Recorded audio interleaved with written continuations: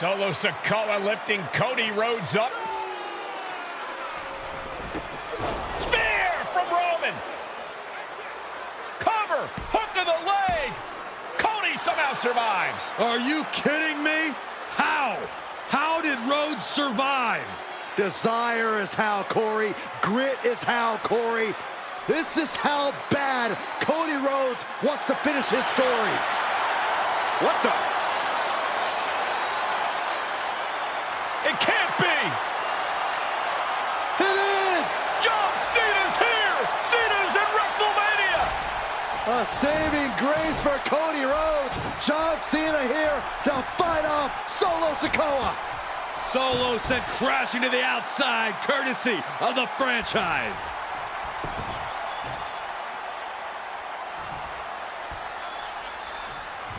And an attitude adjustment. The tribal chief has been dropped.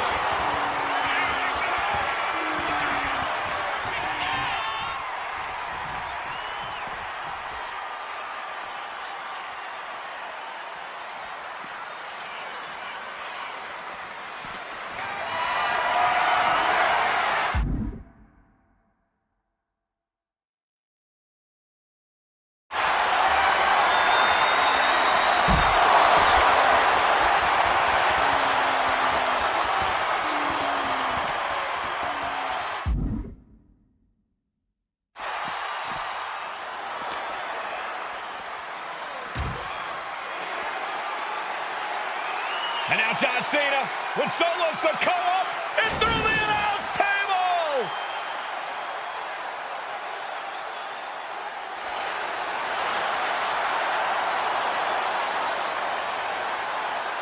Oh, hold on, guys. Hold on. You gotta be kidding me.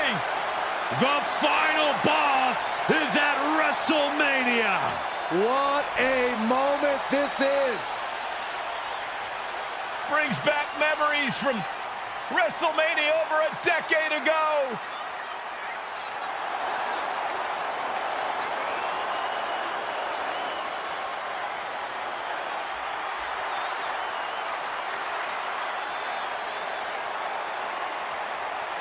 Now this is a WrestleMania moment. Rock and Cena face to face, feeding off the electricity of this crowd. This is absolutely surreal.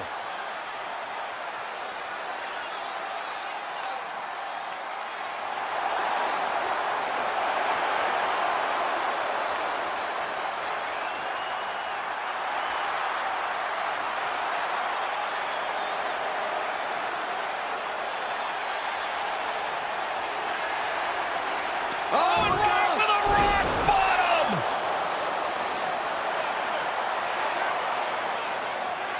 The final boss strikes, and Cena is down.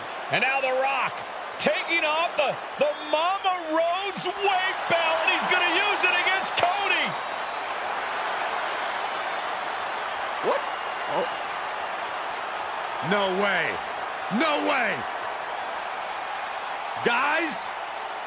What is going on here?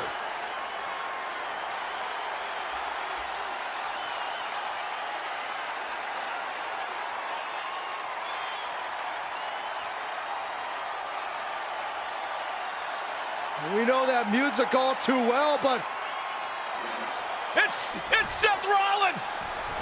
And a Superman punch by Reigns intercepts Rollins, who's out here in the old Shield gear.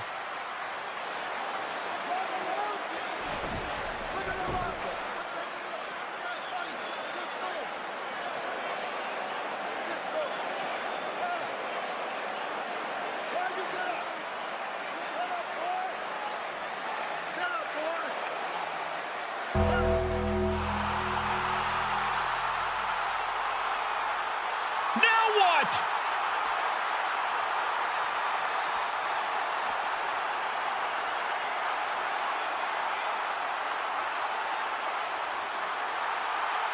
Undertaker's in the ring! oh my gosh! The Great One face to face with the Reaper at WrestleMania.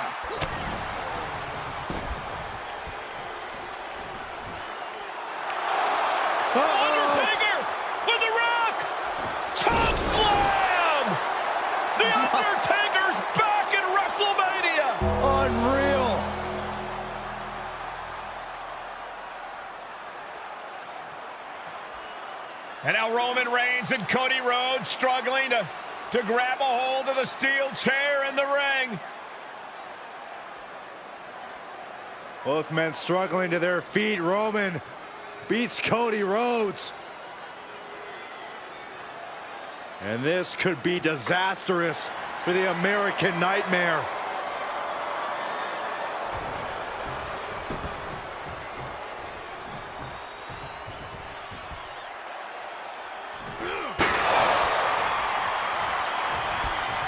Payback! For all those years, Plan B.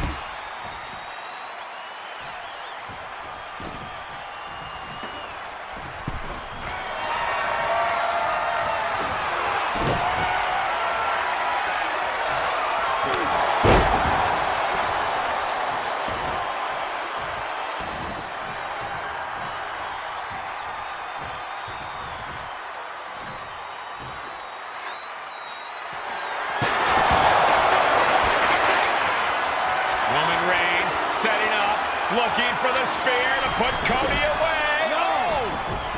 Cody catches Roman. Crossroads. And another crossroads. Looking for the trifecta now. Finish the story.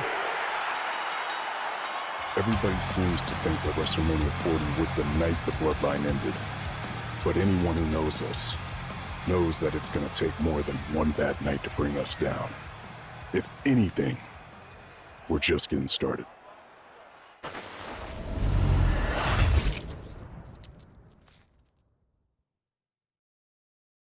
Ladies and gentlemen, my name is Paul Heyman, and I serve as special counsel and the wise man to your tribal chief, Roman Reigns, the undisputed, uncontroverted, unquestioned leader of the Bloodline, the most dominant group in recent memory and in the entire history of WWE. The Bloodline has all the damn gold. For nearly 40 years, I have worked for, alongside, and even employed the absolute greatest superstars to ever do it. Just how dangerous do you want to live?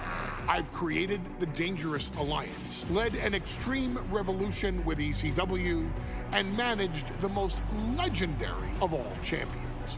And for me, none of that compares to the relationship I've built with the Anoa'i, Fatu, and Maivia families, the triumvirate that composes this dynasty that we know more colloquially as the Bloodline.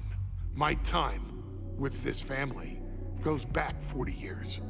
I've led them into battle, strategized with them, and have watched their children grow into top-tier superstars who have also created their own impressive legacies. And so it is my great honor to serve as your host for the WWE 2K25 showcase featuring a dynasty like no other, the Bloodline.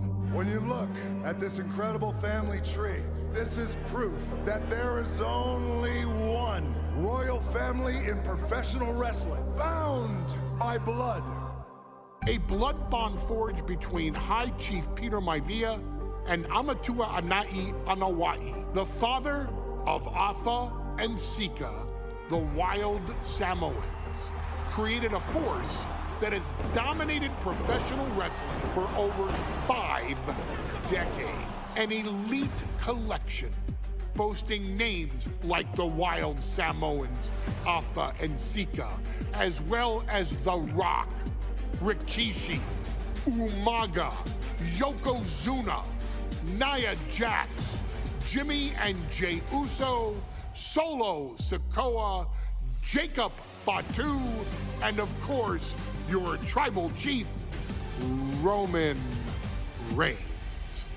They've owned championships, filled arenas, packed stadiums, broken box office records, years and decades of dedication to the craft, perfecting their art with each passing generation, ultimately leading us to right here, right now, with the Bloodline having dominated WWE for the last half decade. As your humble wise man, it is my duty to take you through some of the most ferocious battles featuring the greatest warriors in the family. Not everything goes according to plan, and this year we're going to give you a chance to right the historical wrongs and change history to bring more glory to the Bloodline.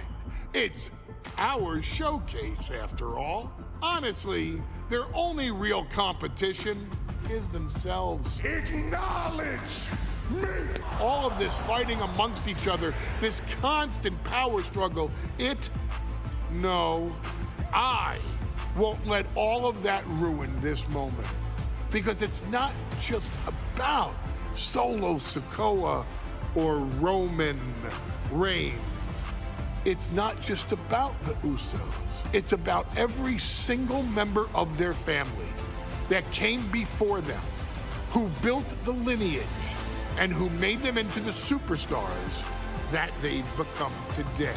It's been said elsewhere that wrestling has more than one royal family. That's undeniably true.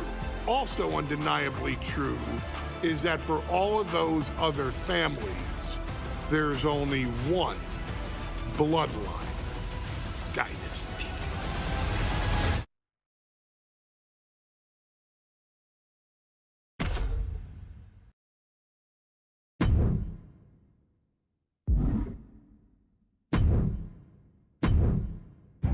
In a family that specialized in brute force over the years, perhaps no one better personified this than Rodney Anoa'i, nephew to the Wild Samoans, better known to the WWE Universe as the mighty Yokozuna.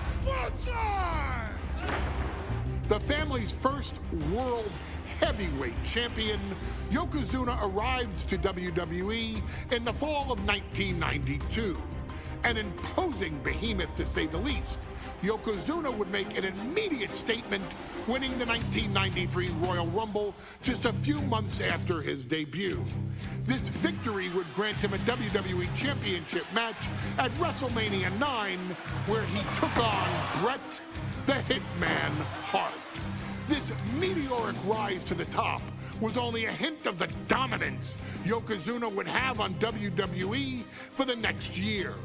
2 WWE championships, a WWE Tag Team Championship, victory over the era's titans like Bret Hart, Undertaker, Lex Luger, and Hulk Hogan. Yokozuna is my middle name. I'm named after my uncle.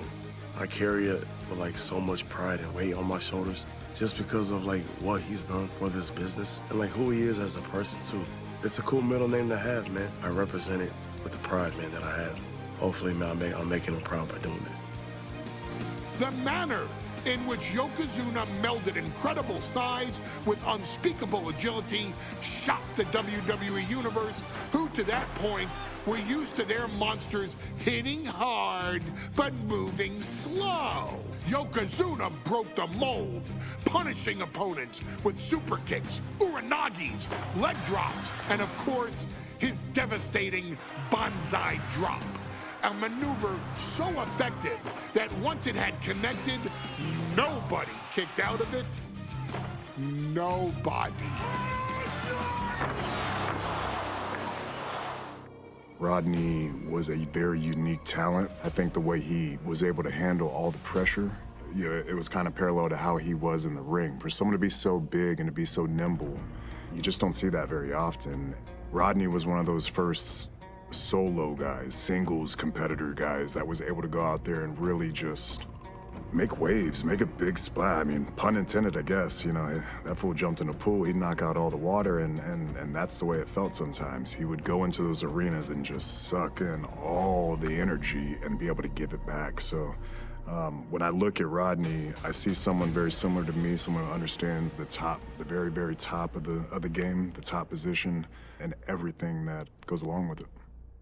In a career filled with so many highlight reel moments, perhaps nothing stands out more than when Yokozuna faced and defeated the so-called immortal Hulk Hogan at the first King of the Ring event in 1993. Looking to humiliate Hogan after the Hulkster stole Yokozuna's WWE Championship only 2 minutes after Yokozuna defeated Bret Hart for the title months earlier at WrestleMania 9, Yokozuna entered the ring totally focused on the task at hand. And on that night, he not only got revenge, but his victory would send Hogan packing from WWE for nearly 9 years. Hulk Hogan is finished. Many felt that Yokozuna had indeed killed Hulkamania. Now, you get to possess the power of the mighty Yokozuna and deal out punishment to Hulk Hogan to walk out of the King of the Ring, a 2-time WWE champion. Showcase the ability and the agility that made Yokozuna a Hall of Fame performer and take Hulkamania down. Banzai.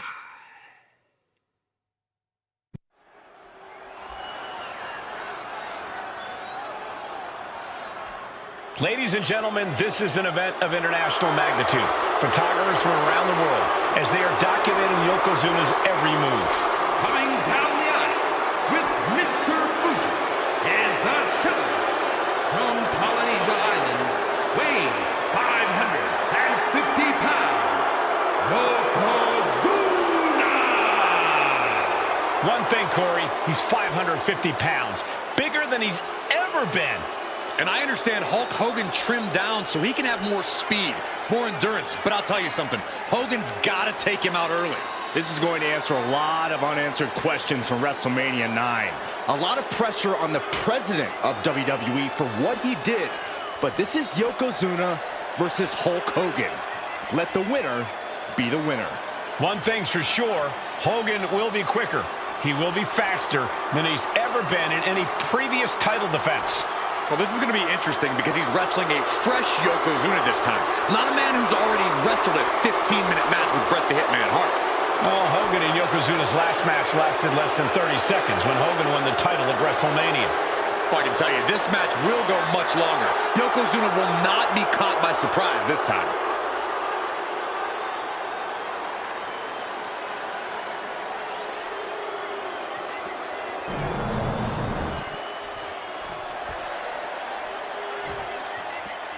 Listen to this. What a phenomenal ovation for the WWE Champion. His opponent, coming down the aisle with his manager, the Mouth of the South, Jimmy Hearst, from Venice Beach, California, weighing in 302 pounds, the WWE Champion, Hulk Hogan. You can feel this facility shake, literally moving. The rafters shaking with the ovation of the WWE Champion Hulk Hogan. Hulk Hogan thrives on these people. He thrives on the Hulksters, the little Hulksters. This is what keeps this man going. Hulk Hogan's relying on the fans. He wants to hear them cheer. He wants to draw strength from them. But Yokozuna's focused. He has not taken his eyes off Hulk Hogan. He is ready, believe me. The Hulkster ready for war, and you can bet, ladies and gentlemen, it will be warfare here. Well, he's been saying for weeks that he is going to be the first man to slam Yokozuna. Oh, nobody slams Yokozuna. Well, we'll see. Hulk Hogan wanted to prove it was not a fluke that he beat Yokozuna. And now, we're going to find out if it was a fluke or not.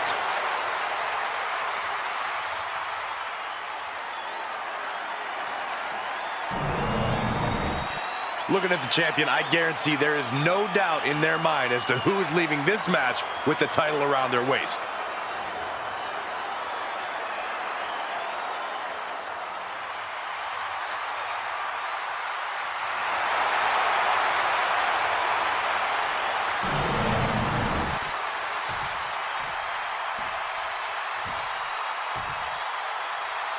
Michael Cole alongside Byron Saxton and Corey Graves, emanating Straight from King of the Ring, 1993. Yokozuna is fuming over his embarrassing WrestleMania loss to Hulk Hogan. Now, Yokozuna has vowed to reclaim the WWE Championship and wipe Hulkamania off the map. Indeed, the last time these two shared a ring, it was disastrous for Yokozuna. Mr. Fuji issued a challenge to Hogan on behalf of his client. And 22 seconds later, Hogan was the new WWE Champion.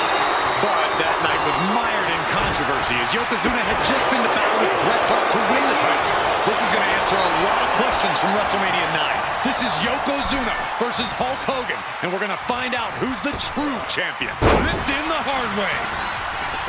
This is an event of international magnitude. Byron, photographers from around the world, including a large contingent from Japan, are documenting Yokozuna's every move.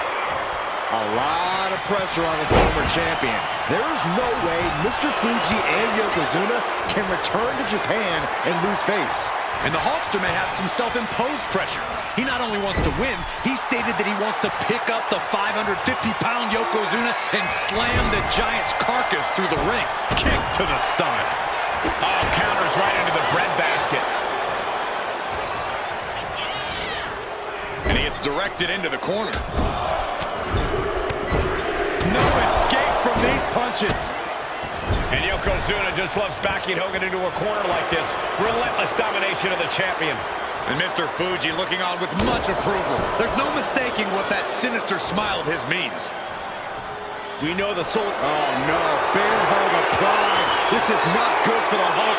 Furiously trying to fight his way out of the bear hug. Can he do it? Yes. And here comes Hogan. Oh, drop to the mat. Hogan's in deep trouble. Maybe not. Maybe not at all, Here Michael. comes the Hulkster. Sit down, Saxton. I can't help it. Hulkamania's running wild. Look at the Hulkster go. Here it comes. The big boot. It's over.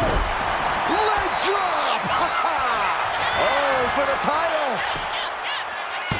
And the champ only gets a count of one. Could be in search of a second win now. The boot. It's over. The champ is going for the cover. Still only got one. These one counts are going to get harder and harder to kick out of. Yokozuna manages to counter. Bombastic claims coming out of both camps coming into this one, gentlemen. Hogan has claimed in interviews that he will slam Yokozuna's carcass straight through the ring so hard that it will cause a worldwide earthquake. Meanwhile, Yokozuna has kept his comments brief, saying, quote, Hulkamania will die. Hogan, you're going down. We'll see which man's predictions come to fruition as this match rolls on. Blackjack. Gosh, landing face first. Hooked him up. High angle belly to back suplex.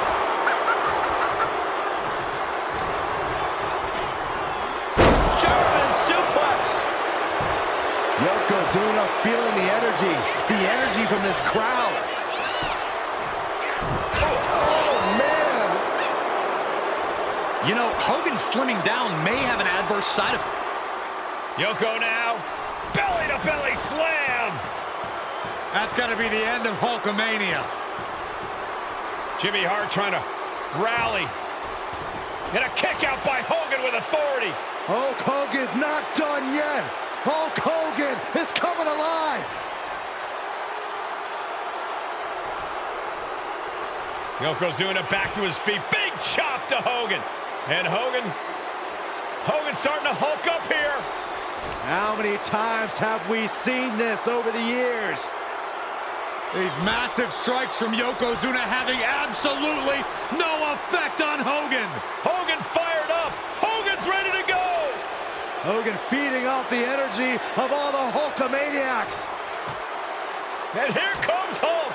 And Yokozuna being backed up to the ropes. Big boot. I can't believe Yokozuna's still standing. Hogan continuing to pour on the offense. A second big boot, but Yoko still on his feet. Don't let up, Hulkster. Keep swinging, keep firing away.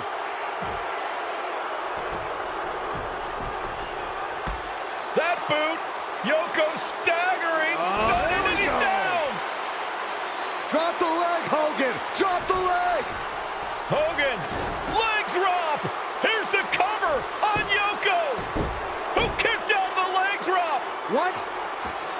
Get Mr. Fuji out of there. Hogan feeding off the energy. Wait a minute. What is that photographer doing on the apron? There's a match going on.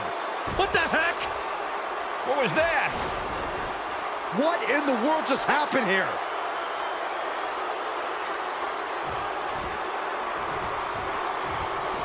Ooh, nasty shot to the throat. An overbearing assault on Hogan now. Yokozuna making Hogan regret wanting this match. I love it. Hogan managing to get some control back now. Could be a chance for Hulk to change the complexion of this match.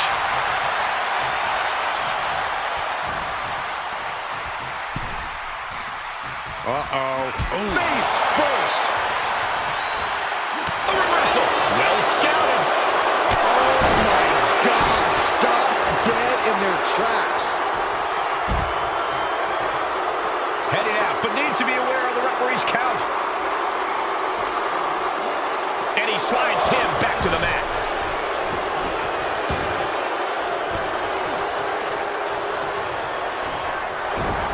Great ring awareness saved him. Here's the pin. Title could be decided. It's hard to believe, but it looks like he still has some gas left in the tank.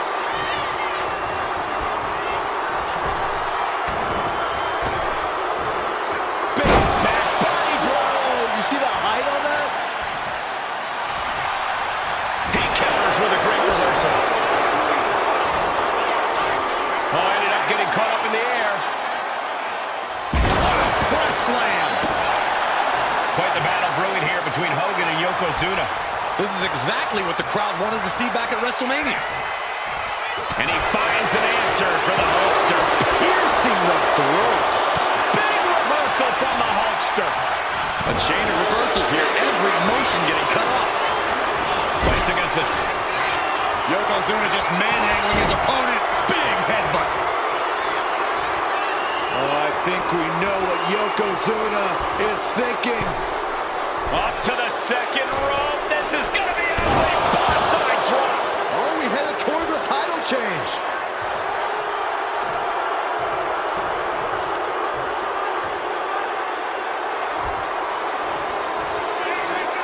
The big man, Yokozuna. A big leg drop by Yoko.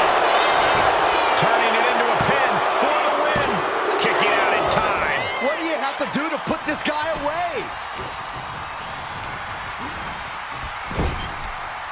Turning the tables. Answer that with a knee to the gut.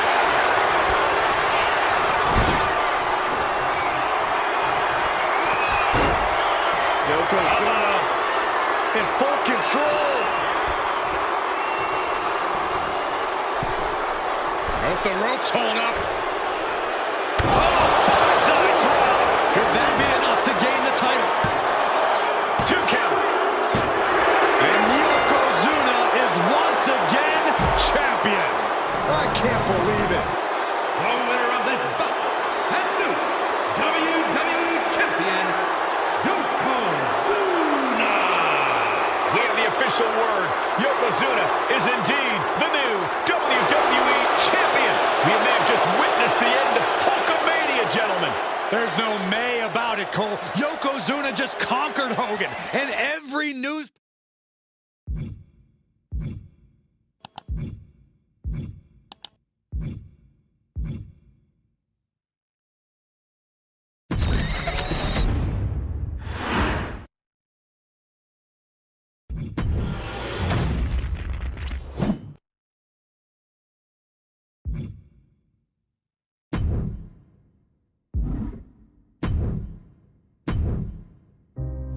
Our next chapter sees the showcase spotlight shine on an area in which the family built their legacy: tag team wrestling. Starting with the wild Samoans, Afa and Sikoa, all the way through to more recent champions like the Usos or Tama Tonga and Tonga Loa.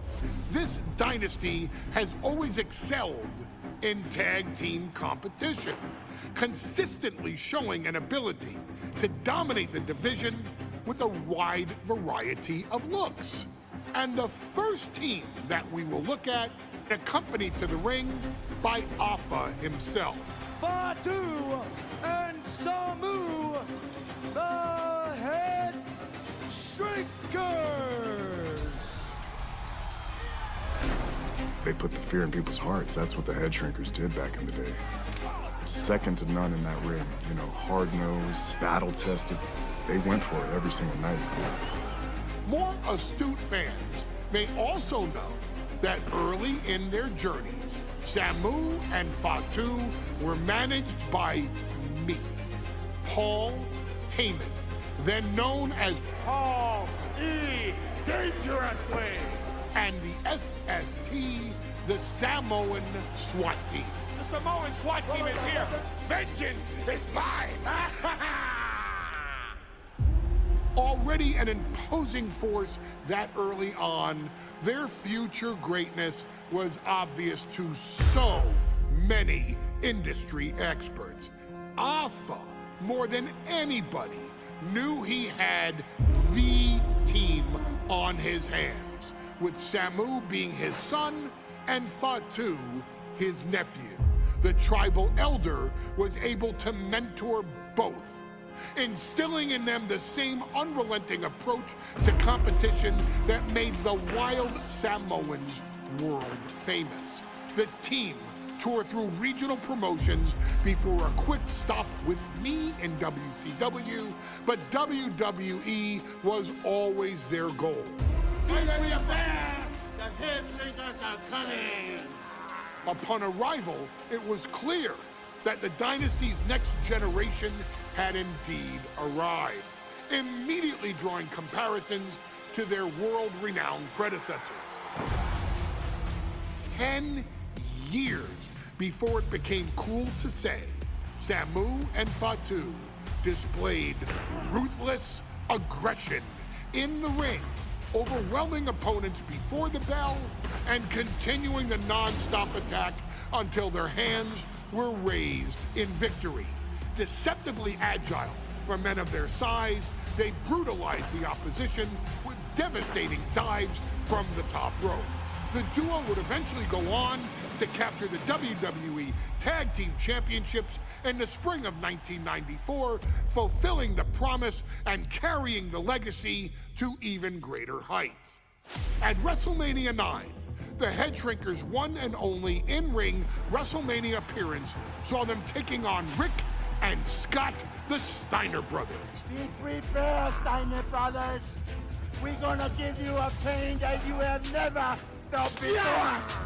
While I'm not one to make excuses, I am one to give opportunities to you, our expert gaming member of the WWE Universe. And so, today, you have the opportunity to make things right. WrestleMania 9, Las Vegas, Nevada. The Steiners performed at a near-perfect level that day, able to find every reversal and in the chaos emerge victorious. We are asking you to fix that, stop them in their tracks, and get the Headshrinkers that WrestleMania victory you and I both know they deserve. But if you're not careful, you're going to find yourself reliving the very same memories that have haunted Samu and Fatu for years. Steiner lines, suplexes, Frankensteiners that will all bring your evening to a vicious, miserable end.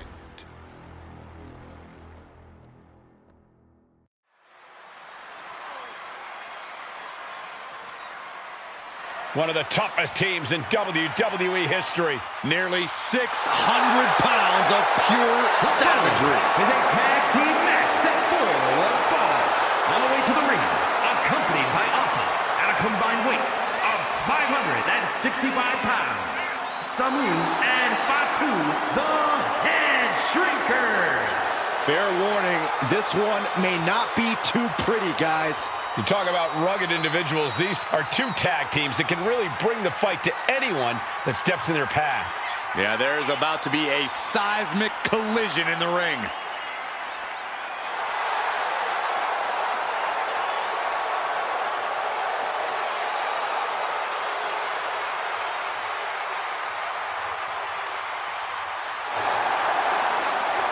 This match means so much to the Steiners and to the Headshrinkers.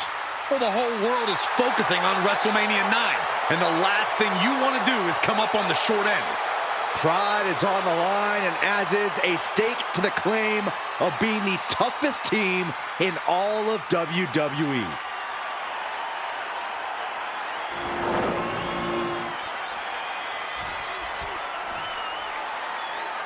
The Steiner brothers getting a tremendous ovation here in their first WrestleMania, and we'll see if they can carry on Michigan's winning ways. And their opponents, at a combined weight of 531 pounds, Rick and Scott, the Steiner brothers. The Steiner brothers are one of the most promising tag teams we've ever seen in WWE. But Samu and Fatu are looking to stomp out any of that promise right here at WrestleMania. Let me warn the WWE Universe right now. This is going to be a brutal match. Just two heavy-hitting tag teams going at it. Physical, smash-mouth wrestling. And like Saxton said, it won't be pretty at all.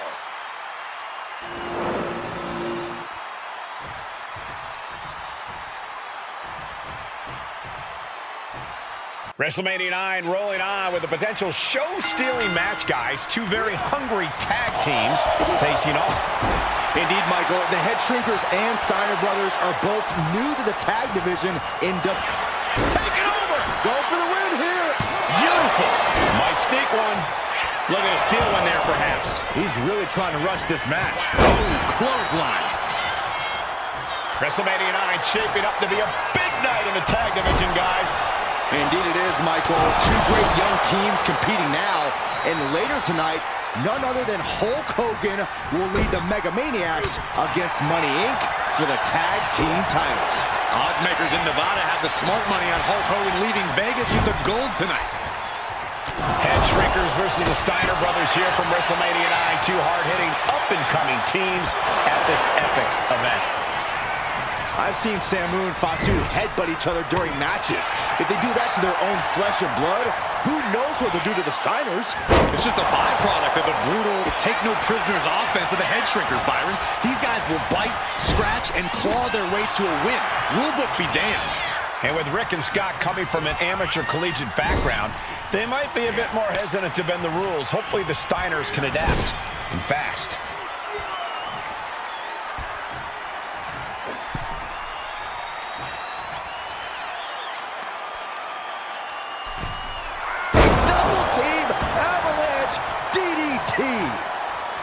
The Headshrinkers accompanied to ringside by Alpha, but he's not the only tag team legend serving in a managerial role tonight. That's right, Michael. Just like Alpha, Mr. Fuji earned many WWE tag titles as a wrestler. But now, he's hoping to lead Yokozuna to the WWE Championship. And looking at all the top young talent in this ring, I see many other main event stars of the future that could follow the lineage of up high. Oh, Steiner fell right into that one.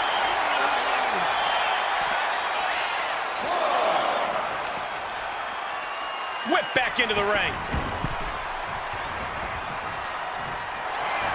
Waistlock applied, but their opponent. Big right hand. The whole world is focused on WrestleMania 9 tonight. The last thing you want to do is come out on the wrong side of a match like this.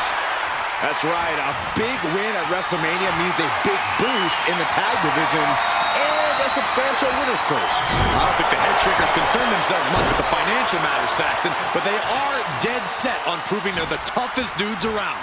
Samu sensed that was coming. Got him in the corner now. Oh, the headbutt. Piercing the throat. Ooh. Oh, kick right in the face.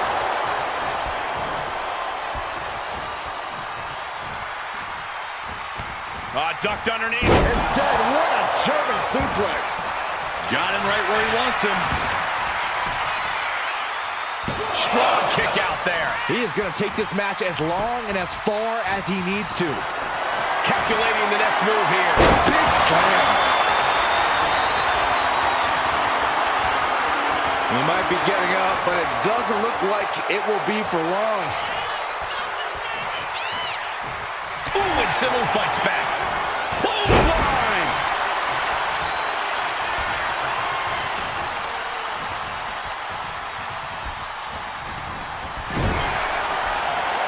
Lots of counters from each athlete. Impenetrable defense. And now propped up in the corner. Oh, vicious headbutt. Oh, wow, and that just opened up Rick there. Then a knee right to the throat. Samoan Fatu, already some success in the tag division tonight. Could really be their coming out party. Well, they certainly have a tradition to uphold, Cole. The man in their corner, Alpha, has held the WWE tag titles on 3 occasions. And he's primed to bring the Headshrinkers to the top as well.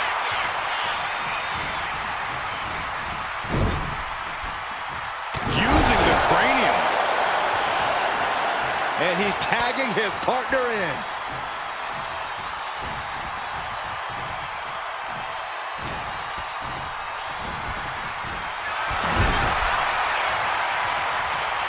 Both athletes showing incredible reflexes here. And we are really seeing the amazing skill sets of all 4 men in this tag team showcase.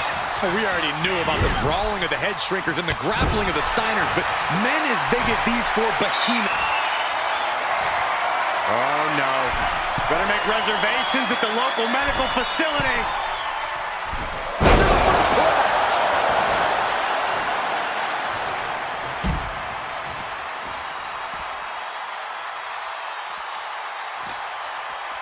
And he gets set back into the ring. And he got there. He made the tag. And there goes Steiner sent outside the ring. Fatu like a one-man wrecking machine right now, cleaning house. Oh, look at this, the power by Scott Steiner. But the tag was made and Scott not aware. Big kick.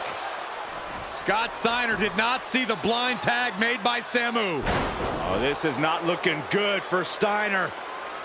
And this is what the Headshrinkers do. Top-tier tag team wrestling.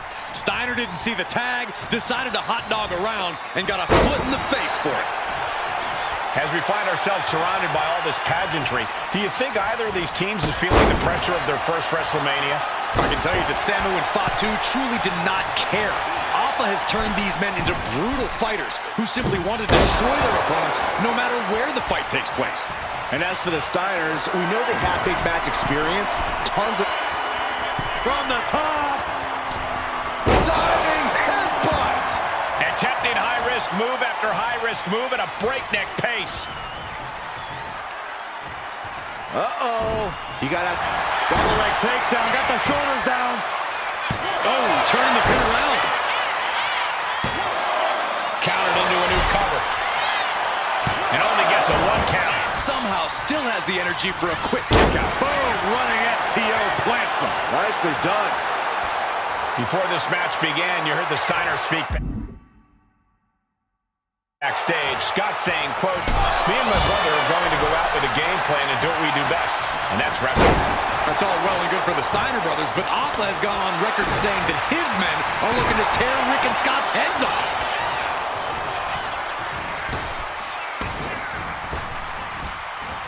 Oh, he saw it coming. Steiner looking powerless to every attack. The Headshrinkers smartly keeping themselves out of the grasp of Rick and Scott Steiner. There is a method to the madness of the Headshrinkers.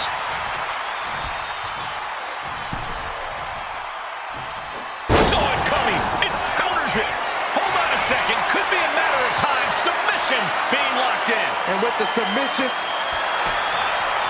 Nice escape. Dominating shoulder tackle.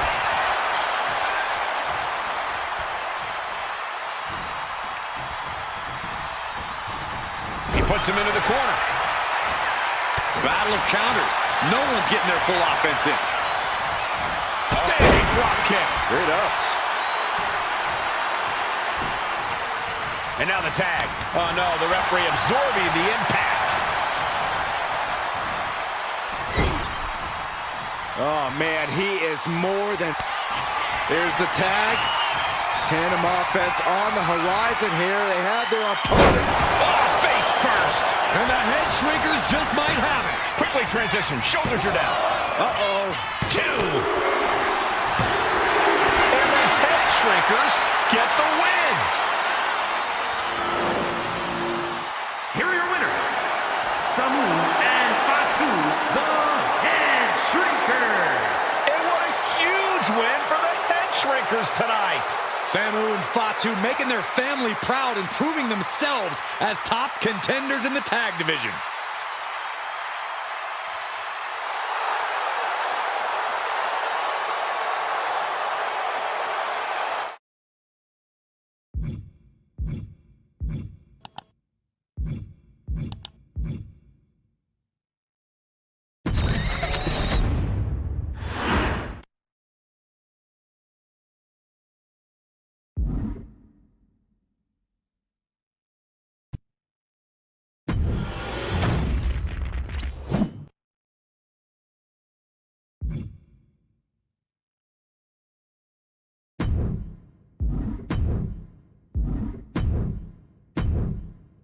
Hey, let's put this in the simplest of all terms.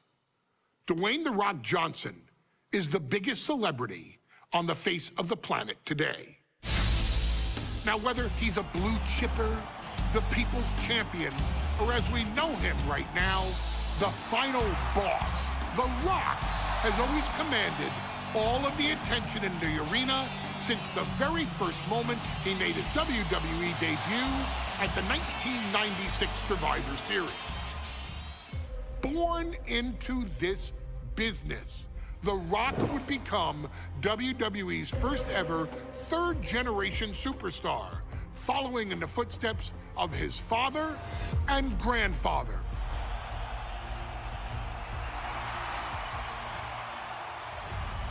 Who had competed in WWE rings before him. Dwayne had a huge responsibility. There's a legacy, and you have to take it so seriously.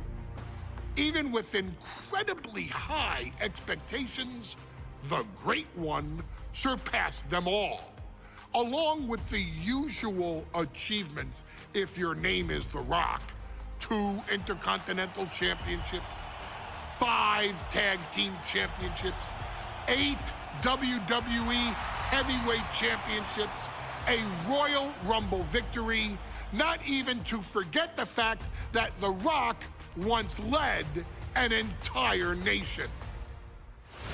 The Rock has one of the more noteworthy feats in WWE history, earning WrestleMania victories over Hulk Hogan, Stone Cold Steve Austin, and John Cena. Each of these men are known as the faces of their respective era. Each of these men found out what happens when you go one-on-one. Oh, you know the rest. Of course, The Rock rivaled Stone Cold Steve Austin's popularity during the vaunted Attitude Era, tearing opponents down with rock bottoms and people's elbows while tearing them apart on the mic with cutting one-liners and catchphrases that are still recited to this day. If you smell, know your role and shut your mouth. He ended CM Punk's 434-day title reign as WWE Champion at the 2013 Royal Rumble as well, after having only competed twice over the previous 9 years, displaying the always-ready mentality and physical conditioning on which he has built his global brand. But you don't need me to rattle off The Rock's resume to you, now do you? Of course not. The man is an occasion unto himself.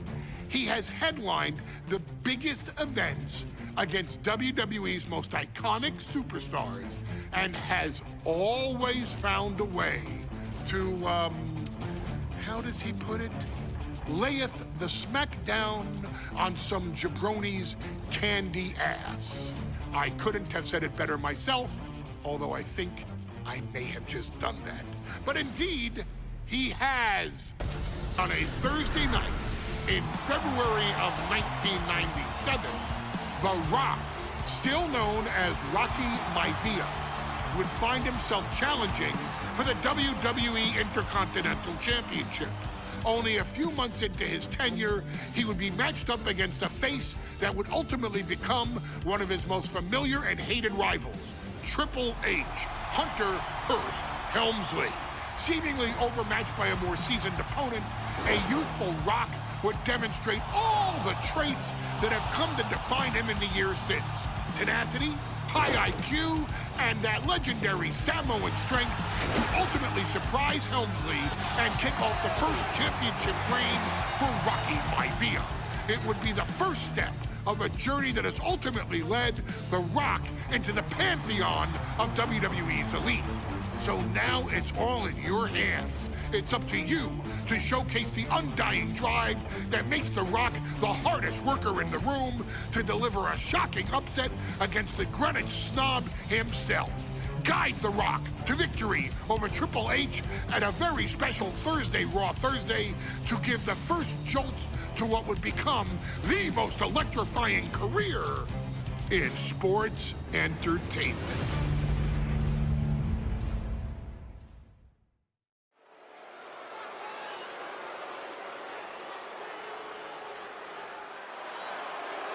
And here comes the #1 contender, at least for tonight, Rocky Maivia. The following contest, scheduled for one fall, is for the WWE Intercontinental Championship. Making his way to the ring is the challenger from the South Pacific, weighing in at 275 pounds, Rocky Maivia. A blue chip talent with a bright future.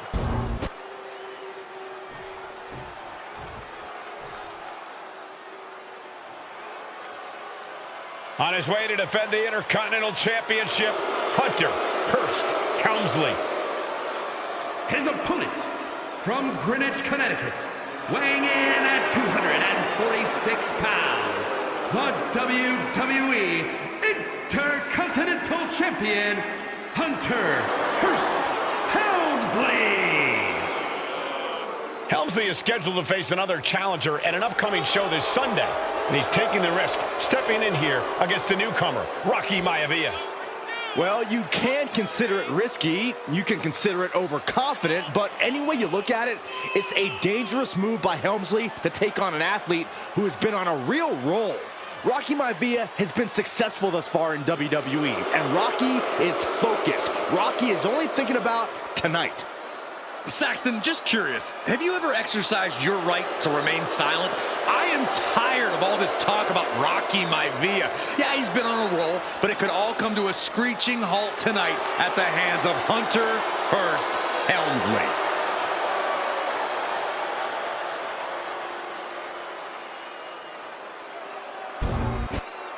The champion thrives in these situations. Pride and heart will be tested.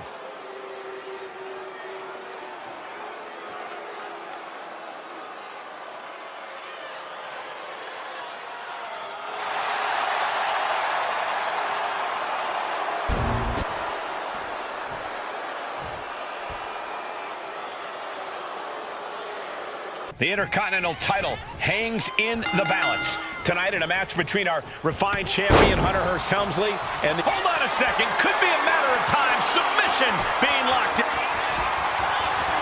Wait, hold on, look at this. And he's found a way out of the hold. Thursday Raw Thursday, getting kicked off with a title match for the Intercontinental Championship. #1 contender, Rocky Maivia. Submission time. Dragon sleeper applied. Targeting the neck here. He is not willing to go to sleep yet.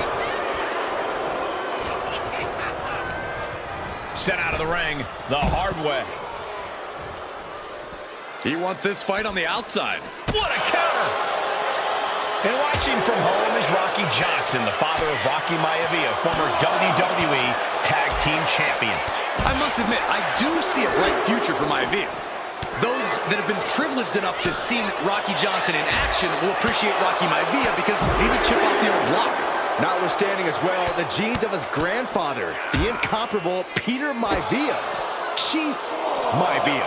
Oh boy, they don't come any tougher than Peter Maivia. If Rocky Maivia is going to take down the more polished and experienced Hunter Hearst Helmsley, he's going to have to do it with unrelenting energy.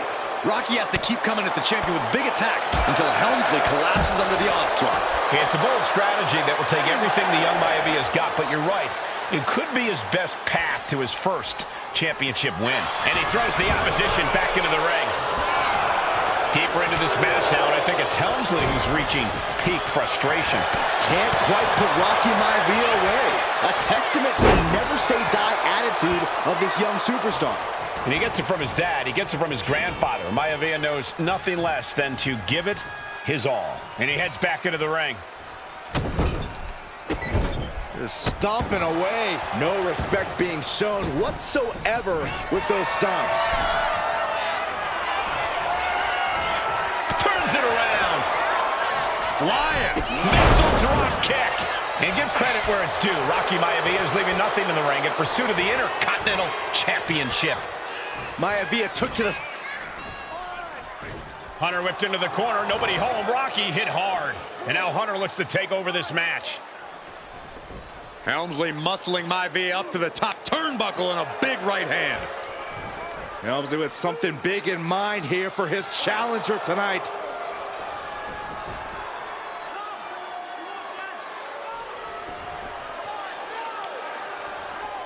Well, this is just blatant disrespect from the arrogant champion. Almost daring Rocky. Hey, you really want my title? You really think you're going to be Intercontinental Champion? Up to the top. Hooking Rocky into a superplex. This could be it. Can Hunter capitalize?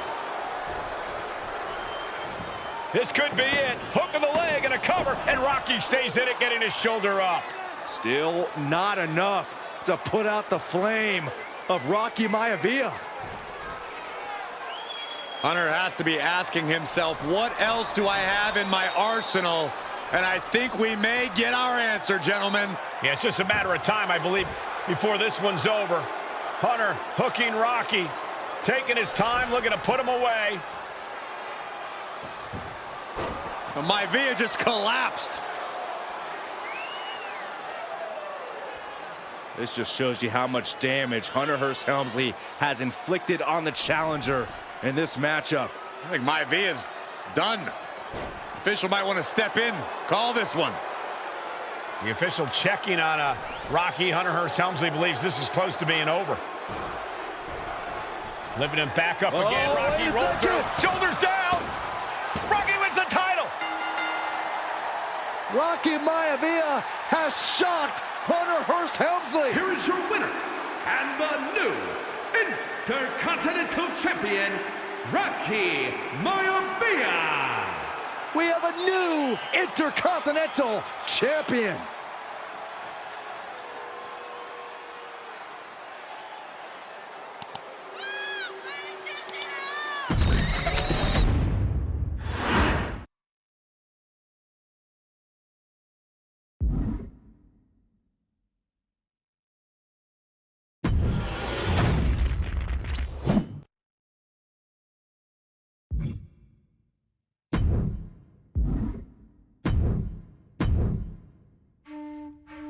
In a family of elite combat athletes and top-tier performers, the final boss has always stood out, even when he was just a blue chipper. But there wouldn't be a final boss. There wouldn't even be a bloodline if it wasn't for The Rock's grandfather, the High Chief Peter Maivia. You can think of him as the first boss. Predecessor to the tribal chief. He is one of, if not the foundation for our family. The Anoa'i Fatu Maivia wrestling dynasty. I don't think there's anybody more responsible for what's going on now than the High Chief himself. Peter Maivia isn't simply one of the two principals behind the sacred blood bond. He's also an incredibly decorated professional wrestler who traveled the world and won titles everywhere he went. New Zealand, Japan, Europe, and here in the United States, where he enjoyed especially successful runs in Hawaii and California. Maivia would eventually find his way to WWE, engaging in legendary battles with the likes of superstar Billy Graham. His larger-than-life personality would win the WWE Universe over in short order, as it had throughout his entire career. In the ring, High Chief Peter Maivia was a potent blend of brawn and grappling technique, often muscling his opponents down to the mat through a variety of joint locks and then switching to more painful holds once grounded.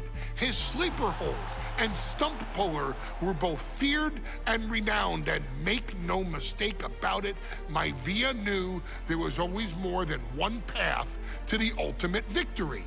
Out of the ring, High Chief Peter Maivia also ran one of the most successful wrestling promotions on the planet, Polynesian Pro Wrestling, based out of Hawaii, showing his mastery of the business in every aspect. His induction into WWE's Hall of Fame class of 2008 was supremely deserved, forever enshrining Peter Maivia as the legend he always was. And now, we present to you the opportunity to walk in the boots of the legendary High Chief Peter Maivia, facing off against one of the most legendary WWE rivals, George the Animal Steele.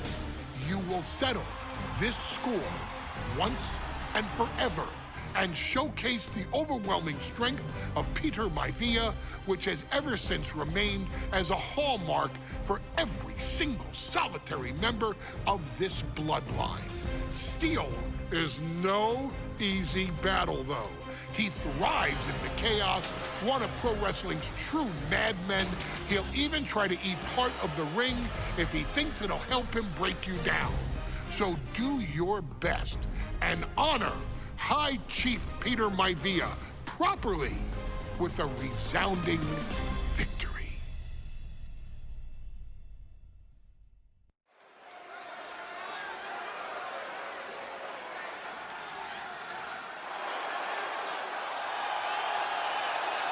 Uh-oh, somebody call the local zoo.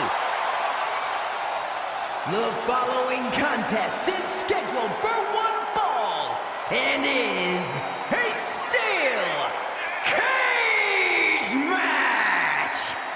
Introducing first, from Detroit, Michigan, weighing in at 275 pounds, George the Animal Steele.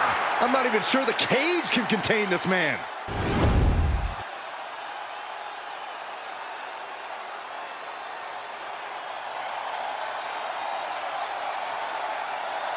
And strolling down the aisle, the opponent of George Steele, Peter Maivia. Always a chaotic matchup. His opponent from the Isle of Samoa, weighing in at 275 pounds, High Chief Peter Maivia. Steele had better keep an eye on Maivia, because Maivia is a true brawler. Few men can handle the chaos of the animal inside a steel cage, but I believe the High Chief is ready.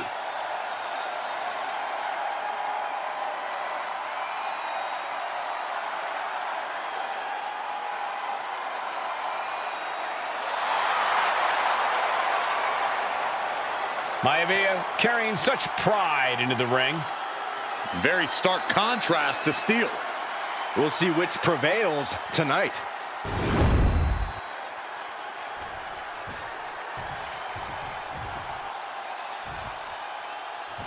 High Chief Peter Maivia taking out George the Animal Steele in a steel cage match. Quite a heated history between these two guys. Yeah, Michael, and I think it's because Maivia is one of the few superstars brave enough to take on the Animal. Most of their contests have ended in countouts or disqualifications. Thanks to the cage, we'll get a decisive victory in this one. Well, that really depends on if a cage can even contain them. When a man like Peter Maivia signs up for a match with the Animal, he doesn't know what to expect, just to expect anything in the world. Peter Maivia knows full well that he's in for some unusual treatment tonight. In fact, Steele often has trouble finding opponents due to his erratic nature. But when it comes to competition, the High Chief wants to prove he's worthy of that name. Peter Maivia will take on any competitor, no matter the difficulty. Falls back to the mat. Didn't have anywhere to escape to. Brought down from the cage wall with force. Answer after answer for each other's offense. Headlock applied, toss their opponent. Talk about intimidation. I'm not sure if it's resilience or stupidity that's going to drive you to try and come back from a move like that. And knew what was coming there. Peter Maivia very tough, but he also has movie star good looks. Quite the combo. And it certainly turns it into a pin attempt and easily kicks out of the count. I suppose you have to take the shot, but it's still too early to wrap up this one just yet.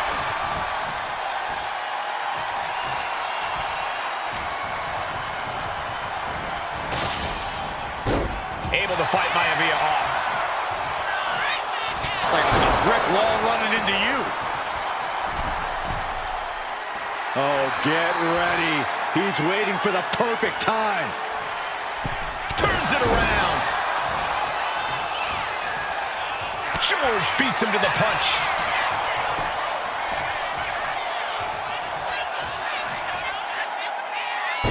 Punishing. And now the shoulders down. This might be it. He kicks out with force. He didn't even let the ref start the count. Oh, hold on. Is he thinking of a submission here? Twisting their left arm into a hammerlock. The arm getting just tortured by this hold. And even able to punch his way out. Punch lands. Firing with a straight shot there. Answering back. Oh! Giving up now is not an option. They have to finish this. The fight is on, and it's furious. Ooh. Both absolutely drained, but both refusing to give up. They are emptying their tanks, going back and forth like this. Exhaustion setting in, and neither one of them is letting up. Oh! Nothing pretty about this, just a good old Donnybrook here. And that'll end this exchange right there. Uh-oh, this is not going to look pretty. Submission being applied. This is locked in deep. Look at the able to punch his way out. Gentlemen, we've touched on the differences between Maivia and Steele as competitors. One may be based on order, the other on chaos, but it's reflected in their looks, too. Indeed, Michael. Just look at the sculpted physique of the High Chief. That puts an end to that, thank goodness. Wards that off. What a response. All the way up top. Nasty arm drag. Maivia gets stonewalled. There's press. Hackenschmidt bite. Hackenschmidt bite. And is he? Yeah, looks like he's bleeding now.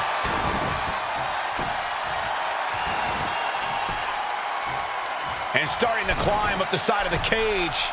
Making a move, but is it the right moment? He's reached the highest limit of the cage now. George the Animal Steele is not a wrestler by any stretch of the imagination, guys. He's a true... And he might be the best brawler in WWE, Michael.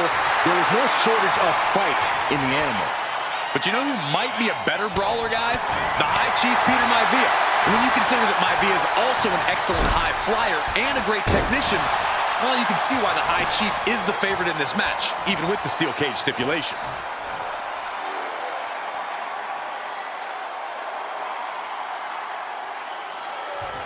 Crank in the head. Rocked with a headbutt, but not done yet. A second one. Boom! Some folks call Peter Maivia the Flying Hawaiian, and the reasons are obvious for that moniker. But guys, how has he earned the other nickname of the High Chief? Well, Cole, Peter Maivia is very close to the Anoa'i family. In fact, Peter's considered a blood brother to the patriarch of that clan. When you add on the fact that Maivia was born and raised in Samoa, you can see the great pride he has for that land and its people in the tribal ink that covers his body.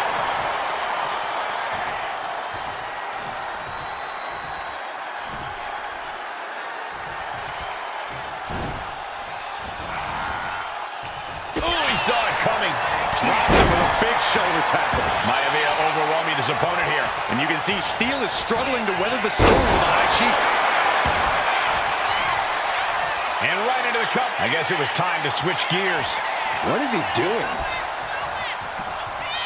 Roaring European uppercut. George Animal. Nice takedown. Stack them up. Hold on.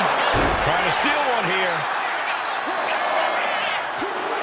I guess he doesn't think he's done enough damage to put this one away yet. Maivia has Steele in his sights. Looking, here we go again. Landing on the spine. Maivia can taste it. Great trouble here. Can he get it fully locked in? The stump puller. The leg is only getting cinched in deeper. He taps. He taps. And the High Chief defeats the Animal. Here is your winner, High Chief Peter Maivia! Anytime these two have faced off, it's been eye for an eye. But the steel cage has finally delivered a decisive victory for the High Chief, Peter Maivia. George Steele is one tough animal, but the way Maivia faced him in the cage tonight just reinforced what everyone already knew, that the High Chief is one tough Samoan.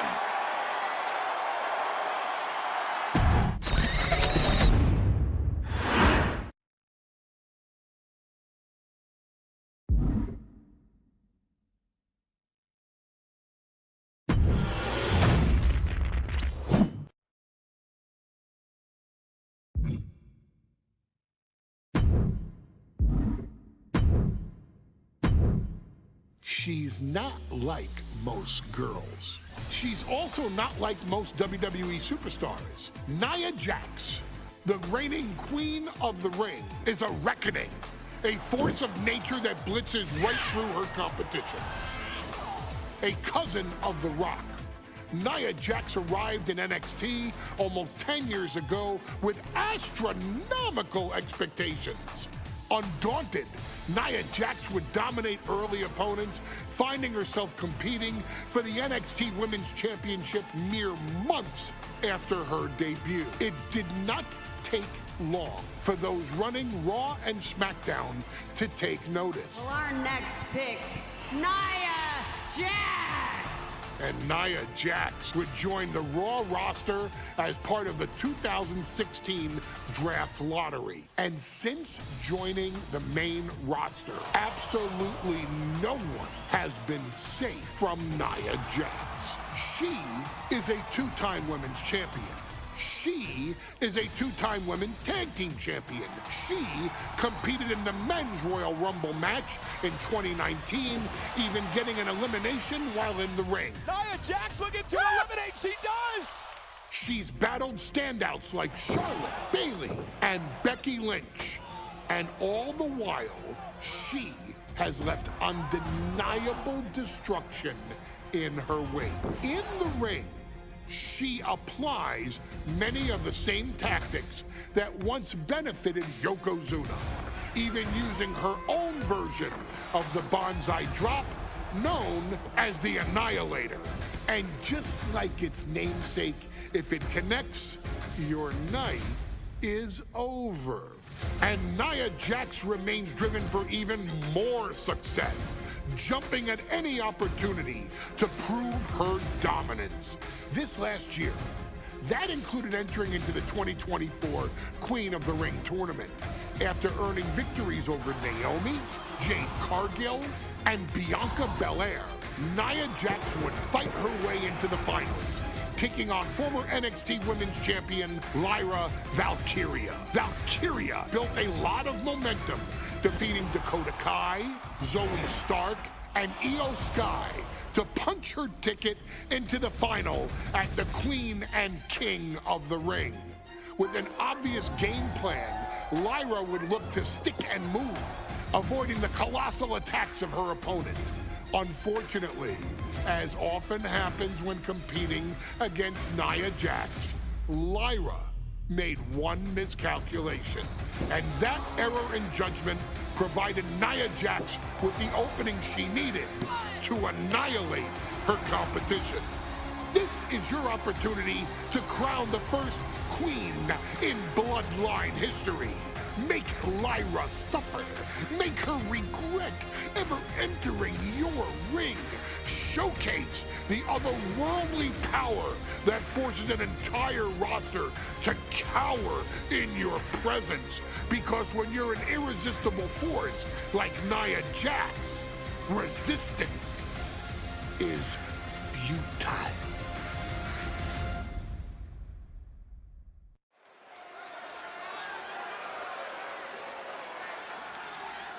And now a dark horse will face an unforgiving titan in hopes to don the crown. Lyra Valkyria versus Nia Jax in the Queen of the Ring Finals.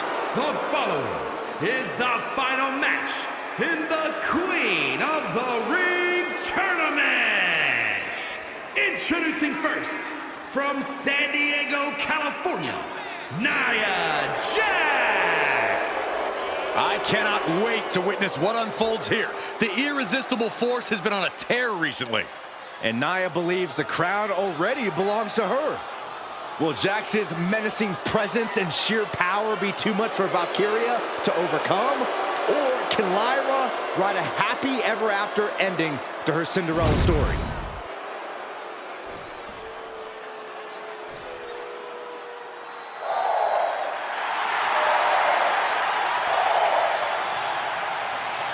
Lyra Valkyria fancies herself a Morgan, which is an Irish goddess of war. As they were on the battlefield, they used to take the shape of ravens to fly around and decide who would live and who would die. That is what Lyra Valkyria is bringing to the ring here tonight.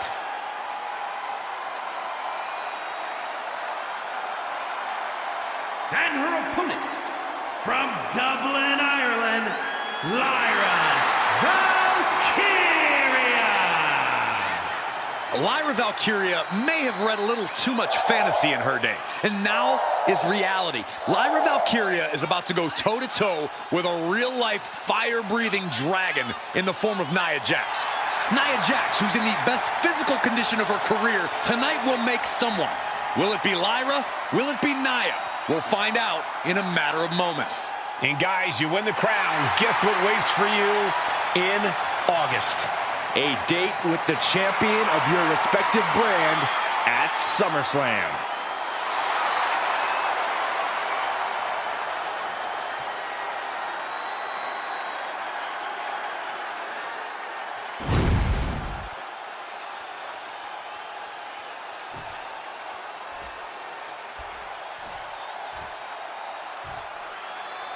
And there will be a coronation taking place tonight as Nia Jax and Lyra Valkyria face off in the finals of the 2024 Queen of the Ring Tournament.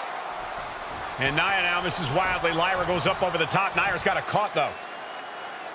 Lyra trying to rely on her technique to bring down the irresistible force, but having no luck at the moment. I'm not sure this is going to work either. Jax just entirely too strong, but whoa! That was interesting. Oh, nice athleticism by Valkyria. Even Jax might be a little impressed. I wouldn't go that far, Saxton. Here comes Nia, just imposing her will on Lyra Valkyria. Again, Lyra showing how resourceful she is, applying the sleeper to Nia Jax. Lyra tried to hold on. And now Nia Jax in control, and she's going to look to put Lyra away. Nobody home! Set outside the ring, and Valkyria's got a chance. Huge window of opportunity. Right now for Lyra Valkyria to strike. Lyra may actually pull this off. Lyra may become queen. Lyra has the advantage. She has Nia reeling. But Lyra can't win Queen of the Ring with Jax on the outside. This match has to end in the ring. Scoop slam. Lyra says she feels alive every time she flies, and that's what Nia has to avoid tonight, keeping Lyra grounded. The woman thinks she's a bird, Cole. What do you expect? It's symbolism, Graves. Oh, she was ready with the counter. And it's scouted. Now can capitalize. Well, there she goes. Looks like she wants to take things to the floor here.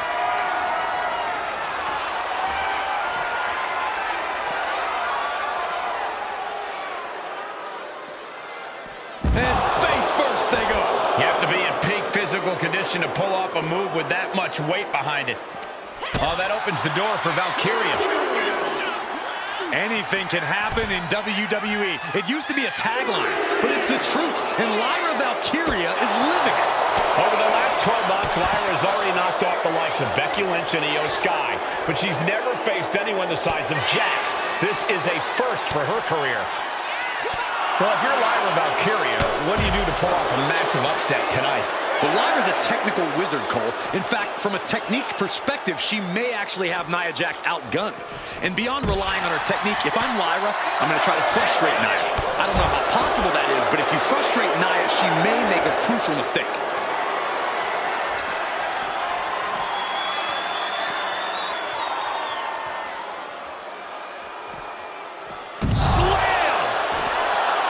Each woman here has had a tough road to become a Queen of the Ring finalist. Every matchup in this bracket has been a toss-up. Valkyria knocked off former women's champion Io Sky earlier this week, but Nia's had an even tougher challenge. Two great former champions in the form of Naomi and Bianca Belair. Even more impressive than that, she handed Jade Cargill her first WWE loss. Granted, Corey, that was a disqualification victory for Jax. I'd say there's still some unfinished business between Nia and Jade.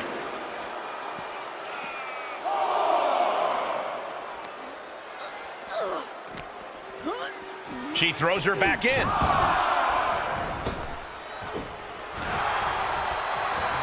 She gets put in the corner.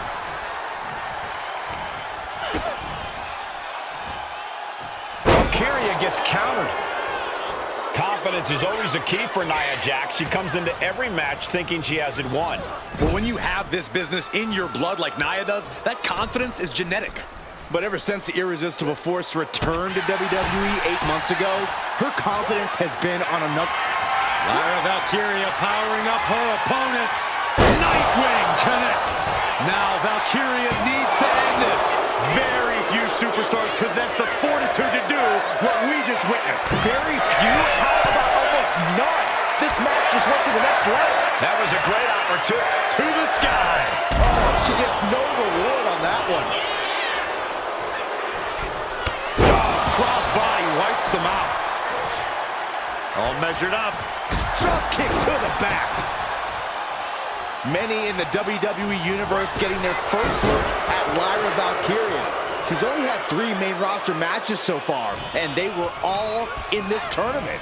Big wins over Dakota Kai, Zoe Stark, and Io Sky over the last 3 weeks. That's an extremely impressive start for Lyra. Wow, undefeated for 3 weeks? When Nia Jax joined the main roster, she didn't lose a match for over 7 months. And Jax has stayed that dominant for years. Going for the win, not letting up, not even letting the ref get to the 2 count. Ow. Oh, ouch! Jax with great wherewithal. In the corner, has to find a way out of there. Legs getting tangled in the corner, stuck in the tree of woe. Stuck in the tree of woe. And they are doing whatever they please. In just a matter of minutes, we'll have our second Queen of the Ring. The first, of course, being Zelina Vega. But you've got to believe that Zelina will want a shot whichever woman wins this. She beat the woman now known as Piper Niven that night, so you know Queen Zelina can strike down an enemy of any size. Oh, man. It knew what was coming there. Vicious headbutt. Oh, got her with quite the shot there. Oh, man. think that just busted her open. Golly, Nia is just cornering Valkyria. Jax abusing Lyra, showing no mercy. I think it's a preview of what kind of queen Nia Jax will be. The kind of queen that will happily send victims to the guillotine. Countout rule is active as she heads to the floor. Nia Jax, so powerful, so dominant. Samoan drop. There's so many moves at Nia's disposal that she can end this match with. For Lyra, not nearly as much. Yeah, I can't imagine it'll be easy for Valkyria to pick up Nia Jax and drop her with the Nightwing. Please, let's call the move by its real name. It's a Samoan driver. You think Nia Jax doesn't have the Samoan drivers? Valkyria crushed in the corner by Jax. Squashing Lyra in the corner, and the beginning of the end may be near. And Nia now, with Lyra on her back, gonna climb up to the second rope. This is a scary situation for Lyra. Oh, look at this, maybe not. No way, there's no way. Oh, my. Oh, no! Good night, Annihilator! Here is your winner and the new Queen of the Ring, Nia Jax! What a victory to the brand new Queen of the Ring! Nia said she would do it, and she backed up her claims. And now the Chief Content Officer of WWE and Triple H going to come in to congratulate Nia Jax and officially crown her the Queen of the Ring. Absolute dominance by the new queen.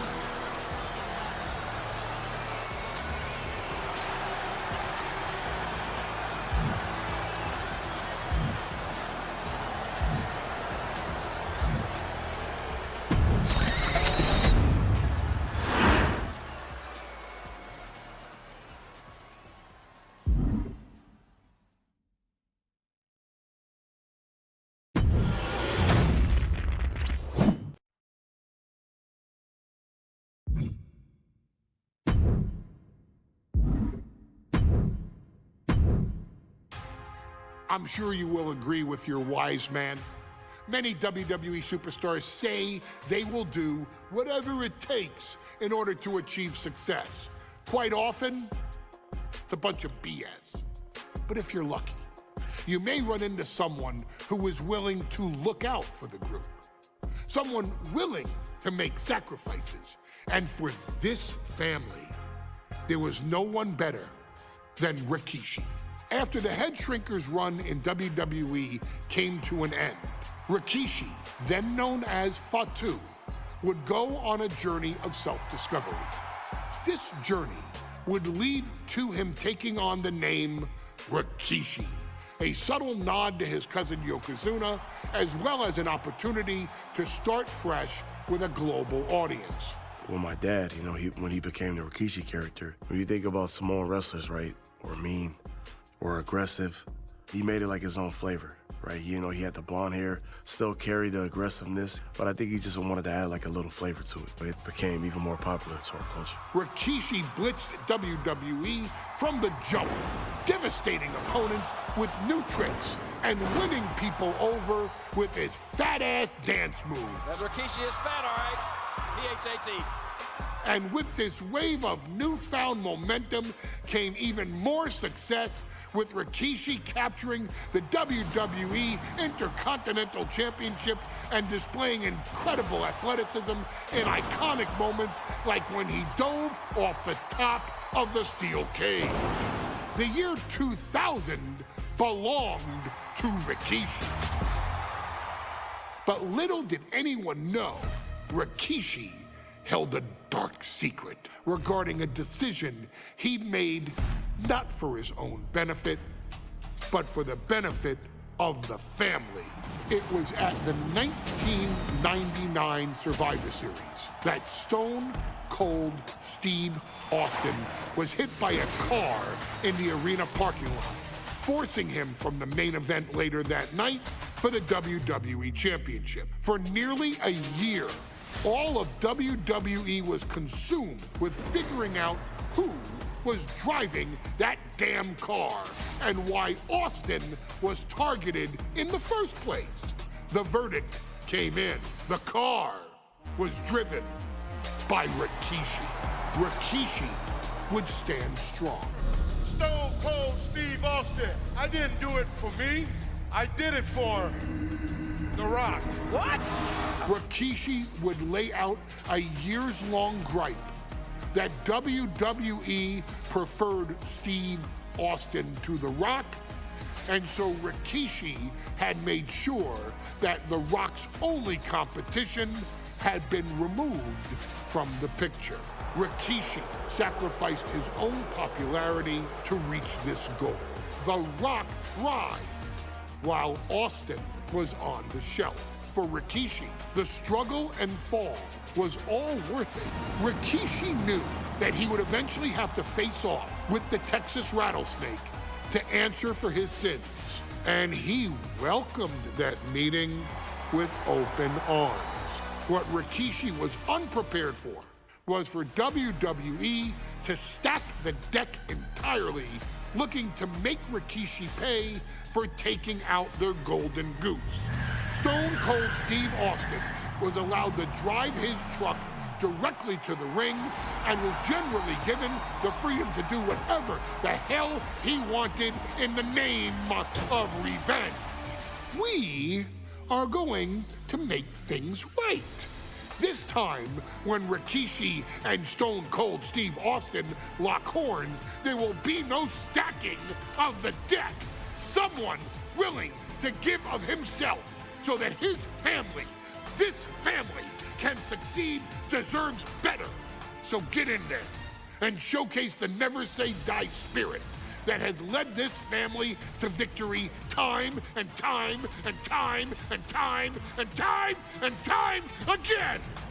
Use whatever weapon you can get your hands on and prove to Stone Cold Steve Austin that you will do anything for the people.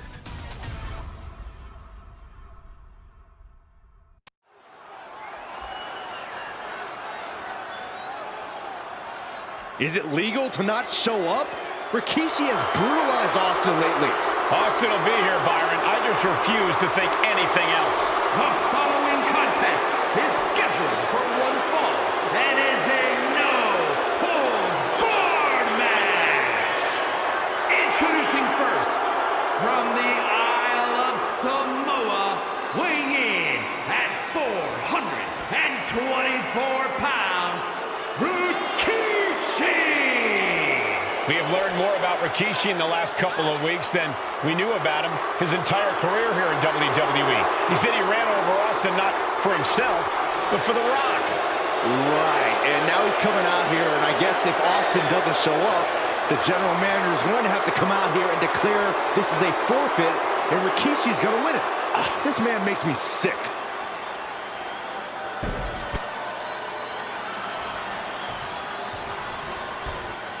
Is he here? Well, there's the Rattlesnake's music. He's here. Austin's here. Stone Cold Steve Austin came here with no fear, no hesitation, just revenge. His opponent, from Victoria, Texas, weighing in at 252 pounds, Stone Cold Steve Austin fought for his life to make it back here, to make Rikishi pay. Now there is no way Rikishi can escape the Texas Rattlesnake. It's been almost a year since Austin competed in the ring. Austin is a man possessed. Rikishi feels good about running over Austin and said he'd do it again. That man is sick. Well, Rikishi made two mistakes. One, trying to end Austin's life. And two, not being man enough to finish the job. Austin's going to absolutely tee off on Rikishi. This one is going to get ugly in a hurry.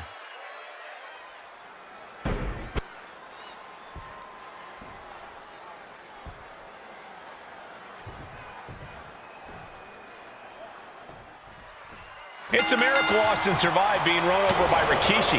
Now a pissed off Texas Rattlesnake is on the loose and out for revenge. It took Austin almost a year to recover from the injuries he suffered in that heinous attack. You can't blame Austin for the damage he inflicts on Rikishi tonight. Byron, a lesser man wouldn't have survived. Stone Cold promised that Rikishi's days of walking above ground are over. This is no holds barred. We've talked so much about motives leading into this match. In my view, Rikishi's are delusional. His family have been given equal opportunities, and they all took full advantage of them. Yeah, my blood boils at the propaganda Rikishi's been selling. But I'll tell you about the most legitimate motive in this story, and that is payback for Stone Cold. Austin nearly had his life taken from him, and there is no greater reason to stomp the tar out of somebody than that. Chucked right out of the ring. Heading to ringside now. This conflict is beyond disturbing. Corey, what's going through Rikishi's mind when it comes to defeating Stone Cold? Rikishi has to be prepared to endure an emotional storm like he's never felt before. The big man must recover from that and use his weight to immobilize the Rattlesnake, because we know Austin will not stay down. Yeah, Byron, I just cannot see any legitimate reason to run over Stone Cold like Rikishi did last Survivor Series. I mean, Austin does ruffle the feathers of a lot of people, Michael, but I don't think any of his rivals are good at this disgusting race that Rikishi's gone through. Now Rikishi has the firm upper hand. Rikishi with an onslaught here against Austin. Dare I say, Stone Cold could be in trouble. Big time clothesline. Good grief. Drops the hammer. Right on the lower back. Austin is like a man possessed. It's been almost a year since Austin's been in the ring. Taking things back into the ring. He's rummaging for some sort of equalizer underneath the ring. Determination in his eyes, and now a kendo stick in his hands. Good defense there. And though the Rock wants nothing to do with this altercation, we have to mention the sadness Rikishi has brought to him. Rock might be innocent in this whole ordeal, but I feel that somewhere inside his soul, The Rock is happy with what Rikishi's done. The Rock is proud to have Rikishi and his family. No, Corey, what kind of lies are you trying to spread? We've heard Rock say Rikishi deserves what Austin is going to bring him. There's no family pride in that statement. I'm just saying that blood is thicker than water, and it's been an easier ride for Rock without Austin in the picture. And that's thanks to Rikishi. Sounds more like Rikishi is trying to take credit for all the Rock's success. Rikishi feeling the pride of his family with every ounce of damage he delivers to Stone Cold. What a headbutt. Vicious. The Rattlesnake's being picked apart. Nope. Austin and Rikishi trading heavy artillery on the outside, and here comes the Rattlesnake. Stone Cold Steve Austin fired up and revenge on his mind. You got to think about how bad Austin has wanted this ever since Survivor Series last year. Been dying to get his hands on Rikishi. All of that venom, all of the vitriol inside of Austin being unleashed on Rikishi right now. Remember, this is no holds barred. Anything goes. Austin has Rikishi down. The Rattlesnake is red hot. And do you hear this capacity crowd? They want more from Stone Cold. All that he wants to see Rikishi get beaten down like a pile of human filth.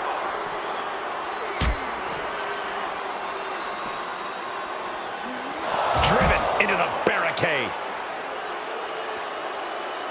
Oof. And Rikishi lately has been calling himself a visionary, a pioneer. All a bunch of garbage, if you ask me.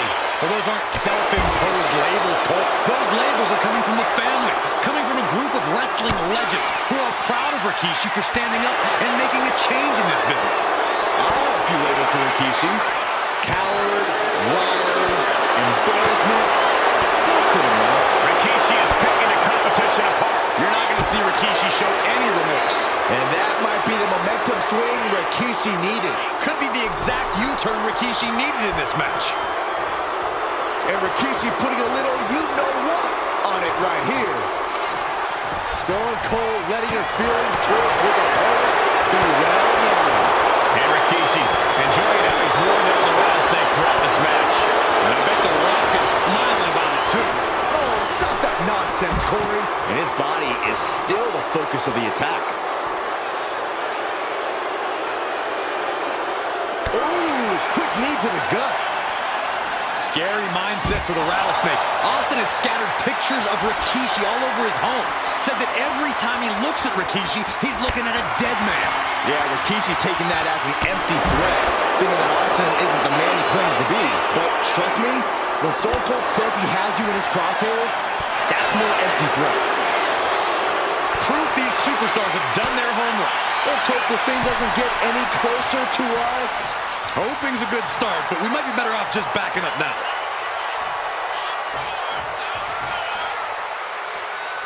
Slides under the ropes, back into the ring.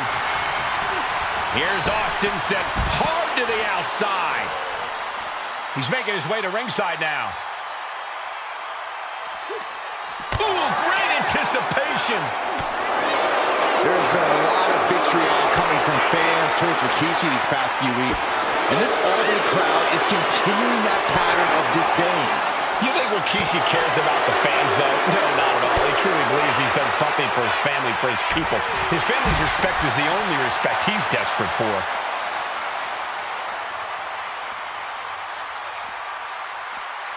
Clearly hoping something nefarious is beneath the ring. Grabbing a kendo stick, any connection with flesh will definitely leave a welcome. Austin with a reversal. Oh no, look out. Here we go. That's called changing the decor of the broadcast area. I have a feeling there's more to come, Corey. And we know how despicable Rikishi has been, but to throw vinegar on the rattlesnake's nest, Rikishi goes and destroys Austin's truck with a sledgehammer. Well, hell hath no fury like a man who has his car tampered with. It's just extra motivation for every fist Austin lands in this fight. Whip back into the ring.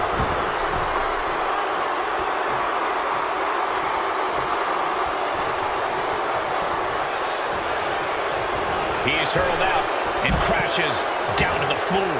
He's headed out to the ringside area. And Rikishi slows Austin down with a thunderous right. Austin's in trouble. And now steel chair. Oh, and Austin, he just averted disaster there. And now Austin gonna deliver the punishment with the steel chair.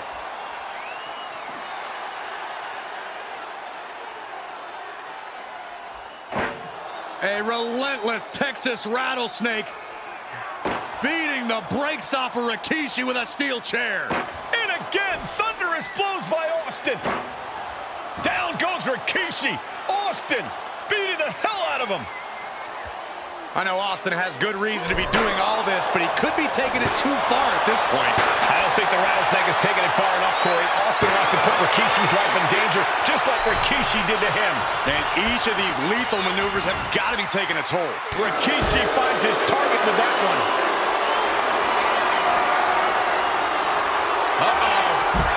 Rikishi driver. Rikishi got all of it. Face first into the post.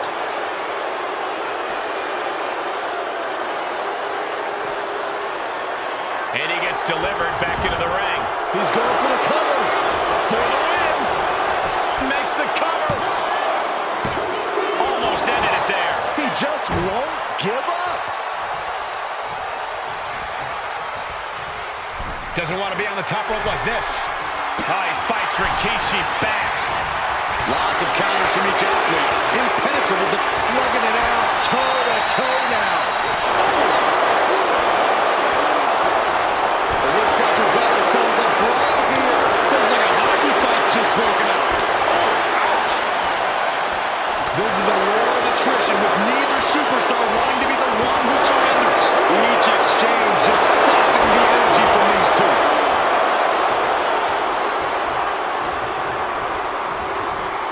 Sent into the corner. Oh,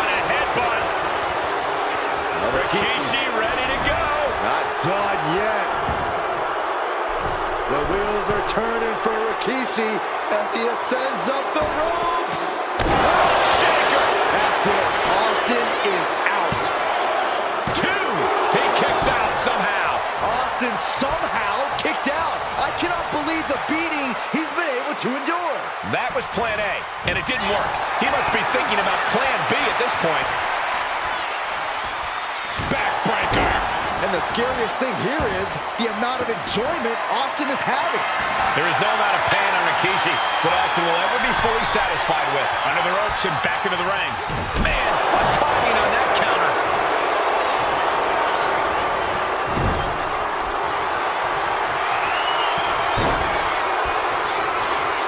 Nasty headbutt delivered by Rikishi.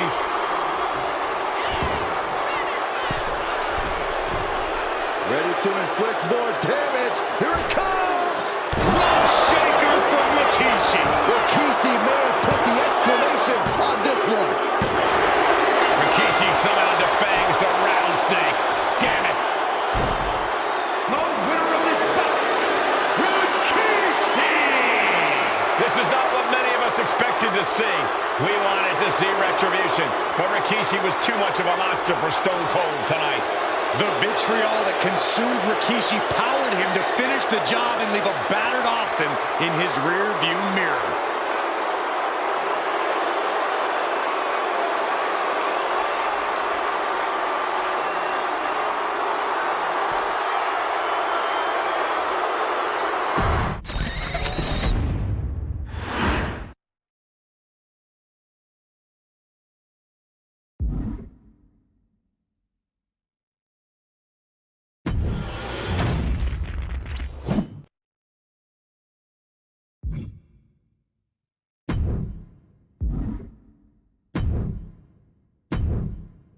His arrival signaled impending doom.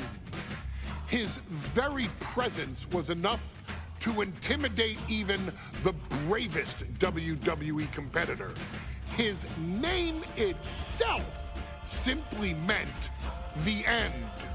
And if you found yourself standing across the ring from Umaga, you were most certainly coming to the end of your own road. The younger brother of Rikishi, Umaga, was every bit the Samoan bulldozer that his nickname would suggest, mauling opponents with ease, relishing the chaos that he created. A menace to the entire roster, an unrepentant badass, Umaga tortured his prey with high-impact collisions before ultimately sealing their fate with his vaunted Samoan spike, a vicious move used today by Solo Sikoa. Inside the ring, man, he was just a complete monster. Anybody that stood in front of him, he was gonna wreck him no matter what he had to do. He was just a crazy, wild Samoan. Outside of the ring, man, just a loving guy to be around. A fun uncle. Always joking, always barbecuing at his house. I always looked up to him. He was just so cool. Perhaps an unheralded aspect of Umaga's game was his mastery of mental warfare. Umaga loved to present a wild, out-of-control savage, one who needed manager Armando Alejandro Estrada to handle all the details while he destroyed opponents. Umaga was the perfect definition of the word aura. A two-time intercontinental heavyweight champion, Umaga established himself as one of the purest forms of dominance to ever set foot in a WWE ring. His intense clashes with Batista, the Heartbreak Kid Shawn Michaels, and Triple H, along with WWE Championship battles against John Cena, still live on in the memories of those who were fortunate enough to watch Umaga perform. And Umaga will live in immortality through every member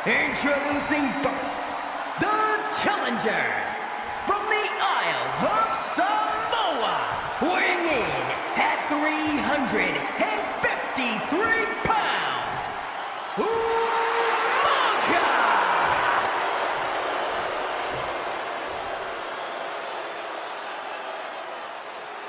And from West Newbury, Massachusetts, weighing in at 248 pounds, he is the WWE Champion, John Cena!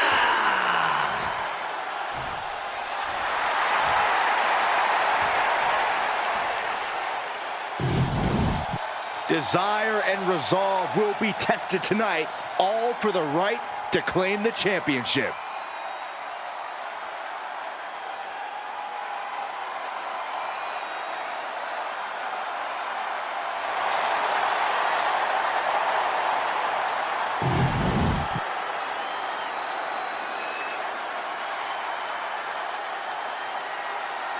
John Cena and Umaga battling here for the WWE Championship.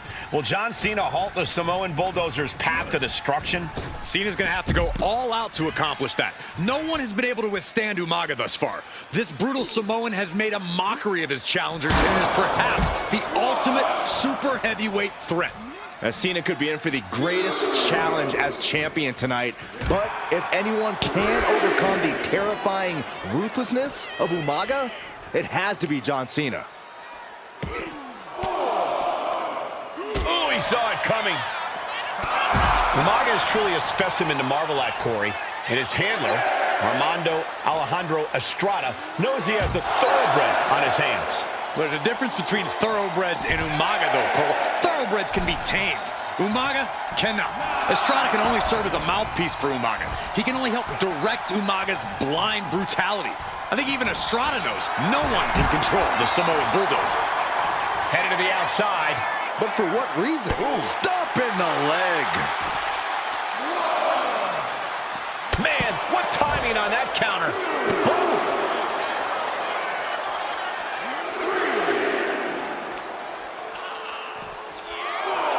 Oh, ended up getting caught up in the air. A rare position for Cena in this fight. We can't often say that John's overpowered in a matchup, but this 360-plus pound Samoan on the top. Blocked the effort and cut them off with a shot to the gut. Clothesline. So effective.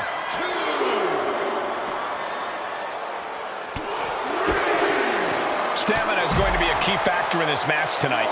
Can Cena weather Umaga's vicious attacks? Can Umaga keep up the offensive pressure as Cena drags this into deep waters?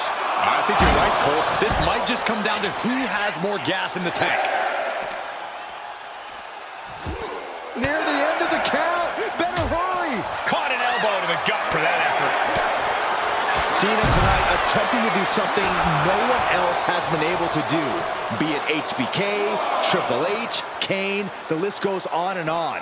No one has been able to beat Umaga. Since debuting in last year's WrestleMania, he's never been pinned, never been submitted. Umaga is a man who's decimated every single thing in his path. It's not hyperbole to call him a dangerous and deadly savage. Taking things back into the ring. Oh, man. Some good offense from Cena there, but it's going to be hard for John to have any lasting effect on such a huge man. Inverted vertical suplex. And it had to have taken maximum effort to lift their opponent like that. That's using your head. And I think that just opened him up. Yep, certainly did. Goodness, look at the blood flowing. And Umaga, of course, coming from a very rich heritage. Some of the greatest athletes in any sport come from the Samoan heritage. Umaga's aggressiveness can be traced back to his bloodline. When you're fighting a Samoan, you are battling a tough, scary human being. Channeling his energy to stay in this matchup. Oh, the reversal by Cena. And Cena finds himself on the receiving end. Will he get on with it already? This is a fight. Kick to the gut. Oh, brutal forearm. Oh, an arm breaker. Making sure the champ will have difficulty carrying anything. Just punishing their opponent. And I could look at Umaga, and he reminds me of Yokozuna. His unmatched thickness and size is an orthodox offense. Look at Umaga's thighs, his calves. They give him a great power and a great base. It makes him almost impossible to knock off his feet. He's thick, he's strong, he's nasty, and double leg takedown, got the shoulders down. No, he kicks out. The challenger is going for it. We're going to shut this down. Oh, for the title. The champ is going for the cover. Gets the shoulder up after one there. Strong kick out, but you have to wonder if he can keep it up. Now Umaga looking for some momentum. Yeah, but Umaga needs no signs of either combatant backing down. Boom! Good defense from him. It looks like we've got ourselves a brawl here. Slugging away with everything they've got. Just teeing off with that fight forever vibe. So much pride, so much resiliency on display.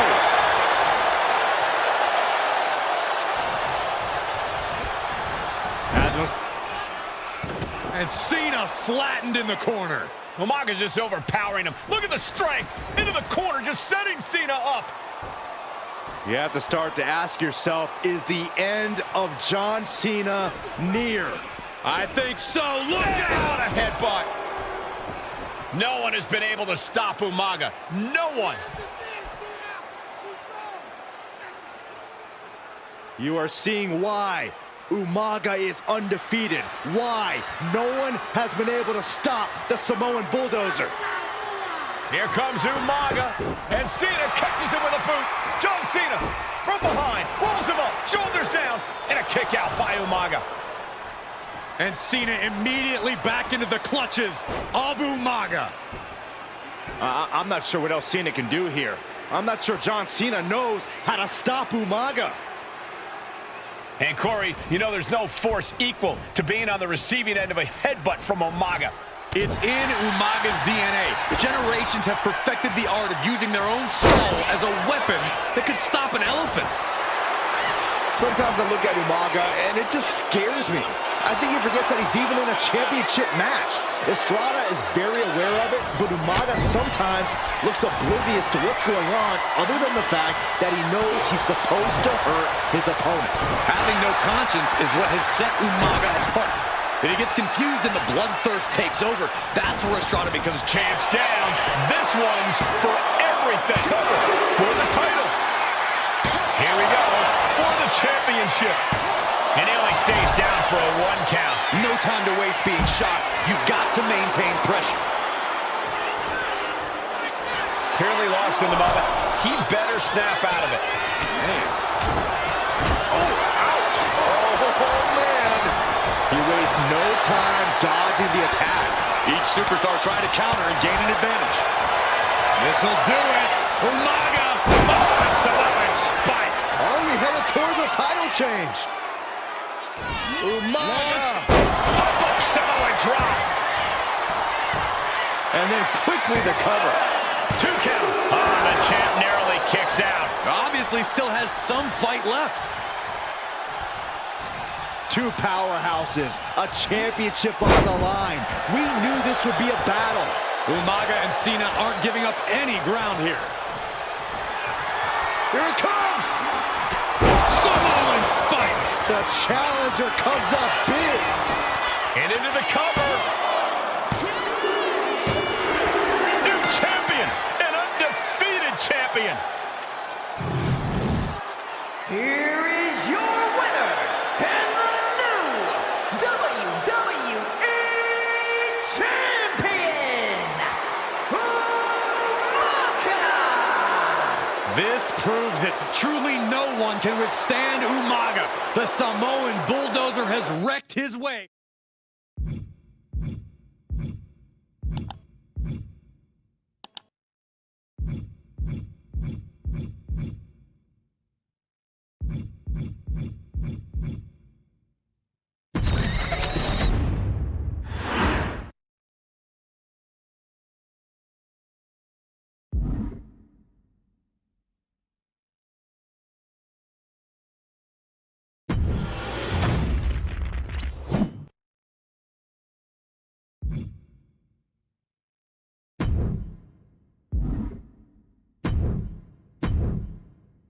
Hey, in WWE, things move really fast.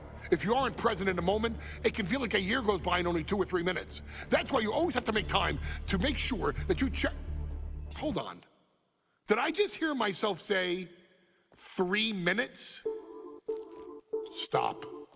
Can you believe I'm actually doing Eric Bischoff's shtick? In the early 2000s, few words sent a shudder through the roster like the words 3 minutes, summoning the fearsome duo of Rosie and Jamal, collectively known as the 3-minute warning. Initially hired by the aforementioned Raw general manager Eric Bischoff to interrupt anything he didn't find to be entertaining. You're just not entertaining me. 3 minutes are just about up. The two instantly made their mark in WWE with their complete and total decimation of anyone that was targeted. Their formula was really simple.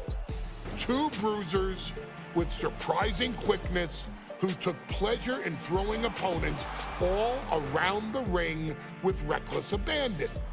And the trail of bodies left in their wake remains a testament to their devastation. Rosie, older brother of your tribal chief, Roman Reigns, and Jamal, who would in time develop his skills further and take the name of Umaga, were about instant gratification. They treated matches like a race, seeing how much damage they could fit into the shortest time possible. The 3-minute warning with my brother and my cousin, it was just one of the coolest gimmicks of all time to me. It was catchy, you know what I mean? Like, you kind of knew what was happening. And I feel like we all remember when the 3-minute warning hit for the first time. You know, the whole Den TV area just lit up. Every match was a train wreck, as the two would use their size to overwhelm most opponents, coupling that with incredible tag team maneuvers to increase the carnage to its maximum levels. That approach, maximizing damage while minimizing time, was a 3-minute warning signature.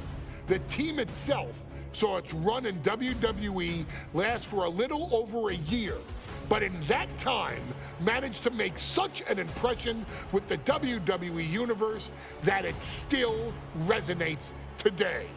They are proof of the impact anyone can make if they capitalize on their opportunities, as 3-minute warning did every single time. It was a short-lived gimmick, but it was a really cool gimmick, and I just think it shows the versatility of, hey, if you need us to go out there and tell you a Broadway story, I'll cover 2 hours if you like. But if you need us to come out in 3 minutes to make an impact, we can do that too. But you gotta be really good to be thrown in there with the very, very best in the industry. I'm getting all pumped and proud, you know, for my brother and my cousin right now, just thinking about it. Here in the WWE 2K25 showcase, we have selected another team that embodies the same mindset in Akam and Razor the AOP. Similar to Jamal and Rosie, these two look to inflict the most pain in the most efficient manner. Like 3-minute warning, AOP happily dispatches when summoned. Like 3-minute warning, AOP features 2 Goliaths who will hurl your body from pillar to post before finally bringing it all to a most painful conclusion. It's up to you in this Extreme Rules contest to beat the AOP to the punch and showcase the Wrecking Crew approach that made 3-minute warning the premier bruiser squad in all of WWE. And don't worry, we will give you more than 3 minutes to make that fact perfectly clear. As a matter of fact, take your time and enjoy dishing out the punishment.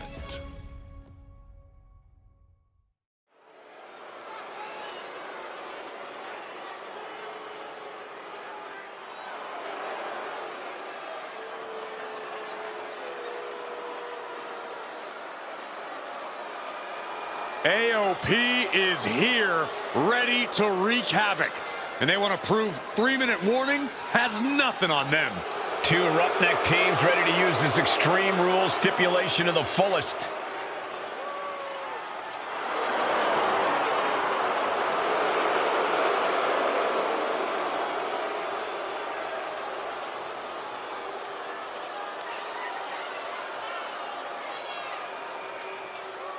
The following contest is a tag team Extreme Rules match and accompanied by Paul Ellering at a combined weight of 620 pounds.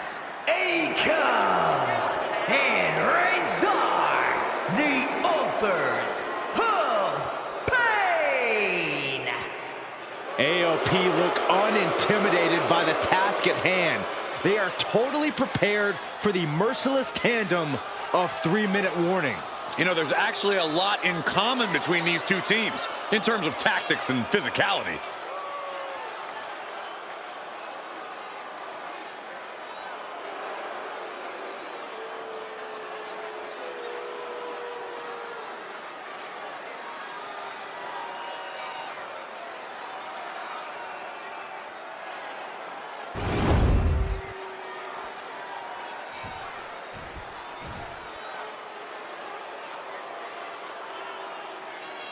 And guys, the authors of pain now have 3 minutes. And at a combined weight of 770 pounds, Rosie and Jamal. 3-minute warning.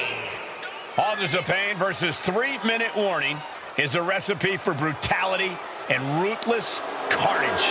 And that's an irregular match, Cole. This is Extreme Rules. These two hit squads are going to tear each other apart. 3-minute warning made a career out of demolishing anyone who got in their way. Why would AOP be any different?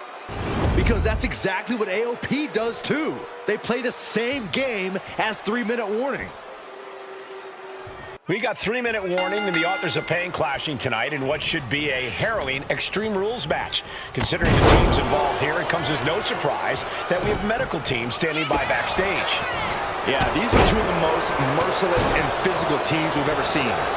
Lasting bodily harm isn't just highly probable in this match, it's essentially guaranteed. I, for one, can't wait to see what these teams do with the rules thrown out the window. They're free to be as creative as they want in their pursuit of absolutely annihilating one another. And Rosie and Jamal, Akon and Razor representing the biggest, most imposing teams WWE has ever seen. Both teams don't care what the motive is, don't care who the target is. Their goal always remains the same. Double leg takedown. Gonna stack them up here. Countered into a new cover. Raises the shoulder. Tried for it early.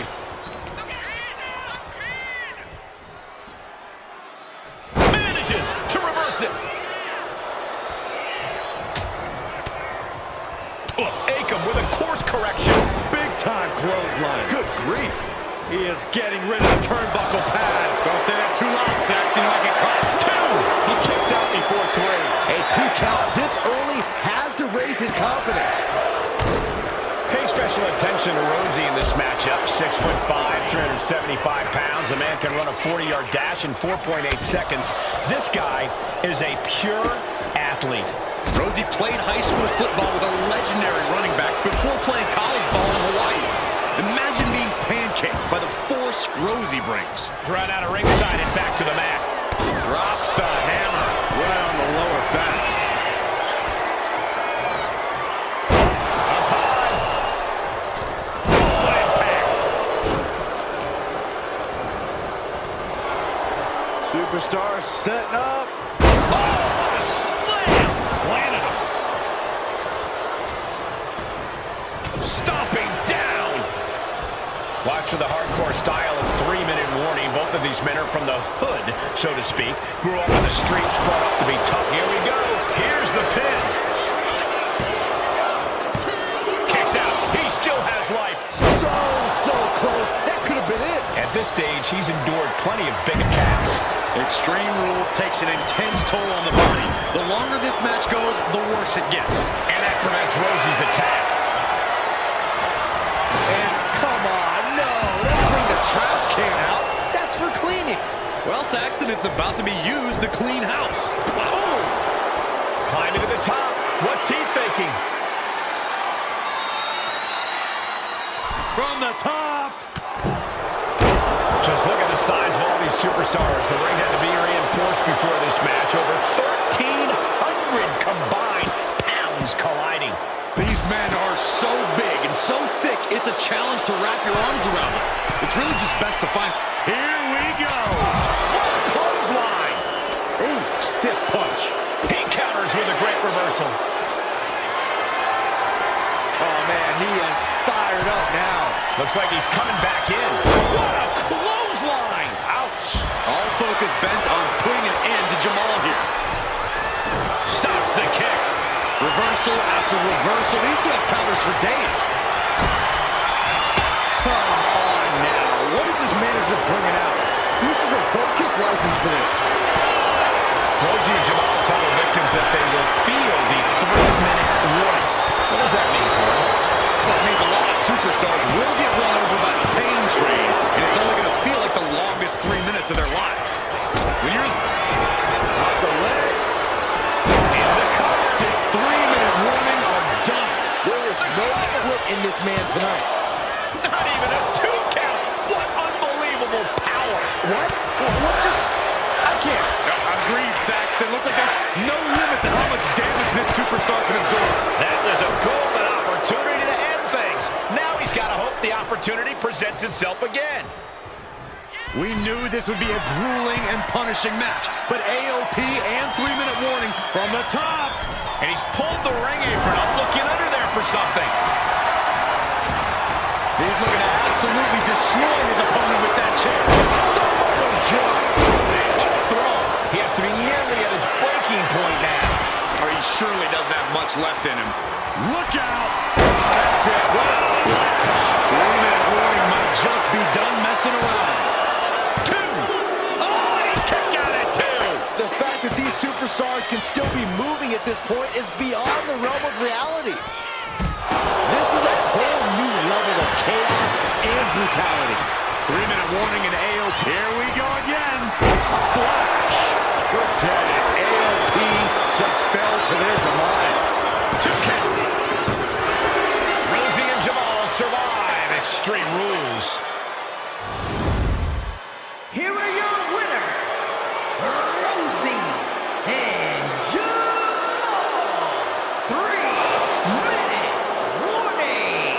Gotta give it up to 3-minute warning. In a contest between two of the most badass squads we've ever seen, they were the tougher competitors. Yeah, but AOP certainly made 3-minute warning earn this win. Just think about all the carnage we witnessed here tonight.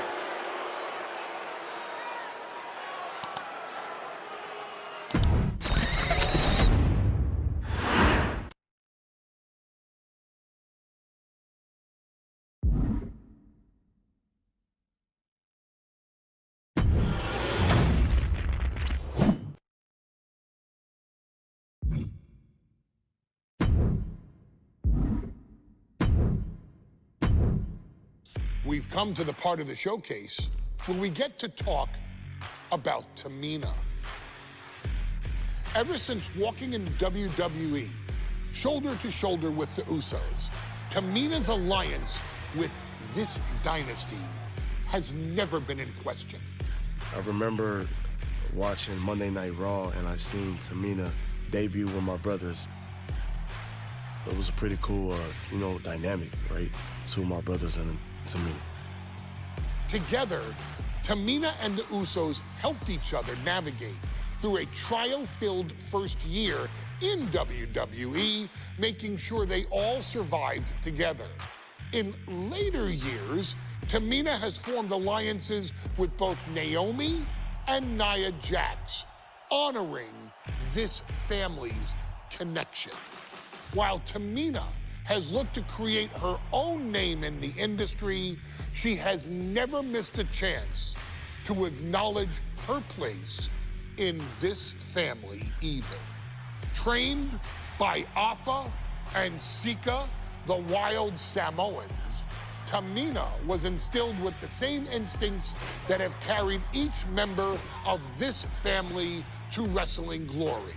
Her in-ring approach is similar to many in the Bloodline. Quick striking, high-impact attacks, and smothering holds. As capable with a super kick for a big splash as anyone else, Tamina has maintained a remarkable level of success in her WWE career.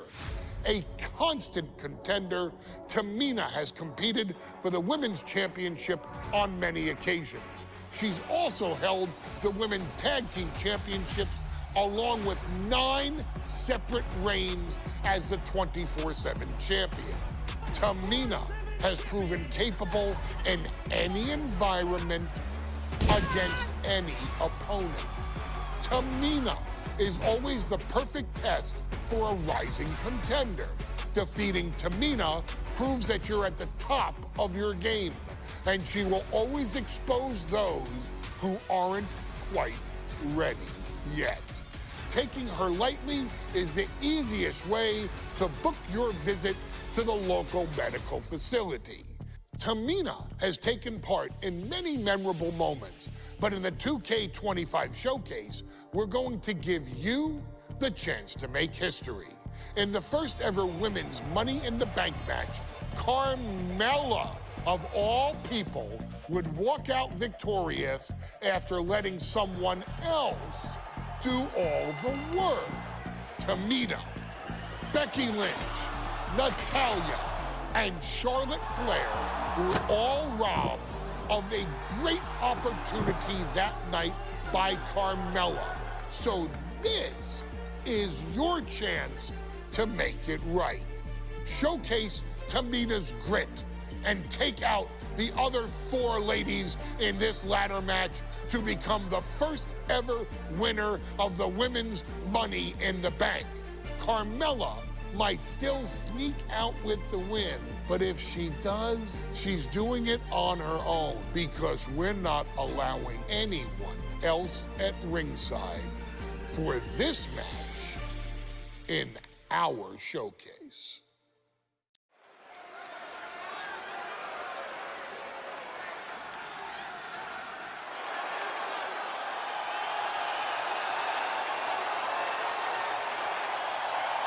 We are making history tonight here in St. Louis, the first ever Women's Money in the Bank ladder match. The following is the first ever Women's Money in the Bank ladder match. Introducing first, from the Queen City,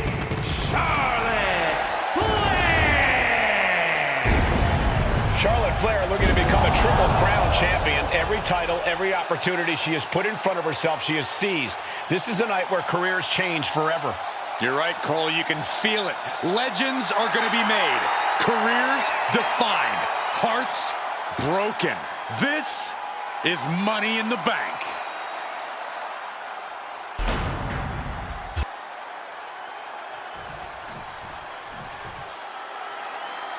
And Byron, Becky Lynch with a very astute point.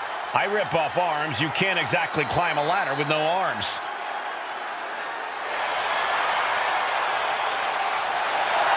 Next, from Dublin, Ireland, Becky Lynch. To add to that, Michael, I talked to Becky earlier and I asked, are you nervous about this? She said, yeah, I'm a little nervous, but I'm more excited than anything because I get to be part of history. Becky Lynch, the first woman drafted to SmackDown, first SmackDown Women's Champion. Can she become the first Miss Money in the Bank? Well, you could feel the excitement the moment they brought out the ladders before this show started. There is a big fight feel right here in St. Louis.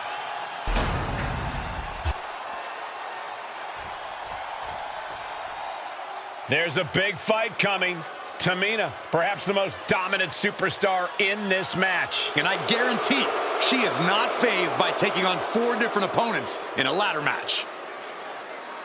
From the Pacific Islands, Tamina! This is a milestone moment that is being watched all over the world. And Tamina is hoping to live up to her family's legacy. She wants that briefcase. She wants that title. It's in her blood.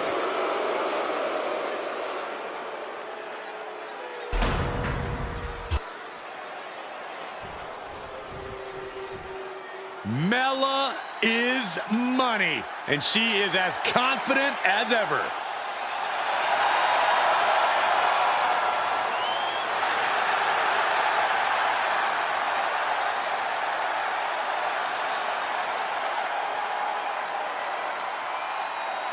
Making her way to the ring from Staten Island, Carmelo! Byron, Carmelo's made a couple of good points recently, saying, I was the last woman drafted in the WWE draft last summer. How big of a chip is on her shoulder? Oh, she's got a huge chip on her shoulder. And also, don't forget, Carmelo has had some major victories lately, so she has all the fuel you could need heading into a match of this type.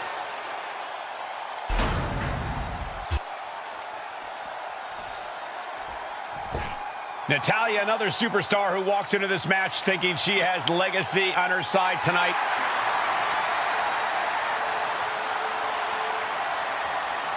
And from Calgary, Alberta, Canada, Natalya!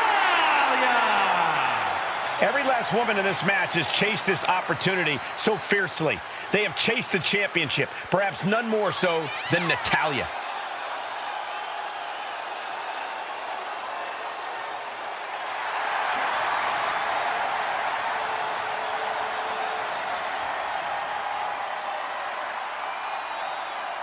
Winning Money in the Bank would certainly go a long way to helping Natalya prove she too is the best there is, the best there was, and the best there ever will be. Winning that briefcase is like taking the proverbial express lane to success. This new generation of female superstars are providing yet another milestone moment here.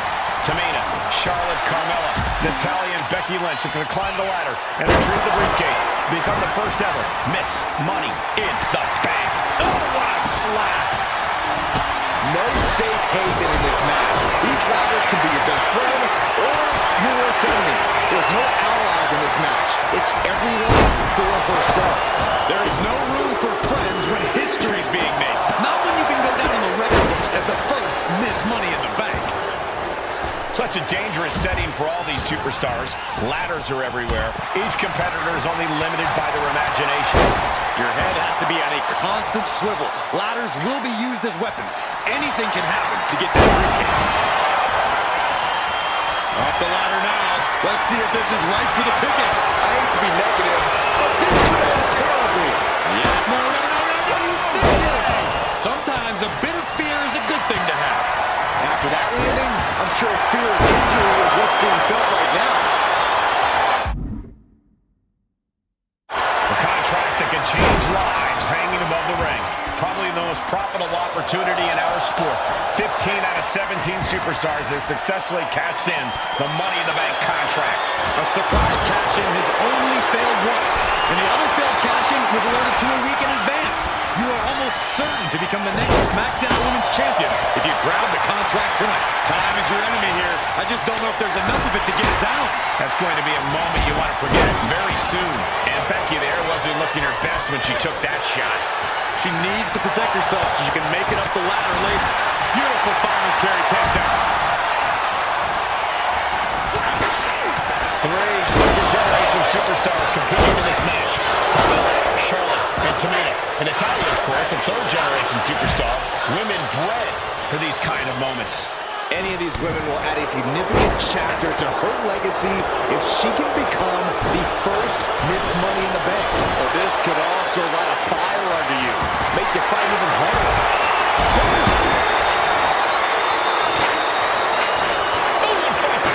And now this conflict has found its way right by Rollins' table. In another minute, the chaos could be right on top of us. MCL and ACL could have major damage, possibly good strategy there. Call a super kick!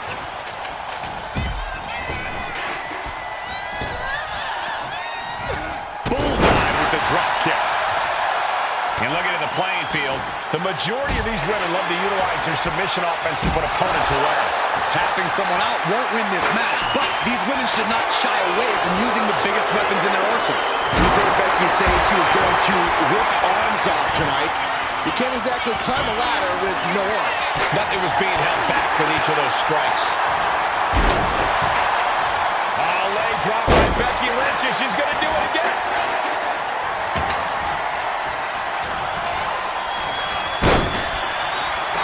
Carmelo sent to the outside. And this one could be moving to ringside. Oh, clothesline. Well, Carmelo is certainly being tested now. Nice reversal by Charlotte Flair. Charlotte driving Tamina, and both tumble to the floor.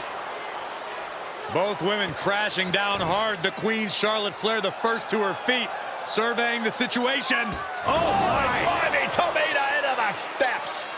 Well, you are seeing a heightened level of aggression, heightened level of intensity from all these competitors because of the stakes involved. Guys, where's Charlotte going? Flair looking to up the ante now from the top. Oh, my goodness, taking out everybody. The Queen rising to the occasion. What you just saw is why we say Charlotte is genetically superior. Yeah, undeniable athleticism from the Queen. Can it pave her way to the top of the ladder? Just toss their opponent. Just punishing their opponent. Ladders in position. Gonna make the climb. Reaching for the prize. Any opening could be the opening. You just have to go for it. Tamina's absolutely wrecking shop on Natalya, making sure the veteran won't have the strength to climb a ladder at all. Carmelo with a super kick. Carmelo's eyes are growing wider now. Is this her chance to climb the ladder and become Ms. Money in the Bank? Tamina heading up. From the top rope. Oh, she missed. Headed up that ladder. Center of the ring. Climbing up. But is there enough time to go for the win? Driven right into the post. And it was so close, but got blasted off the ladder. The possible taste of victory just crashed on the mat.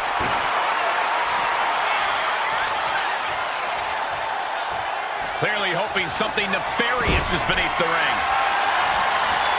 She knows what an important equalizer the kendo stick can be.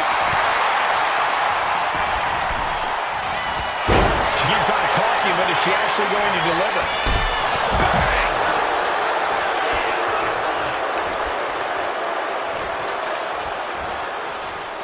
A sit-out mat slam. Quick thinking from Tamina. Good grief. Money in the Bank briefcase still hanging high. This is what it's all about. The opportunity of a lifetime. What are you willing to do? How much can you sacrifice to be the first Miss Money in the Bank? Hooked up. Oh, shin breaker. Just defiantly fighting off her opponent.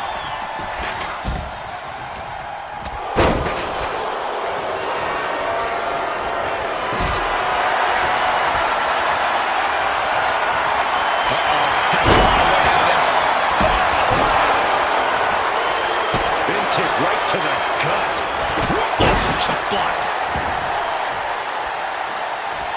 Hoisted up, hooking the leg. Driven down. She counters it. Carmelo fell right into that one. Natty by nature. From behind. Back suplex. Ooh, what a forearm club. Leading her into the corner now. There it is! Reversal!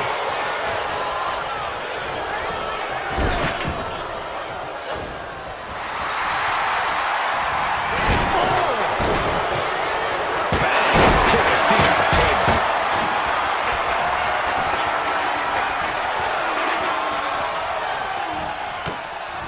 she heads out to the floor. Obviously was in need of a breather. And the manhandle slam. History on the line. Guaranteed championship opportunity. Nothing but carnage happening in this one. 5 women fighting for their key to destiny, willing to go through hell for it. Setting the ladder up in the center of the ring. Almost touching the prize at this point. Ladder's in position. Gonna make the clip. This could be the beginning of the end. Uh-oh. Sharpshooter applied. She might want to tap here. Maybe her opponent. And look at her giving up. She's quitting, but it doesn't save her from the hold here. She's taking things to the floor here. Oh, my God, a steel chair. Oh, my God. Oh, my. And the damage is just going to keep on coming if you can't find the defense for this. Listen to this place. It's unreal. The decibel level in here right now is breaking glass. These fans are on fire. That's one way to use the ladder. Coming back to her torso area. This could become a strategy. And there's the boat, Natalya, doing what she does best. Sharpshooter. Very unique escape to fight her way out of the sharpshooter. Big forearm. Forcing her right out of the ring. She's headed to the outside. No threat of count out here. Ladder set right in the middle of the ring. Starts the climb, but needs to move quickly. Working on the hook here. Carmelo with a super kick. Becky's hope to reclaim her women's championship is looking dangling in the air now. That's a long way down. Powerbomb. Powerful contact by Tamina.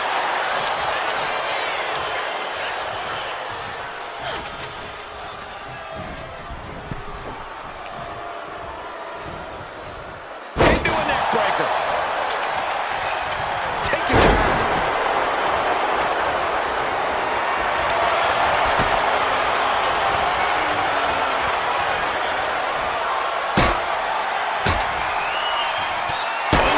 That's not how you're supposed to use a ladder. Lynch looking to secure. Just looking to do some damage. This whole She's tapping, but it doesn't matter at all in this situation.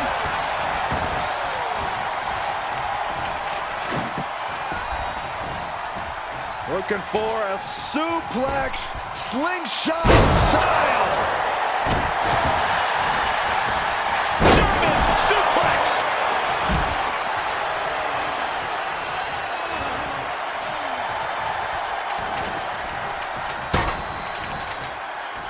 And here we go now. Elbow drop. Speed with the ladder. Finds the mark. It'll be tough to bounce back from that one.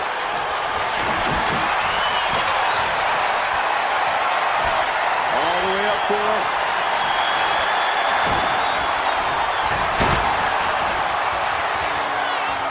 Figure 4. This match, she's trying to ask for mercy, but not even tapping out can help her. Shot block. Brilliant. Right to the back of the knee. Nasty chop delivered by Shaw. Followed by natural selection. The Queen has put an opponent in the dirt, and now the ladder to her throne awaits. She's got the ladder positioned how she wants it. Creating a deadly situation in the corner. Elbow throw, saying not today. Meanwhile, we see Natalya. Way up high, all the way down with an atomic drop. Ooh! Oh, goodness, blasted right into the corner. Oh, perfect kick.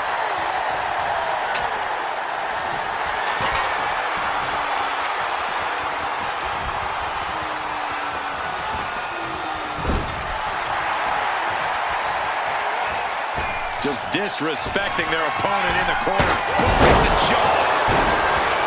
Look at this. She's going for her destiny, guys. But she better hurry. She doesn't have much time. She's stretching, but can she get a grip? Maybe this isn't a good position to go for it. That certainly seems to be having trouble up there. Tamina might have to. Are we about to see the first Miss Money in the... That's it, Tamina has the briefcase. Tamina is Miss Money in the bank.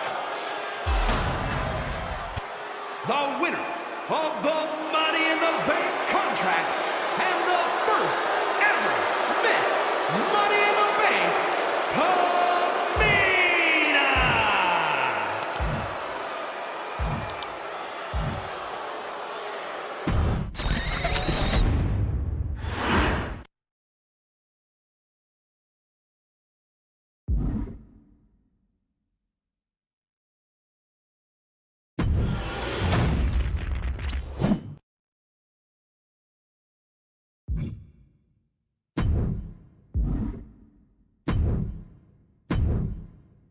Any member of this family that enters the professional wrestling business knows about the expectations that are gonna be on their back. They know about the prestige that their very name carries. They know that those who came before them have accomplished so much. Bearing the weight of those legacies can prove to be way too much for almost anyone. But that was never the case for Jimmy and Jey Uso. Jimmy and Jey Uso looked to be stars from the very start, constantly evolving their look, style, and offense as they progressed in their careers. Face paint and war dances would fade away, and the two would embrace the day one-ish mentality, looking to punish opponents and send them to the Uso penitentiary. The Usos are 8-time WWE Tag Team Champions. The Usos have main evented WrestleMania after initially fighting for a mere spot on the card. The Usos were the premier team of the 2010s. The Usos are the greatest team of all time. Jimmy and Jey are poetry in motion, each knowing what the other is looking to do next, each using every bit of savvy they gained growing up in professional wrestling to keep their edge. And sure, in recent years, it's been difficult between the two. Jimmy did cost Jey his match at SummerSlam against your tribal chief, Roman Reigns. After months of the anger building between the two, Jimmy and Jey ended up as the first two entrants in the 2024 Royal Rumble match, bringing things to a head. But even that moment wasn't enough to settle the issue, and so they would fight again at WrestleMania 40. Jey Uso truly became main event and found his inner yeet, even adding another tag team championship with Cody Rhodes as his partner. As your wise man eventually would suffer as well, Jimmy found himself betrayed by Solo Sikoa and unceremoniously dumped out of Solo's version of the Bloodline. When Jimmy and Jey are a tag team, they are pure art. They are the reason for the resurgence of tag team wrestling's popularity over the last 15 years. And perhaps, oh, perhaps, their grandest moment came during the 2017 Hell in a Cell, when they would lock horns with perhaps their greatest opposition ever, The New Day. From July to October of that year, the SmackDown Tag Team titles would change hands 4 times between the two teams, both looking for ultimate bragging rights. The Usos' connection as twins always gave them an upper hand with most teams. But the New Day had their own trick, utilizing the Freebird rule to allow any 2 of the 3 members to compete in any match. Jimmy and Jay could never know for sure who the opponents would be, with a different game plan needed for each iteration.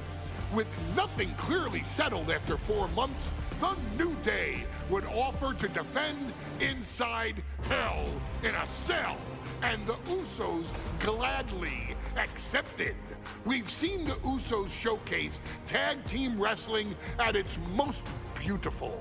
Now we want you to showcase the brutality that exists within Hell in a Cell.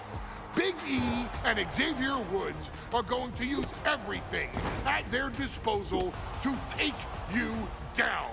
But you've been down since day one.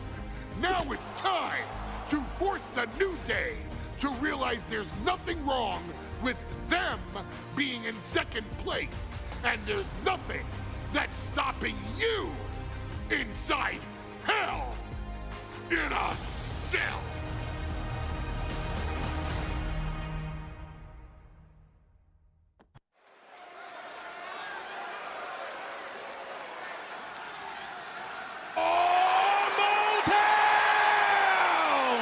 Don't you dare be sour! Clap for your world famous 4-time champs and feel the power! Are you prepared to kick off Hell in a Cell with the 4-time tag team champions?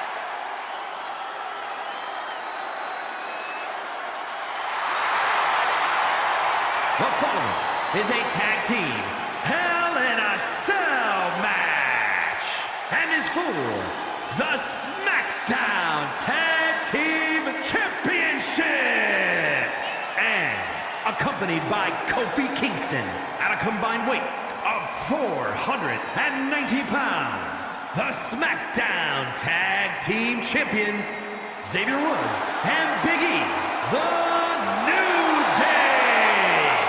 Well, I can't say that I'm ever prepared for a man swiveling his hips and playing the trombone on the way to the biggest fight of his life.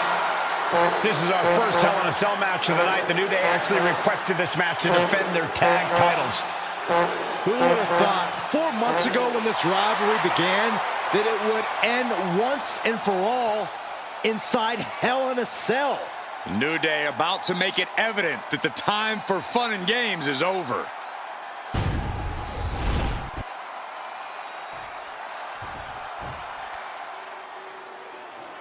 This is the first time that tag titles will ever be defended inside Hell in a Cell.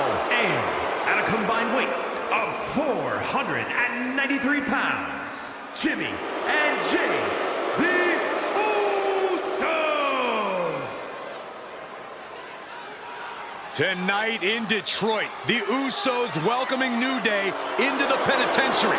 This is going to be like a Chow Hall beatdown. In every sport, you hear about super teams. Well, tonight, we're seeing 2 super teams of the modern era. This is going to be special.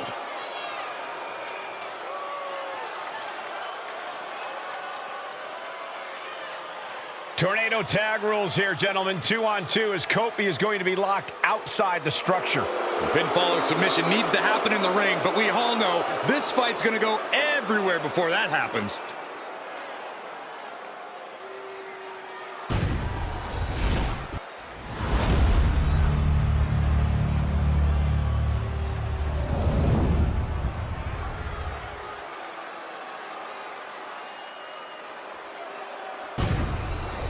Tag team championships on the line. May the best team win.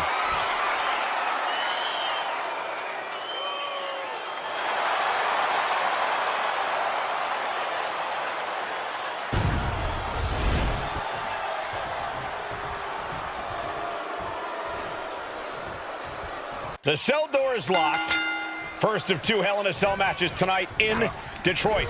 This is the 20th anniversary of this barbaric match. The Usos and the New Day must be prepared for pain and punishment. 2 of the greatest tag teams ever. One of the best rivalries going today. It all comes to a head right now for the SmackDown Tag Team Championship. All the talking we've heard leading into this match, we've heard the Usos call the New Day, quote, three clowns on a tricycle. Look, the Usos love to trash. Take it over! Go for the win here! We got to cover, guys, for the championship! Pin attack on the champion. Makes the save, and they continue this match. Gosh. Gets lifted into position. It took too long setting up for that maneuver. Boom!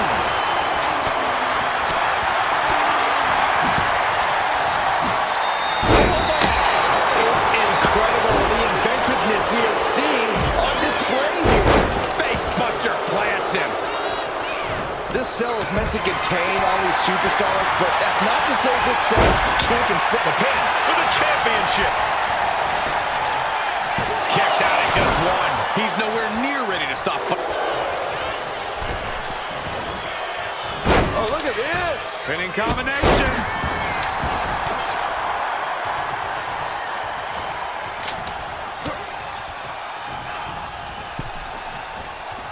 Now to the ring, to the confines of the chain link enclosure.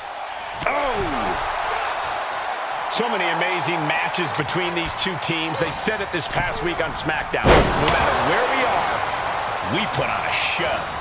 The Usos and New Day have a unified goal to raise the bar of tag team competition, to bring the division to a whole nother level. You know, in basketball, we're talking about super teams. Well, these two teams are the proverbial super teams in WWE.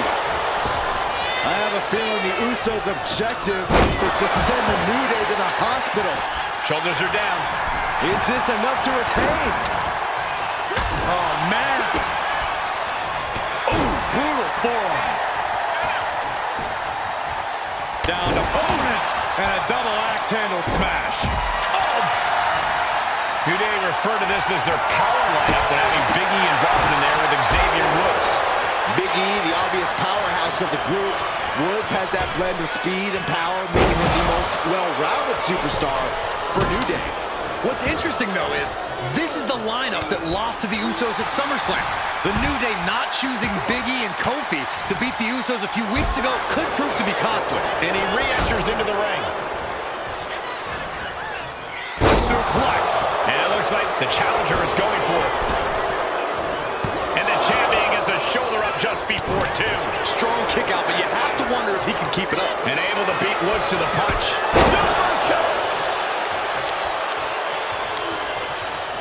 Just cranking ahead. Usos and New Day going at it inside Hell in a Cell. And Jey Uso set outside the ring, and now the New Day on the attack. Big E, as aggressive as I've ever seen him here tonight. And Xavier Woods now with toys, kendo sticks in hand. And it's about to get more aggressive, more vicious, more barbaric.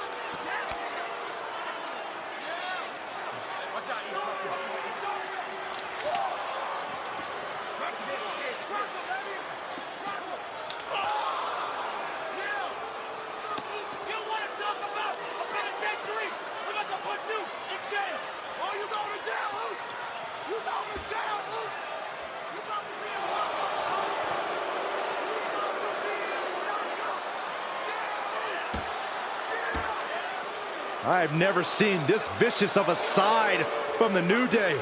It's what Hell in a Cell does to you.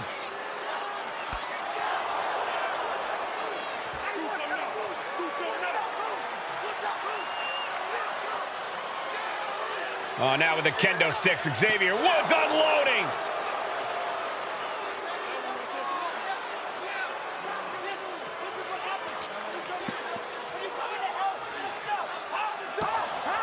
Well, you're saying it, Byron. Hell in a Cell makes you do some awful things. Just attempting to survive, attempting to win. Do whatever you want, punish however you want. Right now, that seems to be the mission statement of the New Day in order to retain the SmackDown Tag Team titles. And that's what it's about, proving you're the best in one of the most insane environments in WWE today. The New Day have just changed the whole complexion of this match. I don't know if I've seen New Day go to these lengths before.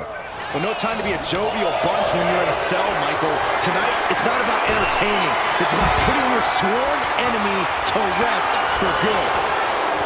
talking to Xavier, he told me the one thing the Usos have taught us is that we have to embrace a more lawless culture here in WWE. A more lawless culture in this rivalry.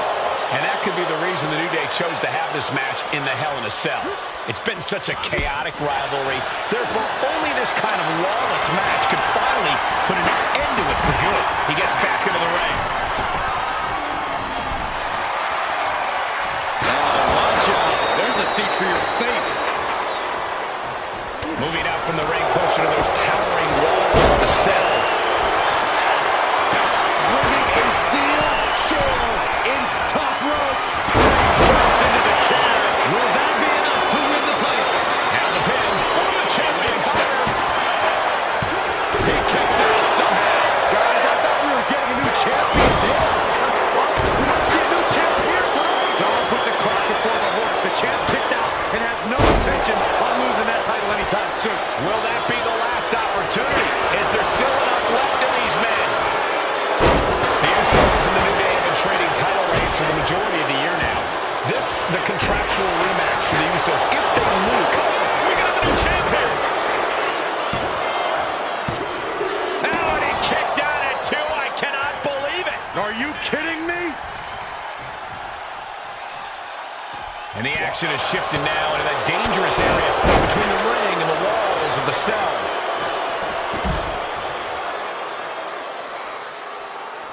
To the German. Oh, man, this might be it. 2 count. No, the champ holds on. Getting that shoulder up now is huge.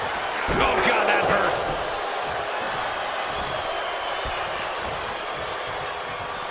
Ooh, bullseye. The champ is looking hopeless here. Or he surely doesn't have much left in him. It's like we're looking at The Walking Dead here. Boom.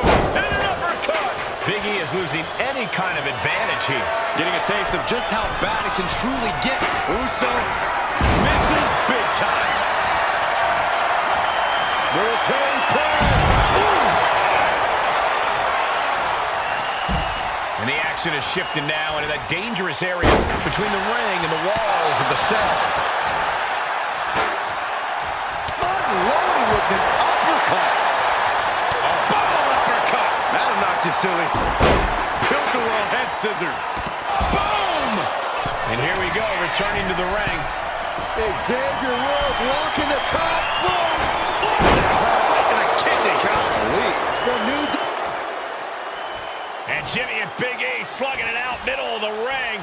This has been a vicious, brutal match between two of the great tag teams today. Here comes Jey Uso into the fray alongside of his brother. Bang! Double super kick. And the Usos now looking for that patented Uso splash from the top rope. Uso splash! The cover to win the tag team titles, and Woods, handcuffs and all, breaks it up. At the last possible second, Xavier Woods saving this match for his team. Credit to Woods for his never say die attitude, but Xavier Woods is outgunned right now. And look at Woods still fighting back. Yeah, with the handcuffs. Using the handcuffs as a weapon. That's smart.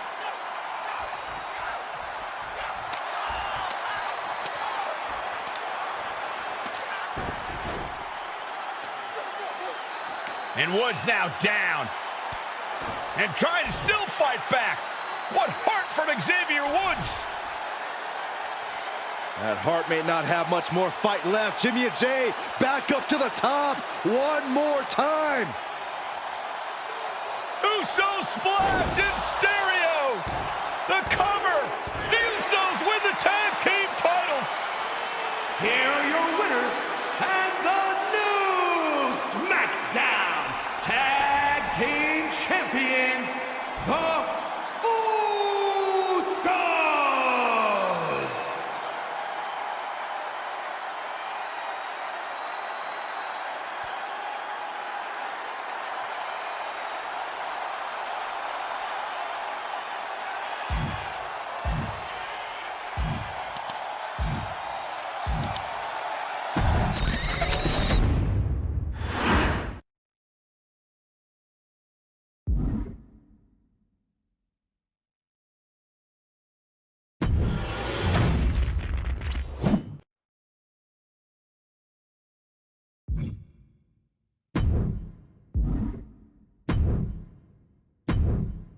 Next on our showcase is someone who wasn't born into this family, but has put in the time and more than earned her spot. She's always happy to leave haters in the rear view, and when she enters the room, you will undoubtedly feel the glow. Of course, I'm talking about Naomi, who many of you may know has reigned as Jimmy Uso's wife and queen for over 10 years. There's the old saying that behind every good man is an even better woman, and this could not ring more true than Naomi, who I will say is an absolute treasure. Jimmy will frequently speak during old Bloodline planning sessions about how much her support and love drove him to improve as a superstar, always stressing her importance not only to the WWE Women's Division, but to his career and his life as well. In the ring, there is no denying Naomi's skills. The former women's tag team and two-time SmackDown Women's Champion has the mental tenacity to push through the toughest part of any match and possesses breathtaking physical skills. Naomi uses her dancing background to constantly innovate with her offense, resulting in some of the most beautiful moves you will ever see, unless you're on the receiving end of them. Naomi is an inspiration to so many of our younger members of the WWE Universe, showing a new generation that anything is possible if you just put in the work and never stop believing in yourself. Naomi has battled against the very best in the women's division, taking on foes like Charlotte Flair, Bayley, Shayna Baszler, and Io Sky. My favorite moment of Naomi was when she won the title in her hometown, Orlando, at WrestleMania. To compete against that caliber and maintain the level of success that Naomi has for her entire WWE career is something worth, shall I dare say, acknowledging. Naomi has even teamed with fellow family member Tamina through the years, proving the family you choose can often be the most important. And in true Uso fashion, Naomi shows an unrelenting desire to win, to achieve greatness, and to dominate her opposition.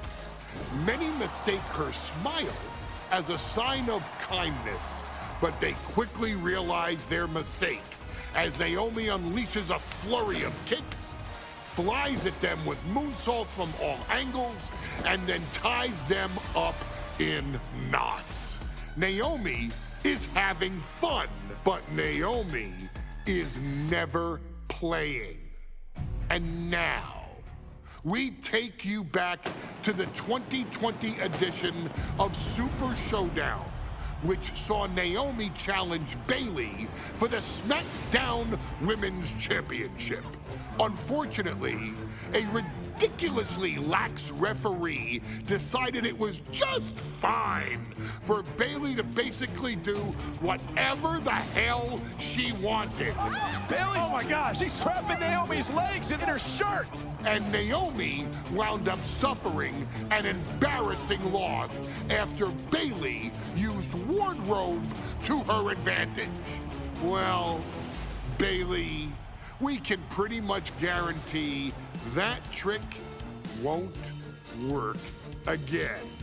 This is your chance to help guide Naomi to a third SmackDown Women's Championship, and to do it by defeating one of the greatest competitors WWE has ever seen. Your wise man has nothing but respect and admiration for Bayley's abilities, but those abilities are eclipsed by Naomi's extraordinary trinity: smarts, strength, and aerial attacks that should give all of you everything you need to get the win and the title.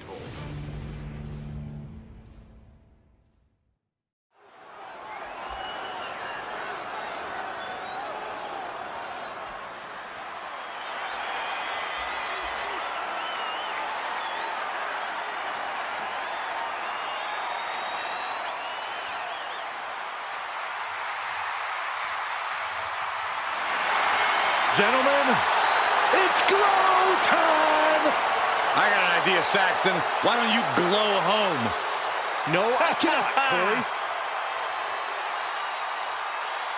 When asked earlier this week about this matchup, Naomi said it is an honor to be here, an honor to make history, because for the first time ever, a women's championship will be defended in Saudi Arabia.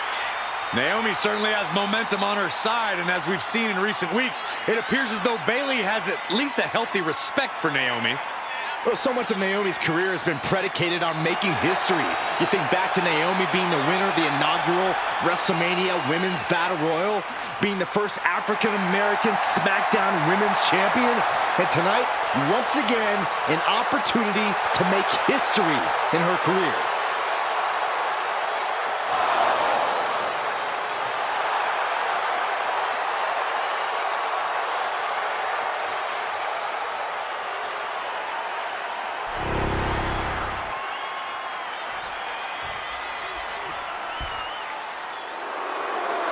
And gentlemen, when Bayley was asked about this history-making match tonight, she said, of course I'm part of this, because history is made by winners. And I'm going to become a role model for everyone here tonight in Saudi Arabia and for everyone around the entire world.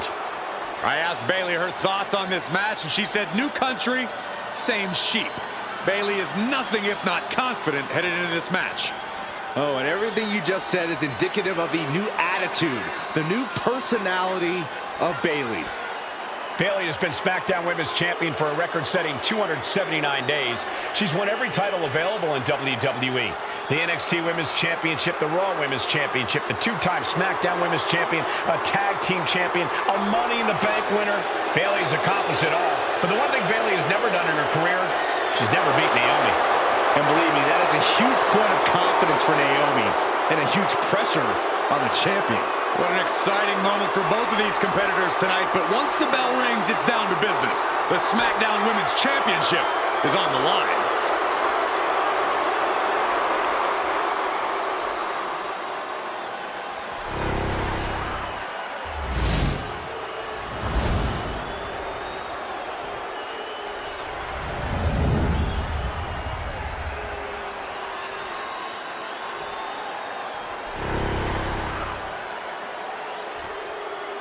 The following contest, scheduled for one fall, is for the SmackDown Women's Championship.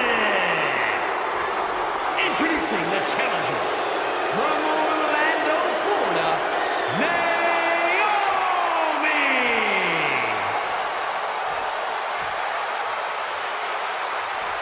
And her opponent from San Jose, California, she is the SmackDown Women's Champion, Bayley!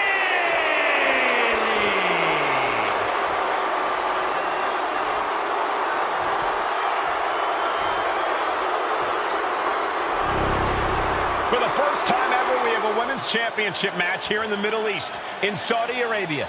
Bayley against Naomi. Will Bayley's record-setting reign end here tonight?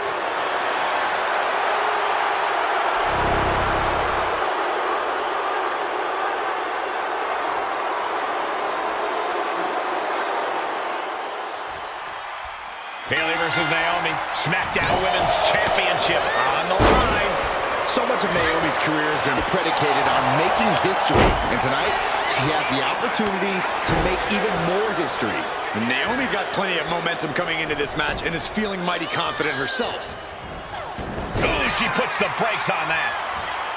Naomi has tested her mettle in recent weeks, as the road to this championship opportunity was a difficult one. Needed to defeat former SmackDown Women's Champion Carmelo. We know Naomi has a heavy desire to become a three-time Women's Champion. Other superstars say they want the title. Naomi has said she needs her title back. A factor to consider in this match is that Naomi took some time off to rejuvenate herself, to get her mind right, to refocus on her desire to once again be champion here in WWE. So this isn't necessarily the same Naomi the WWE Universe or Bayley is used to. Yeah, Naomi says that after taking time off, she's better physically and mentally than she's ever been in her career. Drops the elbow. We've said it time and time again. Naomi, maybe the most athletic woman we've ever. Neither superstar giving an inch here. The challenger is fully aware of what it takes to become a champion. Naomi has to use her superior athleticism. Looks like a hockey fight's just broken out. Each exchange just sapping the energy from these two. Ooh. Power shot.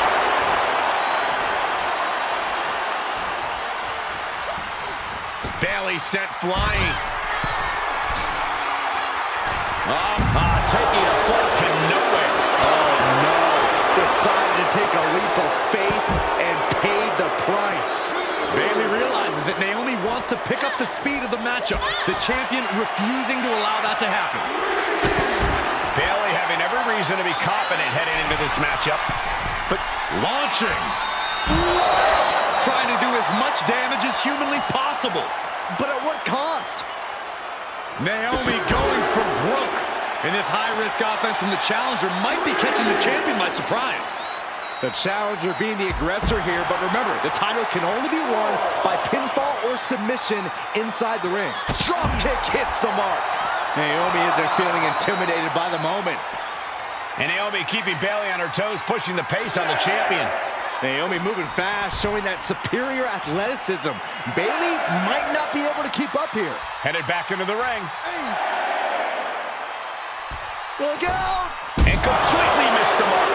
Rolled the dice and got snake eyes. What a disaster. Missing completely on a very reckless move. We're going to shut this down. And the champ only gets a count of one. Close call, but not enough yet. Ooh, what a forearm club.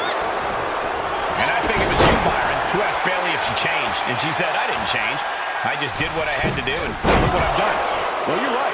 Love it or hate it, Bayley's doing what she's had to do by hook or by crook to maintain a stranglehold on the SmackDown Women's Championship. Naomi put a stop to that. Using the ropes. Taking off from the ropes. Party's over. Good night. She faked her out. She overcomes the pinfall attempt. Clearly, she's still got a lot. And here we go. Locked in. It's locked in. And here we go. Locked in. Oh, look at this. Armbar slipped underneath and able to counter.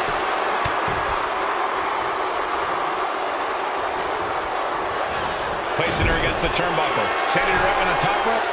And here we go. Championship's on the line. Naomi's got Bayley in trouble up on the top rope. This could be Naomi's moment. Smart move by Bayley, protecting her title and going to the eyes. Oh, what a kick. Bayley is down and in trouble. Quick thinking by Naomi, looking to close this one out. Nobody home. Bayley wisely moves out of harm's way. What's Bayley trying to do here? What the? I think Bayley's trying to trap Naomi's legs in Naomi's own shirt. A great counter by Naomi. Naomi ducks underneath, and we got a standoff. Great match so far. Well, Bayley thought she had Naomi, but the challenger was ready. Well, the champion has to find a new strategy in a hurry. She catches Bayley with a counter.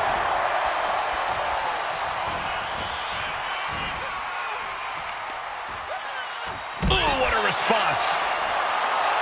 And now Naomi is thriving off the audience.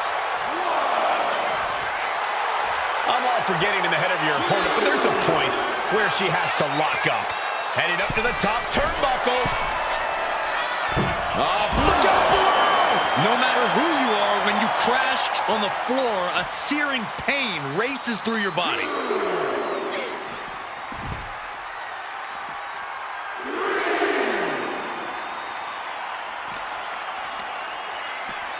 Throws her back in from ringside. Oh, what a clothesline.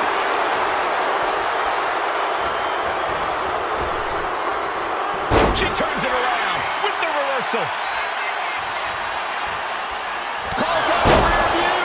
Could that be enough to gain the title? Shoulders down. She kicks out. I don't believe it. That was a matter of a fraction of a second. Naomi thought she had her beat there, but this one will continue.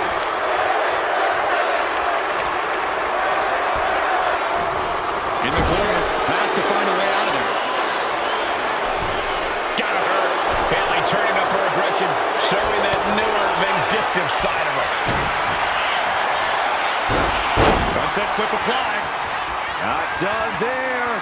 Submission! Locked in! Is it over? Is he gonna tap? Bayley has been compromised. Will she tap out? Hang on. A couple of knees and then another one, and that'll force the break.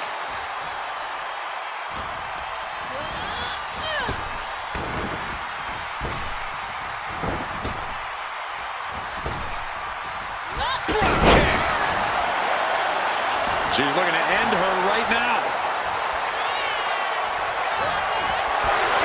Back and forth, counter after counter. Big time atomic drop. That'll have you walking funny. Bayley avoids the assault. Nice running crossbody.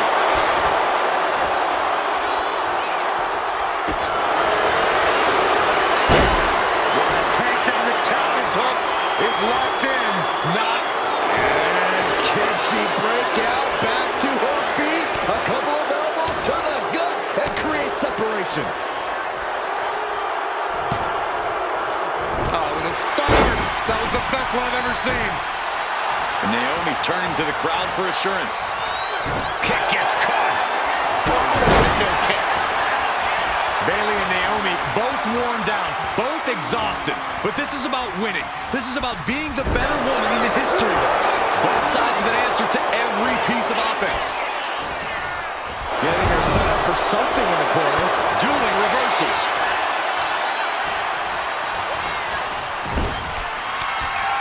Naomi is some athlete. Split leg moonsault. We might be moments away from crowning a new champ. No, we did it. We have a new champion. Here is your winner, and the new SmackDown Women's Champion, Naomi! Bayley's stranglehold on the SmackDown Women's Championship has ended. The Glow era has begun. Bayley was as aggressive in this match as she's ever been, but Naomi's confidence and athleticism were just too much for Bayley to contend with.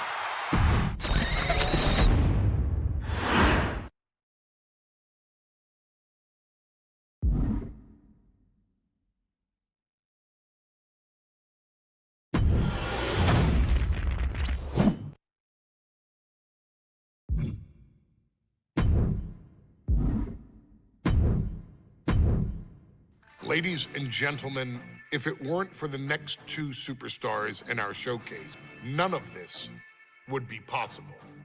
Because without Atha and Sika, without the wild Samoans, there truly is no dynasty. While it was their father who made the blood oath with High Chief Peter Maivia, it was Atha and Sika who built the family up, training generations of relatives, all with the single goal of becoming the best professional wrestler on the face of the planet.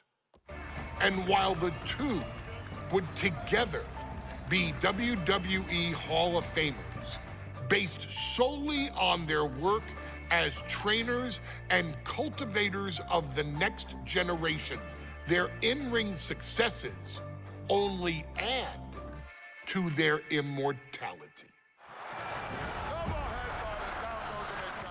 Atha and Sika formed WWE's most dominant tag team of the early 1980s, fighting their way to the WWE Tag Team Championship on 3 separate occasions.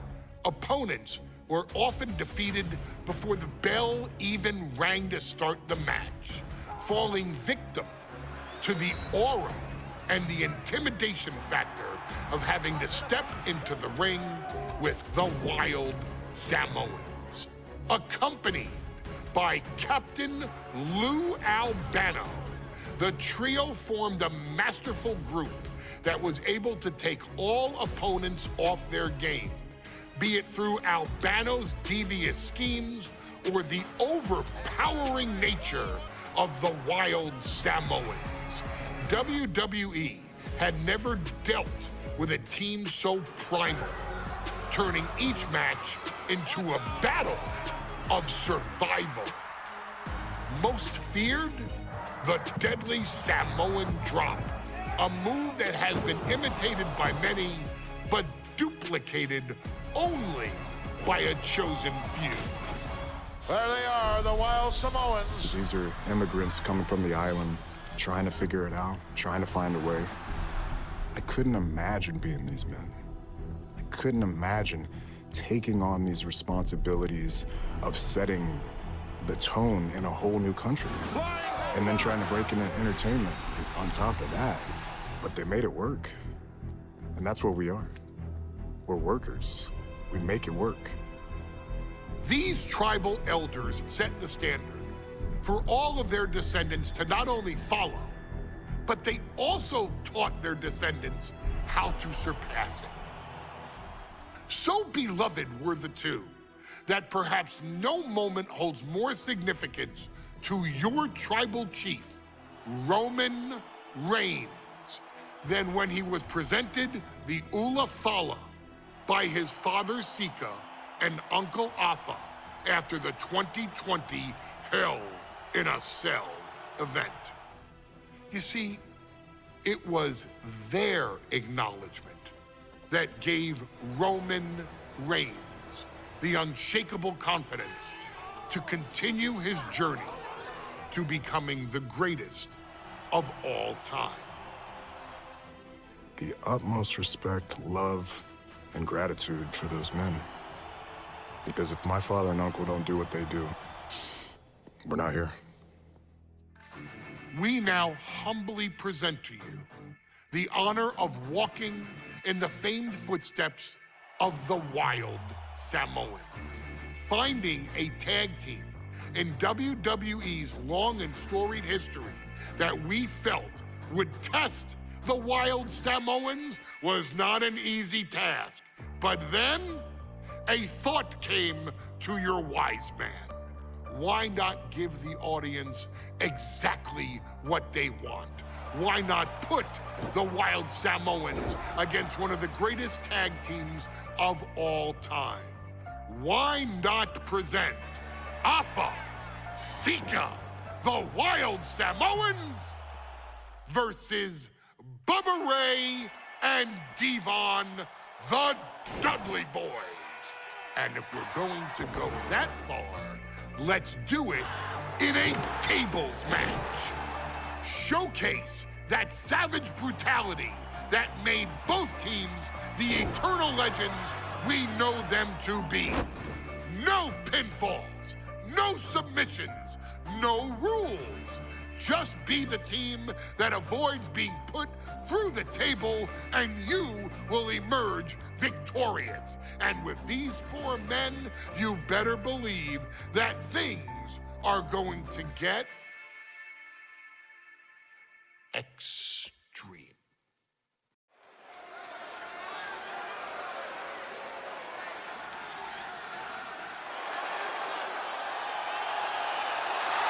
And here they come. Bubba Ray and Devon are ready for a fight. That's just what they'll get from Afa and Sika, and then some.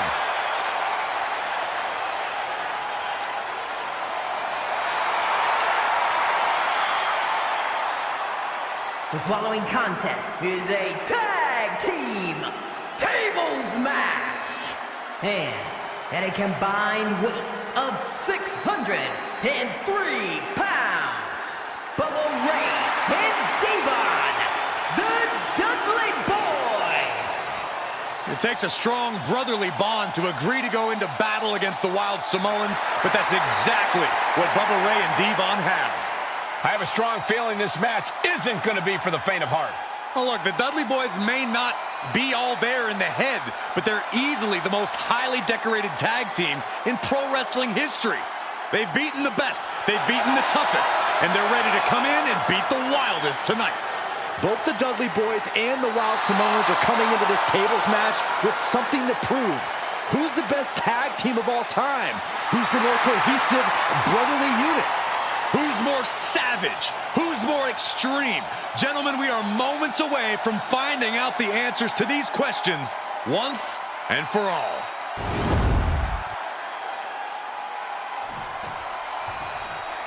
Guys, this is going to be a great one. You can feel the electricity already. I feel the excitement and some fear, too. Accompanied by Captain Lou Albano at a combined weight of 645 pounds.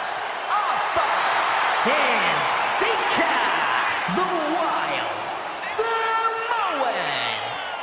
This tables match might be a dream match for many, but for both the Wild Samoans and the Dudley Boyz, this is about to be one team's greatest nightmare. Alpha and Sika clearly not looking to back down here.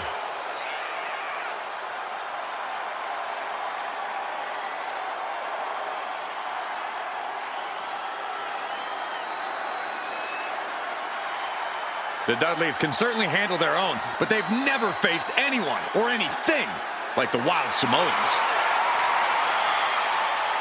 Those mean looks on both Alpha and Sika's faces, I'll tell you, they're out for blood. And the Dudleys are about to walk right into the lion's den.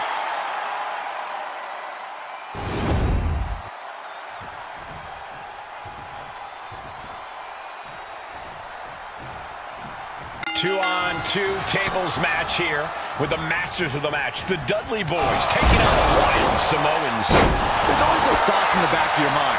My brother can beat up your brother. My brother can put your brother through a table faster. Finally, we get to see those thoughts become reality. Saxton, I never want to hear about the inner workings of your mind ever again. I second that, but the Dudley Boyz and the Wild Samoans are two teams who also clearly have it from the top. A reversal. Well scouted. And the Wild Samoans always have that gaze in their eyes, that look that makes you question their understanding of their surroundings. Yeah, and I have to wonder if Alpha and Sika are even aware of what the tables are for. I'm afraid they'll just keep on dishing out punishment, expecting a bell to eventually... Oh, God. Getting dangerously close to our announce table. Pulled back into the hip toss.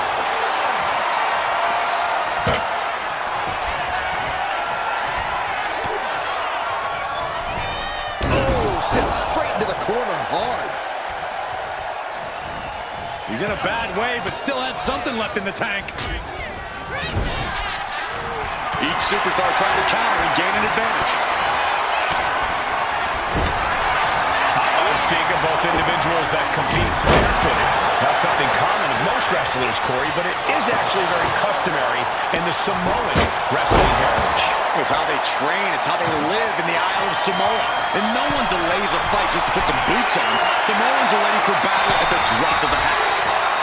Now, these are obviously two juggernaut tag teams clashing, but this is also a match that clearly favors one team over the other. Be honest, Corey, do you think the Wild Samoans really have a chance in this one? This is the Dudleys' wheelhouse, Cole. No team knows more about excelling in a tables match than Devon and Bubba Ray. The Wild Samoans have a lot of unbridled aggression working in their favor, but ultimately, they're up against the Masters. And Bubba is a bit staggered after that attack.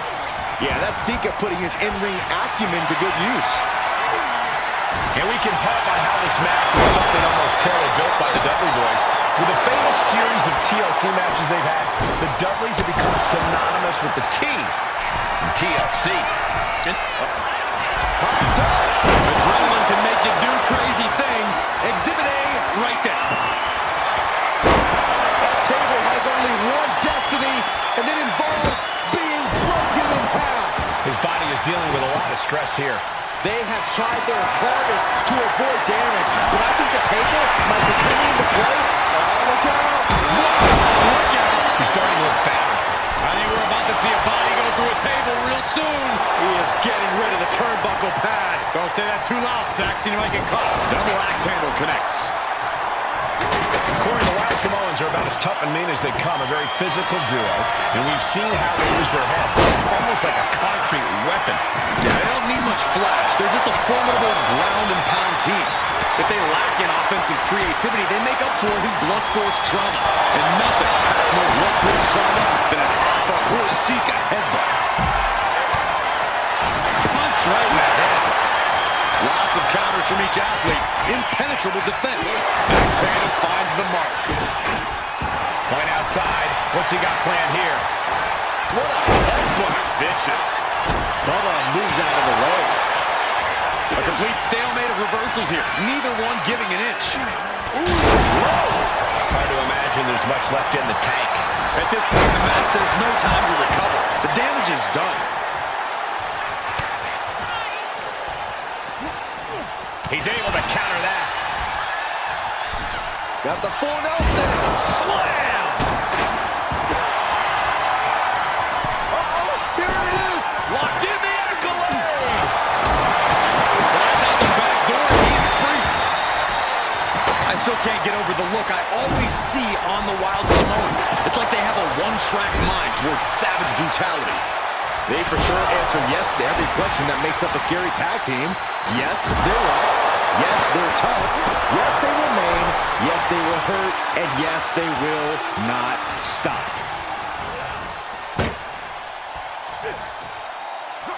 And Bubba is countered. He gets back into the ring. Hot top. I don't think this table's going to last much longer. And Alpha and Sika just beat the Dudley boys at their own game. Here are your winners, Alpha and Sika, the Wild Samoans.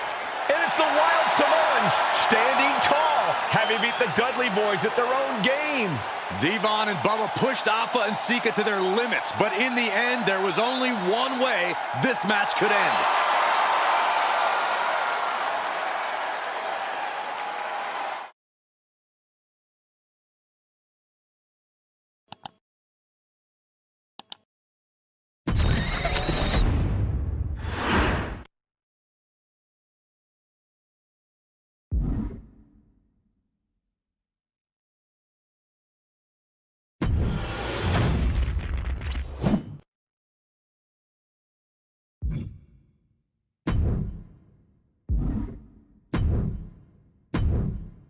From the very moment he arrived as the enforcer of the Bloodline, Solo Sikoa has taken every brutal, savage element of his predecessors and refined them into a near-perfect smashing machine.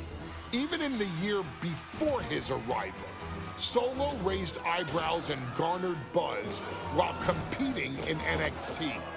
But nobody could have predicted just how smoothly his transition to the main roster would go. And before I go on any further, let me make one thing perfectly clear. I'm only saying what I'm saying about Solo Sikoa because I am a wise man. I'm a professional. And because I'm being handsomely compensated for my stellar work as your host of the WWE 2K25 showcase. I haven't forgotten what Solo Sikoa and his rogue bloodline did to me. But I also know better than to let personal feelings hinder your professional endeavors. So with that being said, since his arrival at Clash at the Castle in 2022, Solo Sikoa has consistently been involved in WWE's biggest moments and biggest matches. He's been victorious in War Games. He's repeatedly enforced the Bloodline's will to maintain Roman Reigns' status as undisputed WWE Universal Heavyweight Champion. I brought Solo in as an insurance policy. Solo was here to protect me. Solo was here to maintain the promised land. He's violent. He's strong, he's fast, he's all those things. And he betrayed me. Any man who would betray me must be a very dangerous man. Solo defeated John Cena. Solo elected to betray your tribal chief, Roman Reigns, in an attempt to bestow upon himself the title of tribal chief. When I refused to acknowledge Solo as my tribal chief, you are not my tribal. He, Tamatanga, Tongaloa, and Jacob Fatu put me through a table in Madison Square Garden. And that led to opportunities to compete for the undisputed WWE Heavyweight Championship. It's led to more visibility with Solo's Rogue Bloodline ruling over SmackDown. Every choice Solo made only furthered his standing in WWE. He has the bloodlust of the wild Samoans, the brutality of his cousin Yokozuna, and the single-minded focus of Roman Reigns, all rolled into one. There is no question the future is his for the taking, and that he will be champion many times over, and that he may set records of his own before it's all said and done. Few men have so quickly served notice to all of WWE in the manner that Solo Sikoa has done.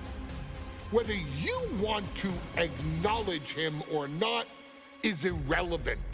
One way or another, Solo Sikoa forces you to do just that, or you will suffer severe consequences. One by one, each and every single superstar on the WWE roster is going to find that out. Solo will make sure of it. I, of course, will simply await any and every opportunity for your tribal chief, Roman Reigns, to teach Solo some manners.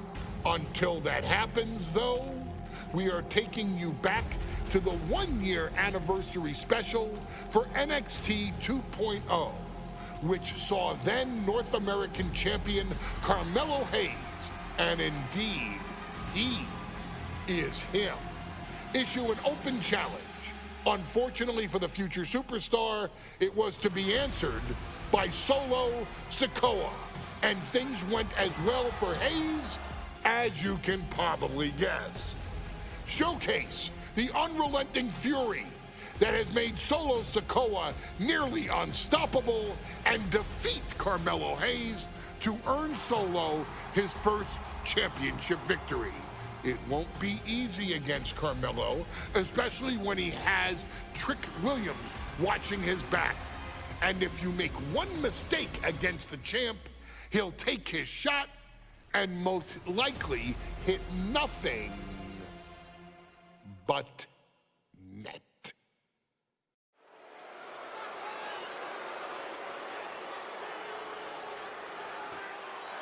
Here comes the A-Champ.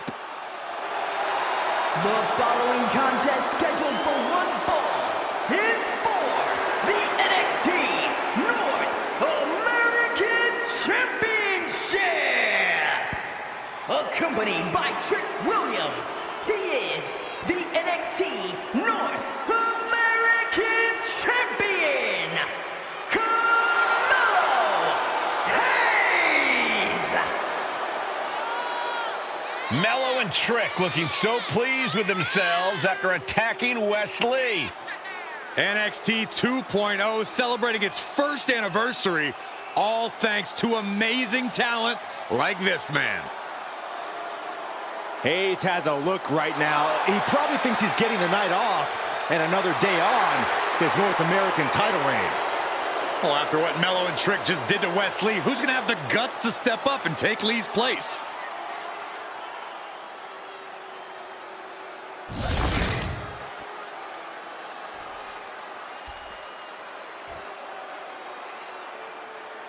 What? This place is shaking! We never thought we'd see Sikoa again. His opponent from Las Vegas, Nevada, weighing in at 250 pounds, Solo Sikoa! And Solo is dressed to fight, too. I really didn't think we'd see him again. We saw him at Clash at the Castle 10 days ago where he cost Drew McIntyre the WWE Universal Championship. Well, as far as I'm personally concerned, Sikoa isn't welcome around here. Mello needs the night off. Well, Mello talks about wearing the biggest crown in the WWE, but it's Sikoa who sits at the biggest table in WWE. Well, he wasn't exactly invited to sit at this table now, was he? We said to expect the unexpected.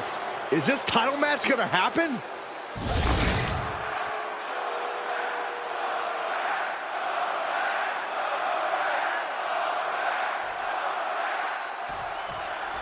As we say at WWE, expect the unexpected. We expected Wesley to be Carmelo Hayes' opponent here, but instead, we have the surprise return of Solo Sikoa as he's claimed his title opportunity. Solo Sikoa, fresh off joining the Bloodline, is here. He has answered the call, and we indeed have an NXT North American title defense tonight for NXT 2.0's one-year celebration. Strong words from Carmelo Hayes before this match saying, quote, heavy is the head that wears the crown, and Mello has the biggest crown and the heaviest head. Mello has indeed proven worthy of said crown, but he's face-to-face with a man who has a seat at the biggest table in WWE. And both men have earned their status thus far, that's for sure. Gotta be a tough situation for Carmelo Hayes here. He's up against an opponent he could never have planned for. Oh, but there's a clear strategy, Cole. Solo Sikoa has an injury to his left knee. Solo had a brutal Falls Count Anywhere match last month here in NXT. And Sikoa sent toward the ropes, and Carmelo Hayes with a kick right to the midsection. Mello taking it to Sikoa here. The power of Solo just a little too much for the A-Champ in this instance. What a chop. Trademark viciousness. Lack of mercy. That's what Solo Sikoa is all about. Into the corner. Big splash by Sikoa. Mello in trouble. Sikoa. Trick Williams making sure Mello got out of harm's way. Well, at least momentarily. Yeah, momentarily is right. Sikoa continuing to inflict more punishment on the champ. And Hayes takes out Williams on the outside. Solo standing strong. Solo not allowing the presence of Trick Williams to distract him whatsoever. Solo has the mindset to destroy anyone in the way of him in the NXT North American Championship. You got to be impressed by both Solo Sikoa and Carmelo Hayes. They've taken NXT 2.0 by storm over the last year. Yeah, since the shift to NXT 2.0, Mello has spent up high. The adrenaline is pumping. The champ with the cover. He gets the shoulder up at two. Close call. That was almost lights out.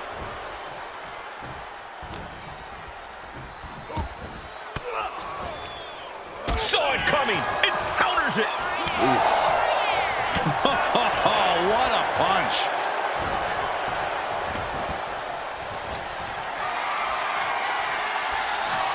Oh, not what Hayes intended. Let me point out that this is brutally unfair to the A-Champ. He prepared... Great trouble here. Can he get it fully locked in? A target. Escape and a takedown. Ooh! Forearm club. Getting him right into the corner. And he counters. What a clothesline. Ouch.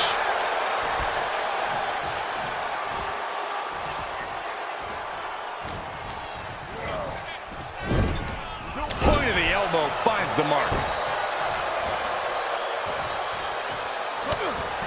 Catches the leg. All these counters, it's like they're in each other's minds.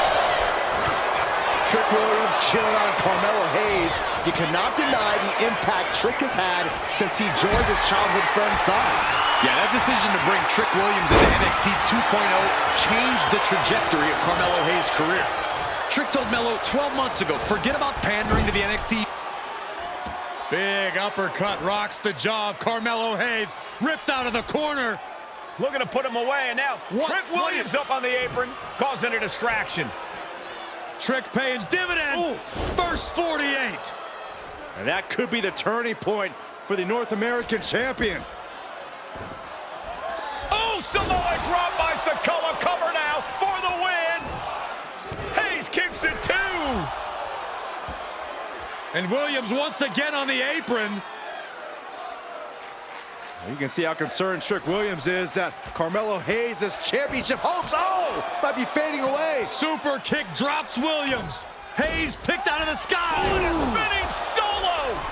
Is that it for Carmelo Hayes? Trick is out. Carmelo is dazed. Here's your chance, Solo. The title could be yours. Winding up. Samoan spike. The challenger clearing a path to the title. Shoulder up, still holding on to the title. That was a matter of a fraction of a second. This was the moment to capitalize on. That should have been the end. Solo has him. Spinning solo. Here we go. Cover. 2 count. What the? Sikoa is the new champion. Here is your winner, and new NXT North American Champion, Solo Sikoa! Solo is your new champion. And is the North American title now going to SmackDown? This has to be the most unpredictable era in WWE history. You know Sikoa was given his marching orders from the...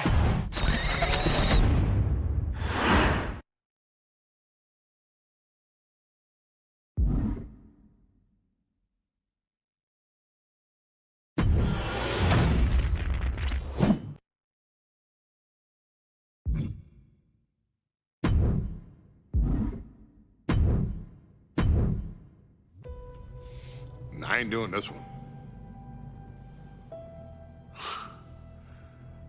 We can have all the fun we want with these video games and this showcase, and these fantasy matchups like Alpha and Sika versus Bubba Ray and Devon.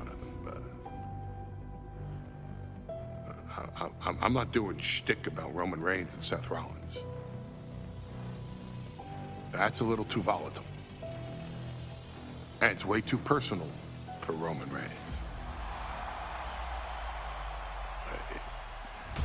Roman Reigns and Seth Rollins came up together in the Shield.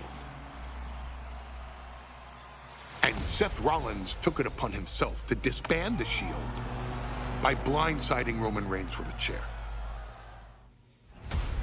At WrestleMania 31, Roman Reigns, in the main event of WrestleMania, was about to win the WWE title when Seth Rollins cashed in Money in the Bank and stole the main event, the match, and the title from Roman Reigns.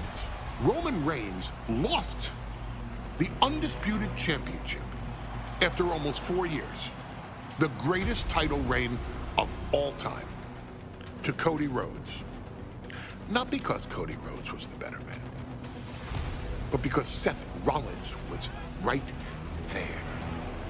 And the seduction, the bloodlust that Roman Reigns had for that moment of revenge was too much for Roman Reigns to give up. And for the first time in Roman Reigns' life, he took his eye off the ball for that much time and smashed Seth Rollins with a chair, the same way Seth did a decade earlier to Roman. And that moment gave Cody Rhodes all he needed to end the most historic title reign in WWE history.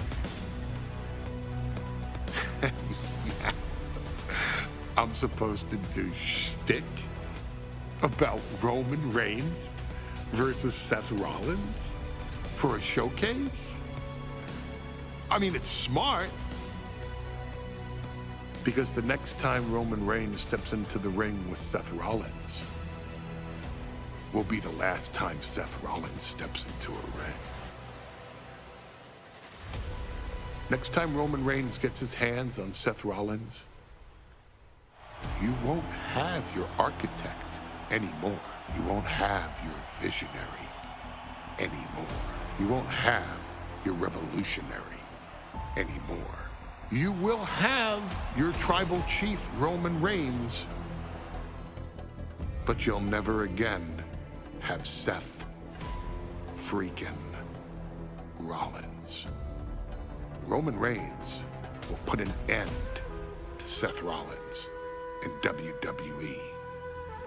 And then the only way you'll ever be able to see Roman Reigns versus Seth Rollins will be in the WWE 2K25 showcase.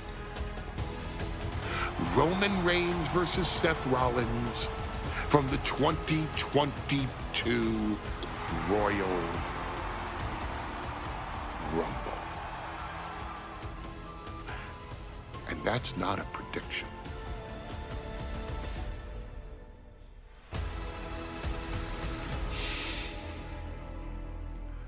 That's a spoiler.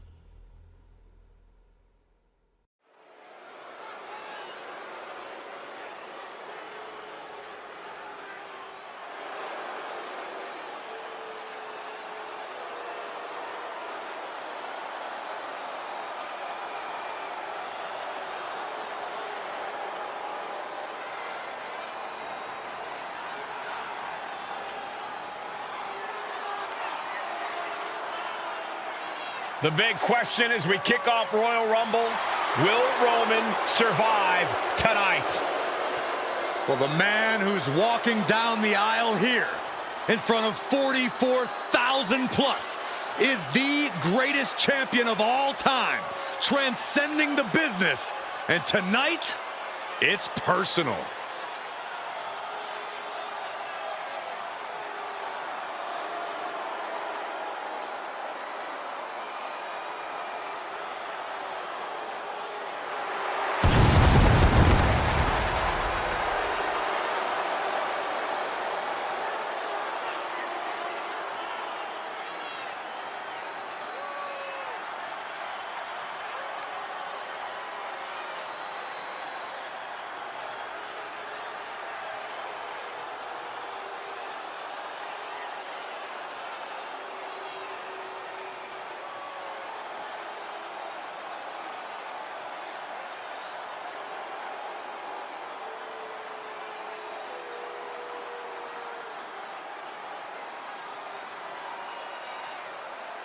For 17 months, Roman Reigns has dominated everyone.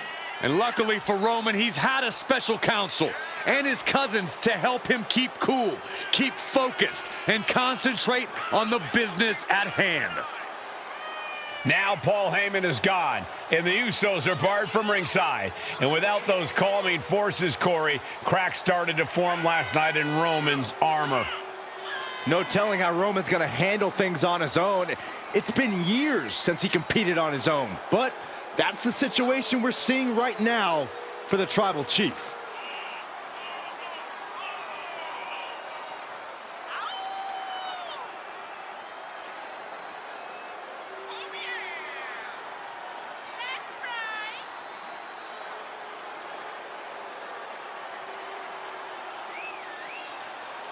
In recent weeks, Seth Rollins touched on the one thing that Roman Reigns has not been able to get over: the dissolution of the Shield at the hands of Seth Rollins. Roman Reigns is a loyal man, a family man, and what Seth Rollins did to his family was cowardly in the eyes of the head of the table, the tribal chief, the man who was blessed by the gods of sports entertainment.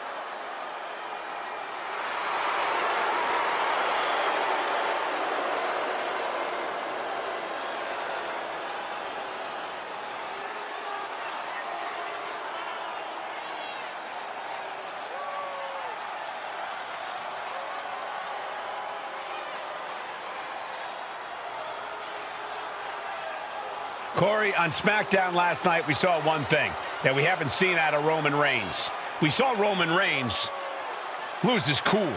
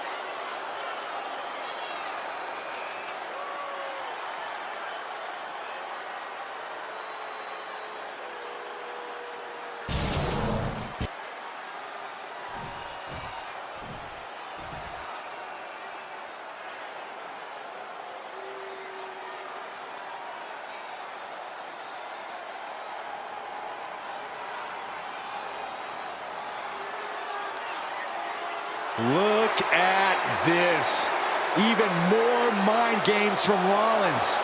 As we heard that music pop right there, the Shield, you can't help but have a little nostalgia. You can't help but think back to the glory days of when the Shield would go to town, beating everybody down. Until that man right there, Seth freaking Rollins, decided to tear it apart.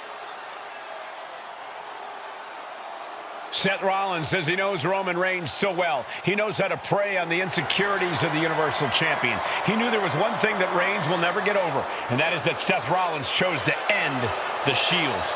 The infamous blow to the back of Roman Reigns with a steel chair many years ago, which broke up perhaps the greatest faction in WWE history.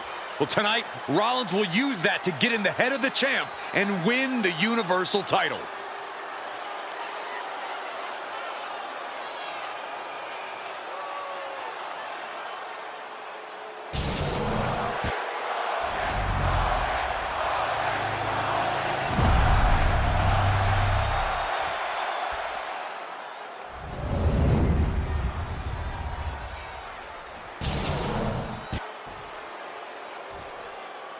The following contest, scheduled for one fall, is for the Universal Championship.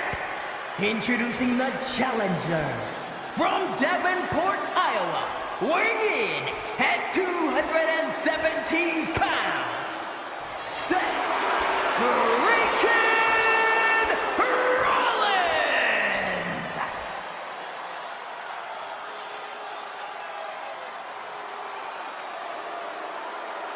And his opponent from Pensacola, Florida, weighing in at 265 pounds, he is the Universal Champion, Roman Reigns.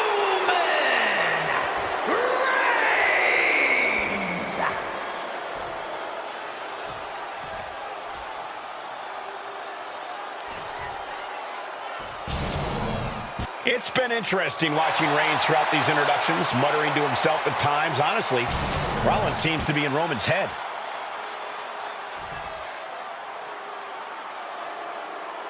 The Royal Rumble Premium Live event kicks off with a match between two former brothers.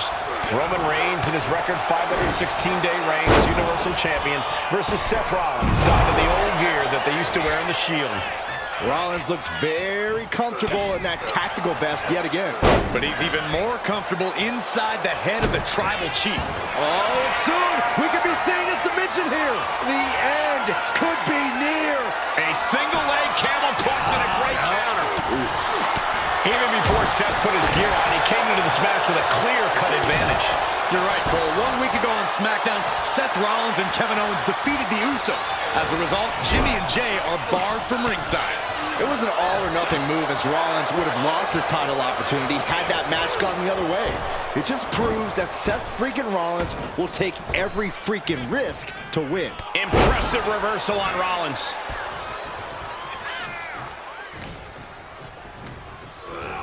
And he gets directed into the corner. No escape from these punches. So ruthless. Roman Reigns focusing that anger, using it to get the advantage over Seth Rollins. So to the stomach.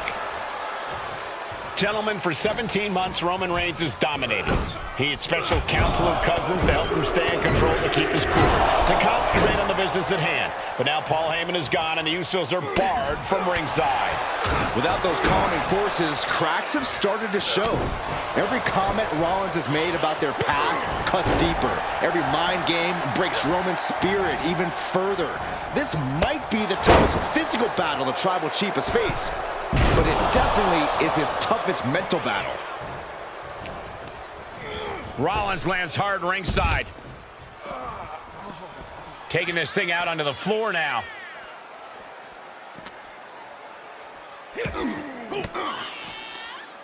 Using the elbow to escape the attack.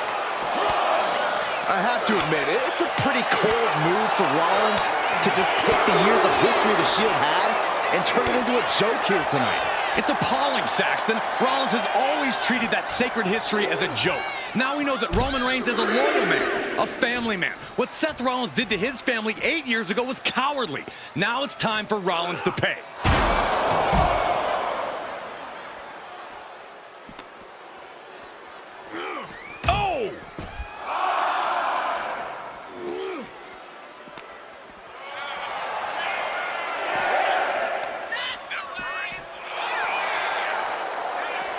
He's got to make some moves here or suffer the countout.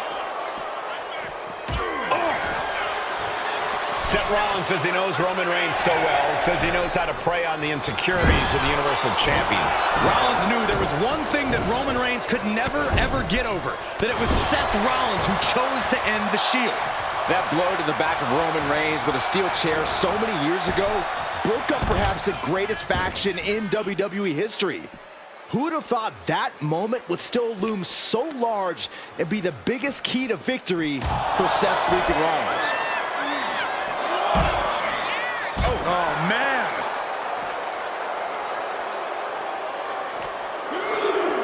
Driven into the barricade.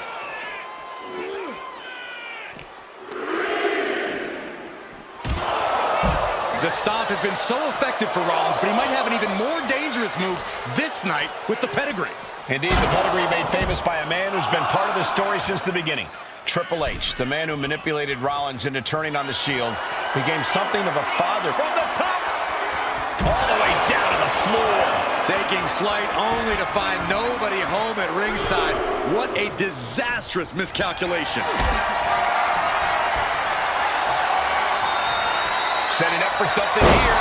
All the way down. And attacking the body here could be a smart strategy. Powerbomb position. Fighting out. Hammering away with punches to the face. Going up. Uh-oh. Going down. Punches and counters out. I hate to say this, but the Tribal Chief has become extremely frazzled without the benefit of having the Bloodline by his side. Every little move Rollins makes seems to put Reigns on edge. This outfit, the Shield's entrance music. I bet if Rollins gave Roman a fist bump, it would make the Tribal Chief go nuclear. Uh-oh. With the counter.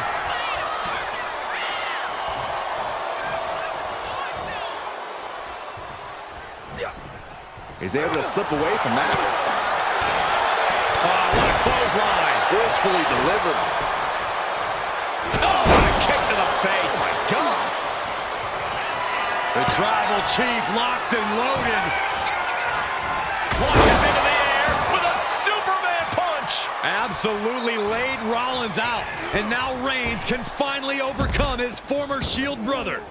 I don't know what he's got in mind heading to the floor here. Perfect execution by the champion. I don't even think Roman's aware of where he is anymore. He has tunnel vision for Rollins. The only thing the Tribal Chief is seeing right now is red. And heaven have mercy on Reigns, old Shield brother now. Whip back into the ring. Going to the top rope. What's his plan? Up high. Crossbody from the top. Springboard. Misses the target.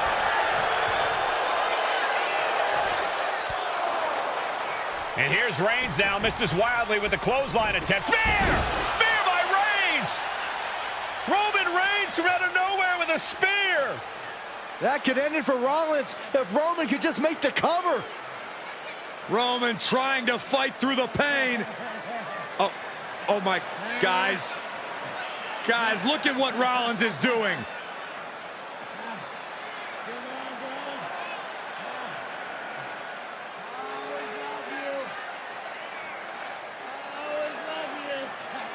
After all these two have been through, Rollins wants that Shield fist bump. Reigns shaking it off as Rollins continues to try to play mind games. Yeah, but that may have triggered a litany of emotions within the Tribal Chief. Reigns unsure of what to do.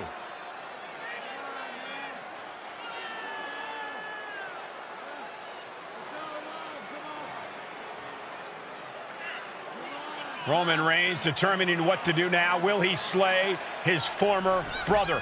Reigns now. Look, gonna lock in the guillotine. Submission well, there's move your locked answer. in. Submission move locked in. Rollins in major peril right now. Rollins looking like he's starting to fade.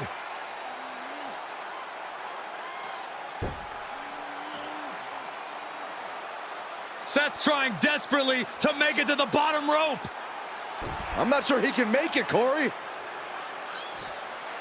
Trying to make it to the rope to force some sort of break. Seth trying to hang on. How can he do this here? Is Rollins going to tap there? What's Rollins going to do? Is he going to tap out? Well, he makes it to the rope. Reigns has a 5 count to break the hold.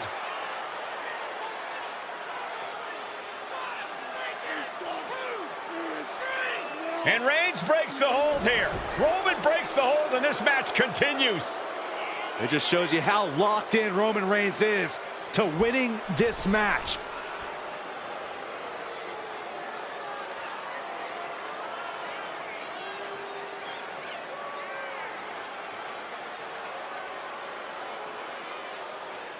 Rollins just motionless now. Roman had that guillotine locked in far too long. Reigns is setting up Michael. Here it comes. By Reigns. Perfect execution from the champ. He's got him square in his sights here.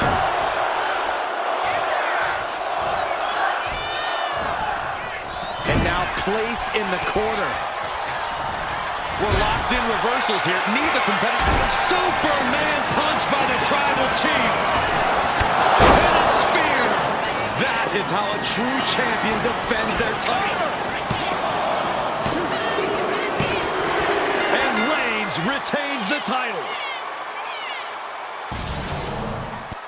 Here is your winner, and still the Universal Champion, Roman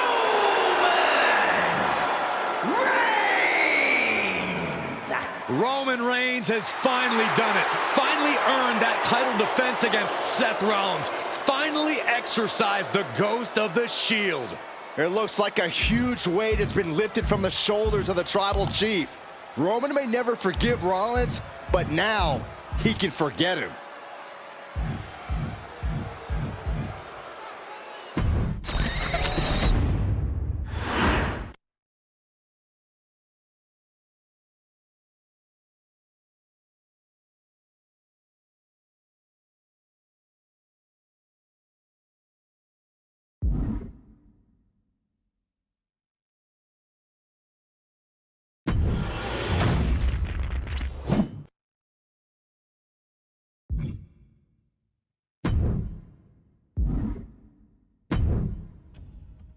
I'm the last guy to knock a revolution. I've led a few of those, you know. I admire revolutionaries. I respect evolutionaries. They are the lifeblood of the bloodline. So when Solo Sikoa seized the moment and became the tribal chief in Roman Reigns' absence, I didn't like it. I don't even think I respected it. But something deep down in me admired it. That took some forward thinking. I'm the chief now! Now we all know what happened when the OG bloodline, led by Roman Reigns, faced the new rogue bloodline, led by Solo Sikoa, in the War Games. But there was a discussion here while planning the WWE 2K25 showcase that has me, your wise man, admittedly a little intrigued. What if War Games was limited to only OG bloodline, no honorary uses, versus Solo's rogue bloodline, no honorary uses? It's 4-on-4 Roman Reigns. The Usos, Sami Zayn, versus Solo Sikoa, Tama Tonga, Tongaloa, and the most dangerous new competitor WWE has ever seen, the Samoan werewolf Jacob Fatu. What happens then? This is your moment to determine who is the real bloodline. This is your moment to determine who is the only bloodline. This is where the bloodline's legacy and the bloodline's future is in your hands.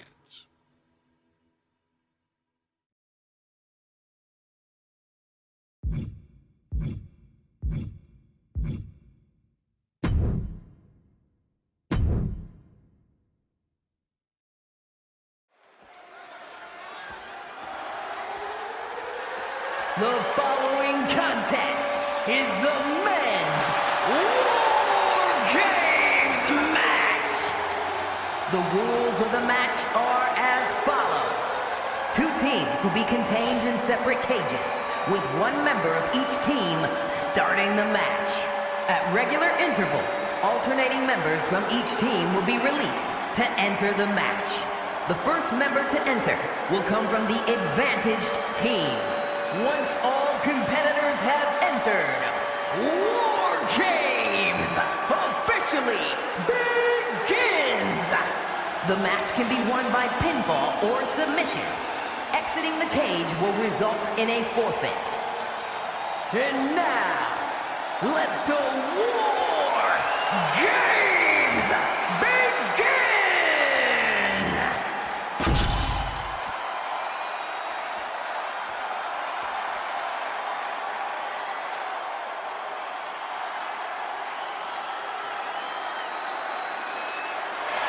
The bloodline is in chaos.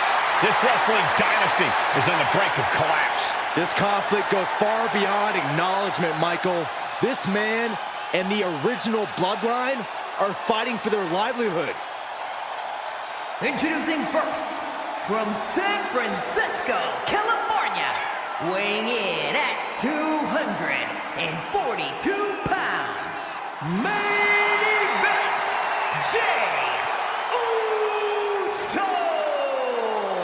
This man and the rest of the original bloodline is under attack. The new bloodline will do whatever it takes to wipe out the old guard. But this man and the rest of his crew will not go down without a fight. This is a power struggle that could not be contained by a traditional 20-by-20 ring. He's ready to bring the heavy fire to the new bloodline.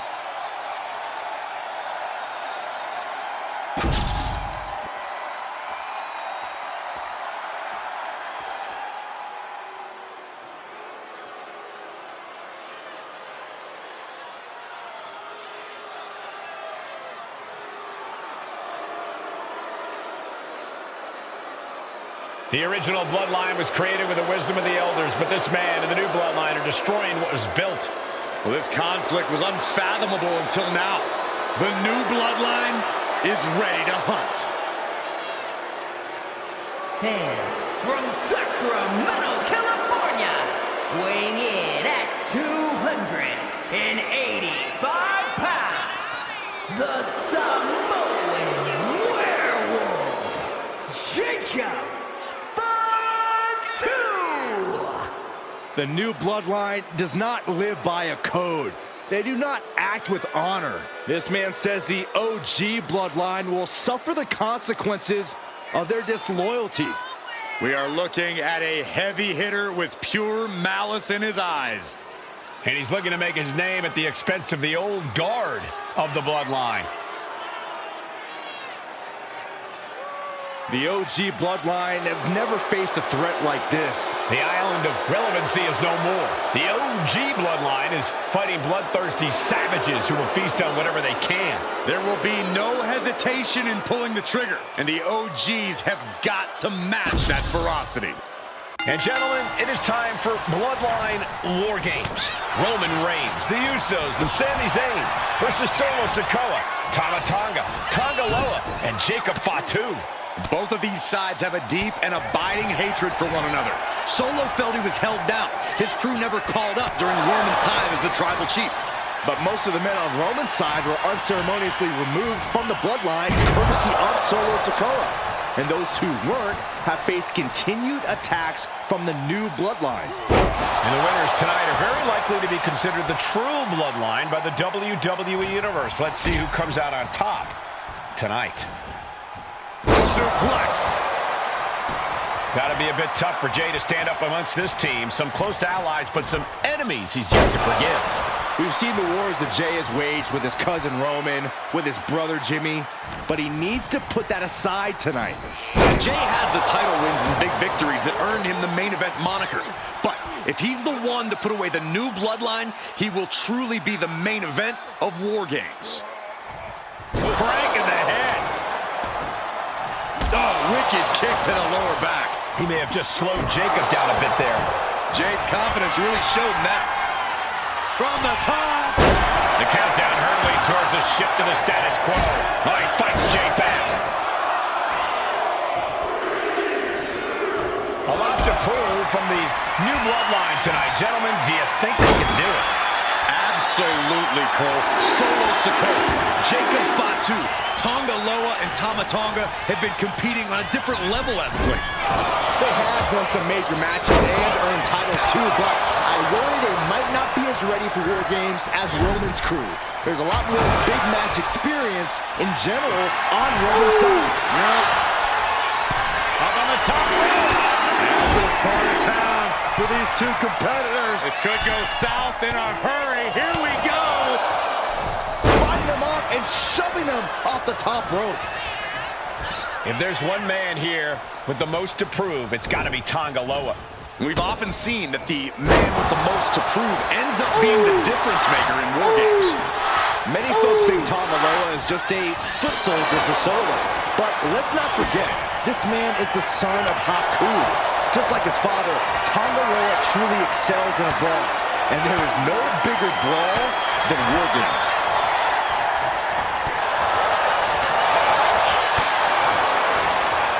Oh, he slips out of harm's way. He tosses him over and into the other ring. Things will get back to an even playing field with the next entrant.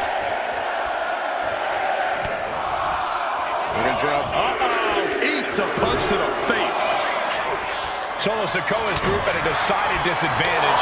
His side has less experience inside this structure. But look at how young and hungry Team Solo is. In particular, Tama Tonga is a real wild card. He's like a hyena locked in a cage with a bunch of raw meat. I even asked Tama backstage if he was looking forward to this match, and he just said to me, great journalism there, Byron. Thanks, Michael. Saw what was coming and got out of dodge quick. Targeting the throat there.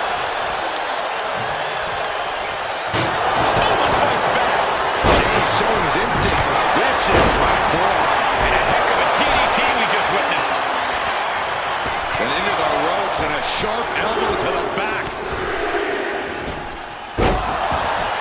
Sikoa, leader of the new Bloodline, has called himself the head of the table, called himself the tribal chief. And when he asked the WWE Universe to acknowledge him, we're hearing more and more of the crowd agree. The Solo is growing in power with big wins and title reigns, but this is his biggest test yet. Sending with a big boot. Jacob Fatu's got a problem here.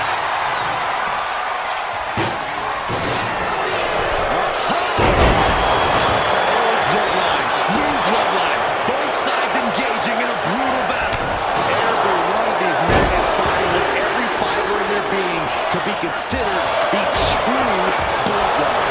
There's the buzzer, and Jimmy Uso is looking for revenge against the new Bloodline in War Games. 8 men in this war, but one seems to be fighting his own internal battle. That man, Jimmy Uso. He's currently on Team Roman, but this might be an instance of the enemy of my enemy.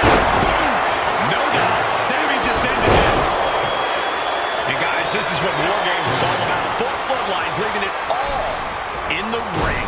The old guard and new school trading their biggest shots in one of the most dangerous environments in all of WWE. Headbutt. Vicious. Sending him all the way over to the next ring. Kick right to the gut. Golly, what destruction.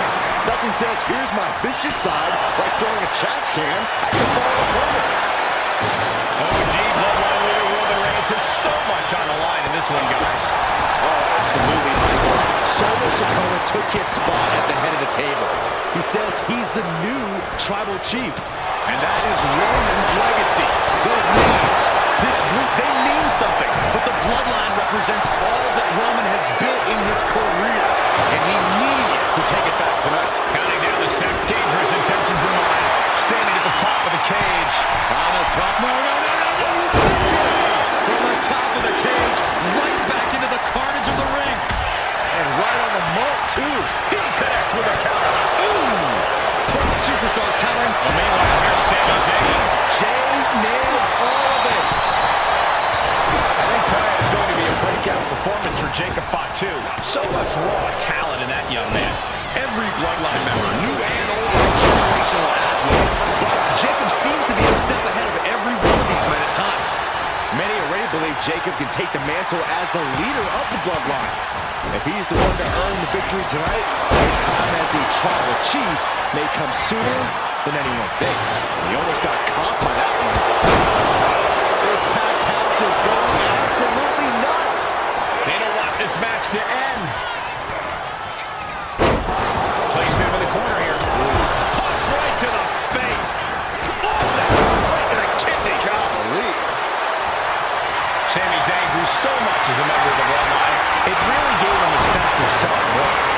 Yeah, but part of that self-worth came from defying Roman, from defeating the Usos, which, watch out! Oh, what a splash! Headbutt! Timer's almost up. This next entrant gives their team the advantage inside the cage. Spear!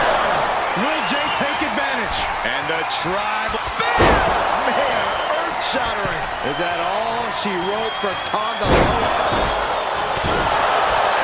How in the world do these superstars have anything left at this point? The arena's thinking the same thing. All eyes are focused on this moment. Looking helpless right now.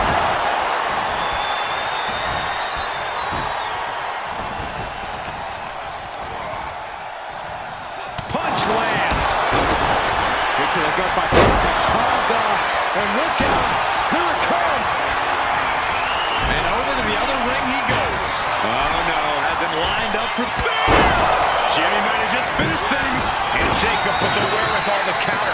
And I don't like it, but in War Games, a one-sided brawl is all perfectly legal. Strong suplex. Zayn had him up. Going down, punches and counters out.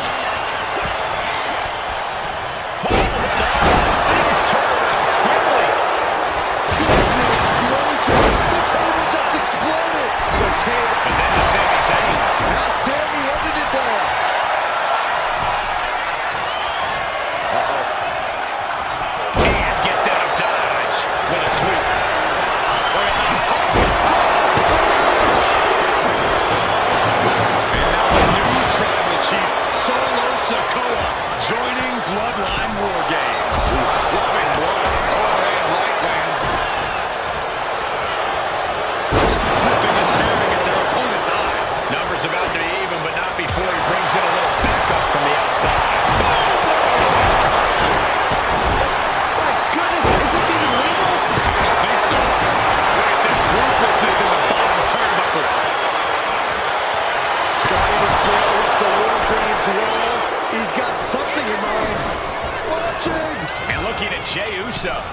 a moment to get pumped.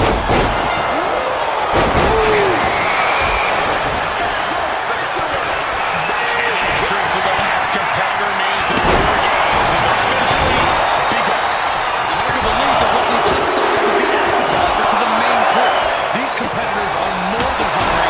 They're starving for a war, starving for supremacy. This is War Games.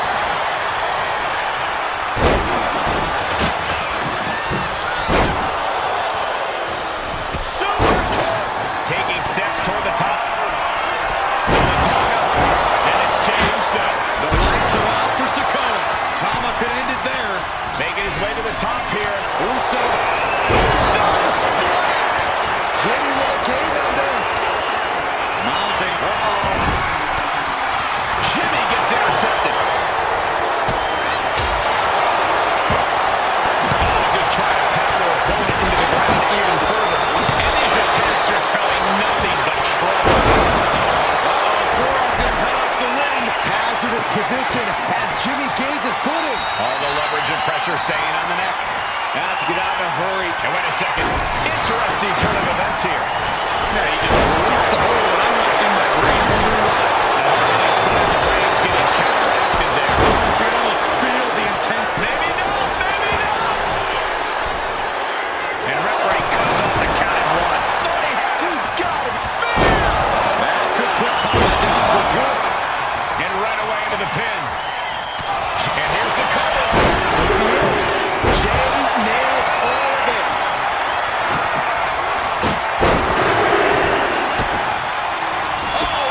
Super kick, a double super kick. That was vicious. Will Jimmy seal this up? And now Tama.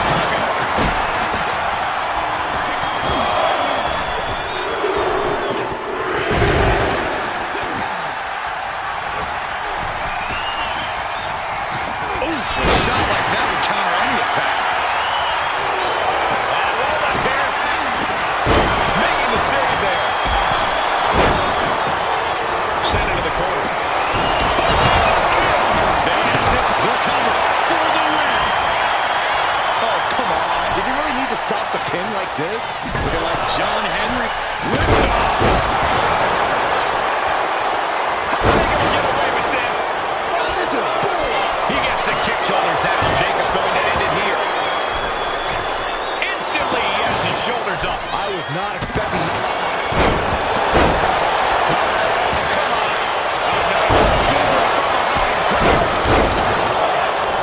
Kick out at two. Almost inhuman at this point.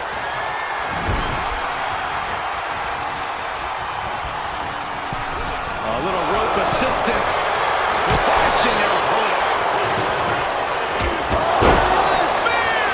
Jimmy with a game ender.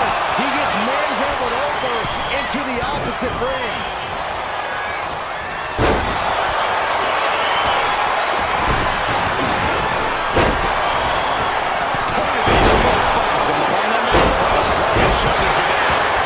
He comes to the rescue for his team, and it's Jay.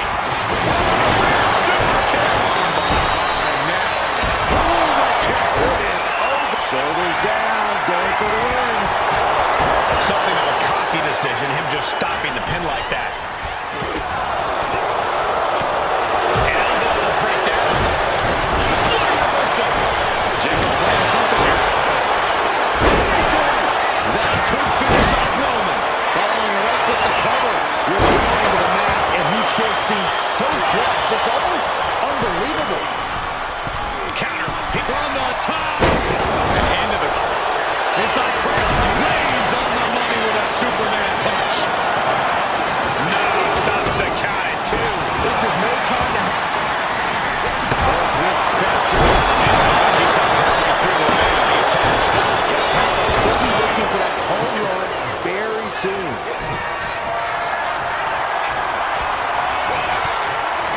Taking head over heels. To the spine. Make your legs go numb. Sent flying over to the other ring. Superman punch by the tribal chief. Will that be it? Will that be enough?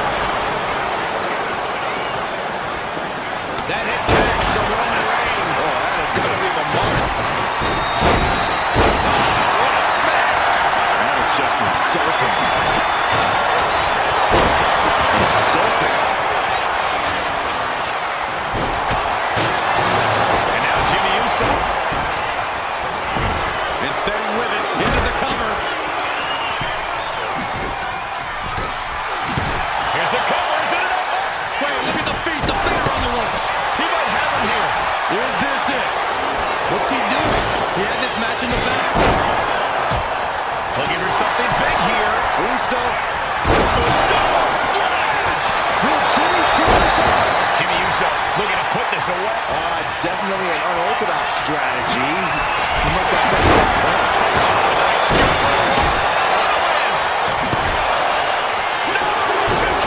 This is insanity. Did you expect anything less? Then we see Reigns.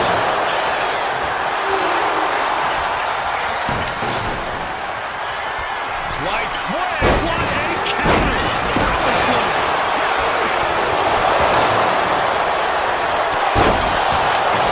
It's Reigns taking in another big hit. Both wrists captured. Knee strike. Will Sammy recover? Breaks the pin. He keeps this one going. Here's the cover. I think this may go away. Not like this. Big pickup by Tama. And look out. Here it comes. Tonga twist. Tama could end it there. This has to be it. Keeps his team in this one. Now Jimmy. He's hooked up. Drives his opponent down with a Uranagi. From the top. Oof, no way home. Up the electric chair. Down for the drop.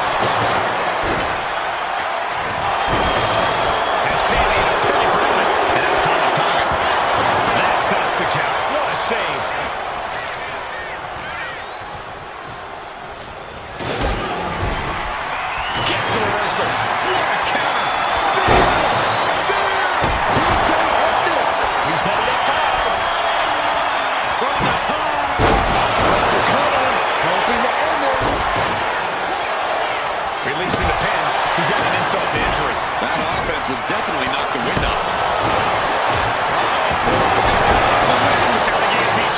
He's forced to tap out. No other choice. And Team Roman wins the games. The new bloodline has fallen. Here are your winners. Roman Reigns, Jimmy and Jay Uso, and Sami Zayn. Unbelievable. Roman's original bloodline crew found a way to work together and reestablish their dominance. You may not know who your brother or enemy is by their last name, but when you're in battle, look to your left.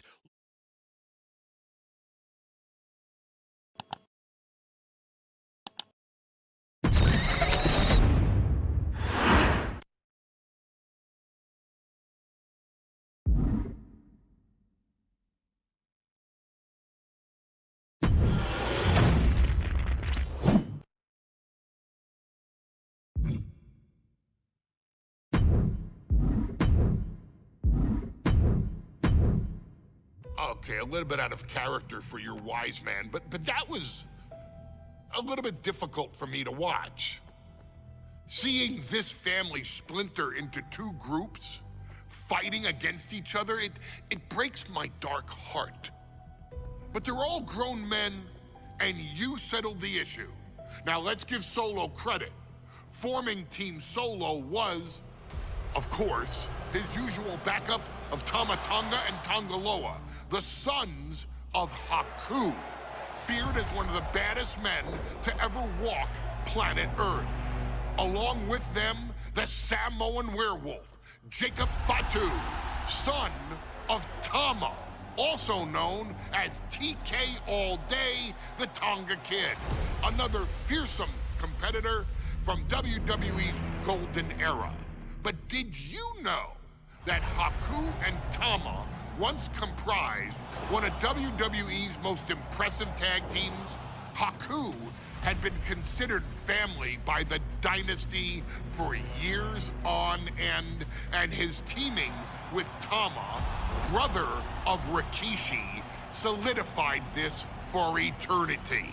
The Islanders were a formidable test for any tag team in WWE in the late 1980s, competing against teams like the Hart Foundation and the British Bulldogs. Initially fan favorites, the two would embrace a more hard-nosed approach and even teamed up with WWE Hall of Famer Bobby the Brain Heenan, finding even more success. The team flawlessly merged aerial excellence, martial arts mastery, and some good old-fashioned Islander grit. Perhaps their most infamous moment saw them actually dog-nap Matilda, mascot of the British Bulldogs, showing that they were willing to do literally anything to throw opponents off their game. Both men are still revered today as two of the real legit tough guys in the industry, names that instill fear simply upon mention, and they absolutely taught their children well. Tama Tonga and Tonga Loa both loved to slowly brutalize an opponent in the traditional Haku style, while Jacob Fatu hurls his body at opponents from all angles with reckless abandon, much like Islander Tama in his TK all-day heyday. For their inclusion in the 2K25 showcase, we find the Islanders in a dream match, taking on another team that has mastered the air, ground fighting, and has their own brand of swag that keeps opponents guessing at all times. Ladies and gentlemen, I'm talking about the Street Profits. Montez Ford and Angelo Dawkins have put together one hell of a run in WWE, and the perennial tag team champions are going to find themselves in an unfamiliar setting, taking on Haku and Tama in a best 2 out of 3 falls match. Anyone can sneak a win out, but Haku and Tama often competed in this type of match to fully demonstrate the superiority to their opponents. And you can bet that they're out to do the same thing to Angelo and Tez. So get out there and showcase the tag team mastery that the Islanders used to terrorize their opponents. Lift your party cups and take one last sip for the Street Profits. And don't worry, no one will hold you responsible for the damage you and the Islanders caused them, because I assure you, the Islanders can handle the smoke.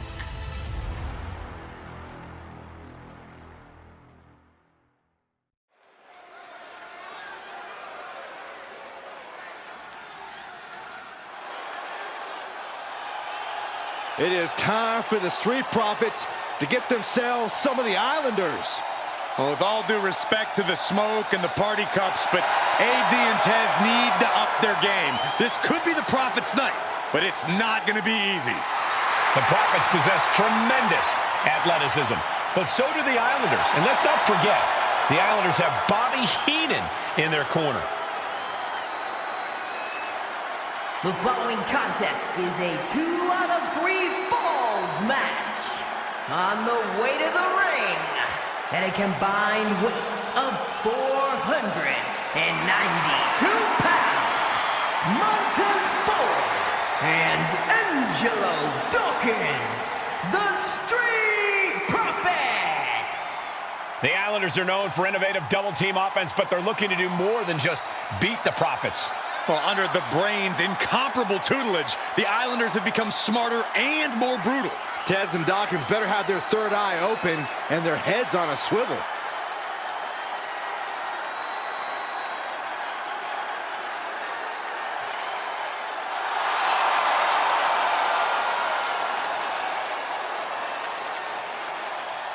I expect to see expert-level tag teamwork from both the Profits and the Islanders, with supreme athleticism from all 4 competitors. What this match could boil down to, guys, is which team picks up the first pinfall. It's not going to take long for chaos to rule. The Profits and the Islanders are ready to see who is the best tag team on Earth.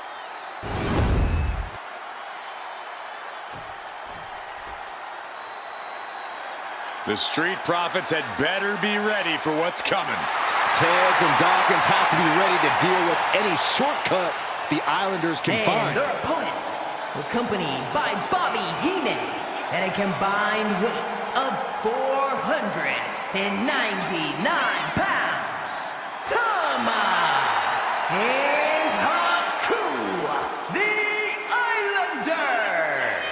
We know the Islanders are as vicious as they come, but the Street Profits excel in all forms of chaos. Yeah, Corey, but the Islanders have a plan and will stop at nothing to carry that out.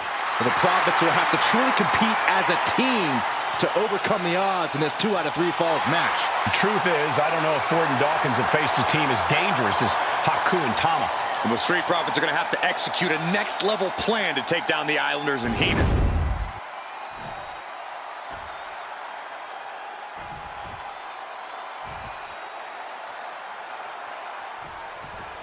The Islanders and Street Profits facing off here in a 2 out of 3 falls match. Two teams that mix high flying and hard hits with ease. This is going to be exciting. The Islanders move at such speeds that you can't take your eyes off them for a second. The Street Profits have got to be at their best if they hope for a win tonight. You can tell that Haku and Tama want to end the party for Dawkins and Ford. Luckily, they have the biggest party pooper in WWE in their corner in the form of the Weasel, Bobby Heenan. 2 out of 3 falls matches are a unique test. Corey, break it down for us. What's going through the Profits' minds here? Well, Tez and Dawkins cannot allow themselves to get frustrated, because if you lose your cool, you lose your focus, and you start to make mistakes. There's a little more room for error in a multi-fall match, but not much when the competition level is this high. So many accolades for Dawkins and Ford. Triple Crown Tag Team Champions, multiple WrestleMania wins. This win could be another major feather in their caps. It could be, but for the Islanders, all those accolades are motivation. Haku and Tama know they're the best tag team around, so they want to knock off the Profits and prove it. Then maybe they'll get the respect they rightfully deserve. Return fire from Montez Ford. Big forearm. Relentless aggression coming from Haku here. The Islanders straight up crushing the Profits here. He's been put through the ringer tonight. Tag. All right, he's got to refocus up now. Ouch. Ooh, tossed with the suplex. A 2 out of 3 falls match is a different beast and a bit of a rarity in tag team competition. But one of these teams actually has a bit of a history with the stipulation. Yeah, Cole, the Islanders have a history of success in multi-fall matches and in high-profile situations, no less. They competed in the main event of the first Royal Rumble event in this kind of match and won it in 2 straight falls. They also won a 2 out of 3 falls match on Saturday night's main event. Bottom line, the Islanders are more than ready for this. Hopefully, the Street Profits are quick learners. Clamping down hard on the trapezius muscle. Being set up in the corner for something.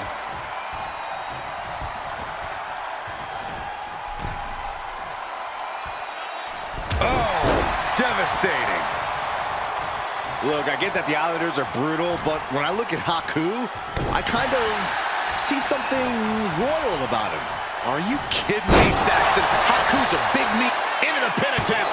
He forces a break before the count of 2. Just kicking out at 1 takes a lot in a match like this. And that cancel out Tama's offense. Oh, nice. Schoolboy from behind. Cover! Oh, somehow. He couldn't make much of that pin attempt. There it is. Reversal.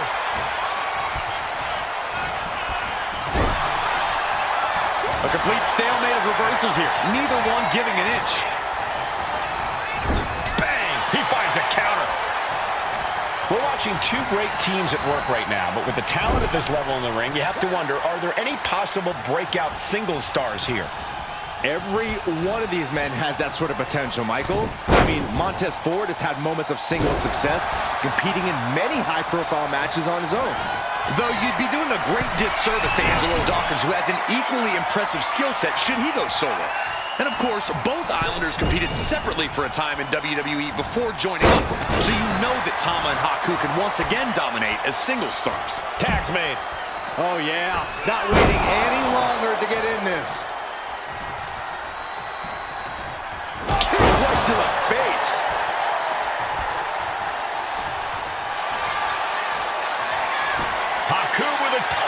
death grip. Got this one locked in extra tight. This might be it. We're either gonna hear a tap or a snap. He gets there in time, and their team lives on. Clothesline! Oh, that'll leave a mark. Something that Tez and Dawkins need to watch out for tonight is the presence of Bobby the Weasel Heenan. He'll do anything for his clients. Don't you dare disparage the brain, Saxton. Heenan is indeed a wise man who has quickly brought the Islanders up the ranks. They'll be tag champions in no time. Finds the roll-up. This could do it! He just might regret this decision. Targeting the stomach to reverse that maneuver. A big kick to the gut and a clubbing forearm. I think you really felt that one. And now that might be a confidence booster for the Street Profits. And he's tagging his partner in. Forearm smash! The Street Profits having a bit of trouble here against the Islanders. There's just something about the Anawahi family that Tez and Dawkins can't quite overcome. Roman Reigns, Jacob Fatu, Tonga Loa, Tama Tonga, and of course the Usos. Every person with Bloodline affiliation has been a real problem for the Profits. Let's see if their fortunes change against the Islanders. Getting back to his feet, but might want to reconsider. Up high! You gotta be kidding me! The 1-2 punch of high risk, high reward. My God, the Islanders continuing the assault. The Street Profits just don't know the word quit. This is not just about winning. This is about taking over. Has him in the corner, thinking of the next move. Thomas saw what was coming. This is a big night for the Street Profits. Their party cups are filled to the brim tonight. I took a sniff of it, and it nearly knocked me out. I've seen tap water knock you loopy, Saxton, but I know for a fact that the Profits have the strong stuff in hand tonight. In fact, I've heard the Islanders plan on taking a victory swig after this match. They can definitely handle it, Corey. Tama and Haku have very strong heads.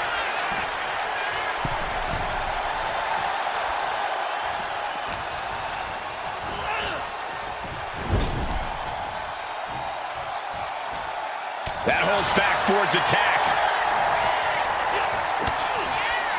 Chop combination. Across the forehead and right to the chest and then the throat. Wicked. I'm glad the Islanders are able to compete tonight. I was worried they'd have to serve another suspension. Oh, what a phony charge that was. Heenan and the Islanders did an amazing job as dog sitters, and they got punished for it. Then again, the corrupt president who handed out that suspension also vacated the WWE Championship for no good reason. Yeah, Corey, there's just too many things to correct you on there. And Thomas' focus got lost there. Montez certainly wasn't fooling around with that attack. Put in the corner now. Connects. Saw it coming. Sunset flip.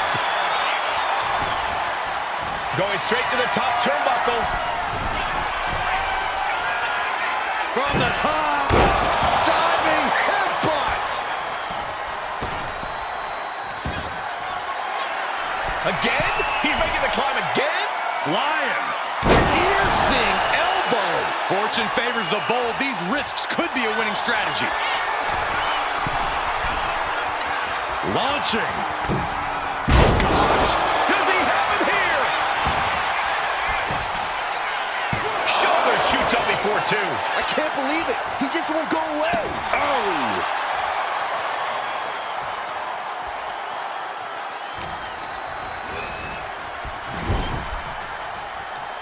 Counter. He knew just what to do.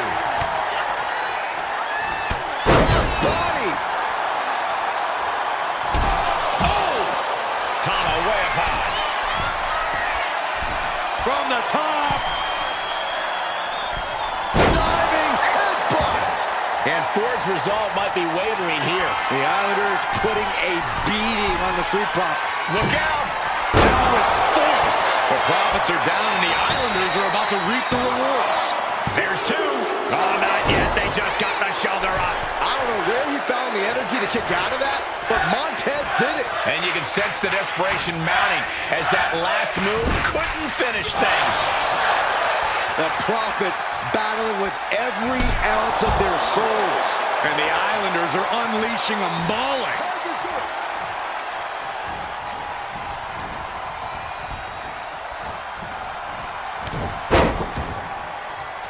Make a wish. Tom has culminated a great game plan now. Somehow Montez has to turn the tide. And into the turnbuckle he punches it. Tag made, the Islanders. What do they have planned here? Oh, Double team savate kick. And the Islanders just sent the Profits up in smoke. And here's a cover. Could be it. Going for the cover. He's got an early fall in this one.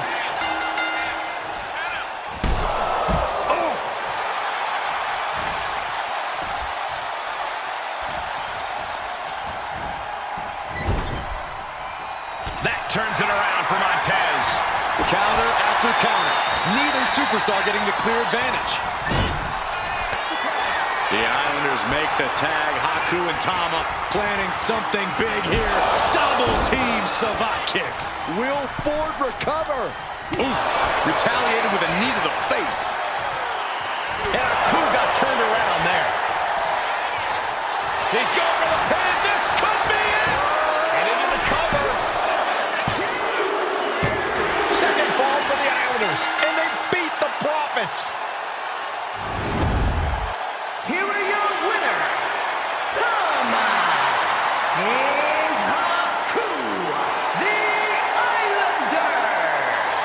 What a matchup. The Islanders met the Street Profits at every turn in the air and the ground. This loss is going to hurt Dawkins and Ford for a long time. Look, we saw tremendous tag teams do what they do best, but only one could win. And the Islanders stepped up and got the job done. Tama and Haku just proved they are the best tag team of any era.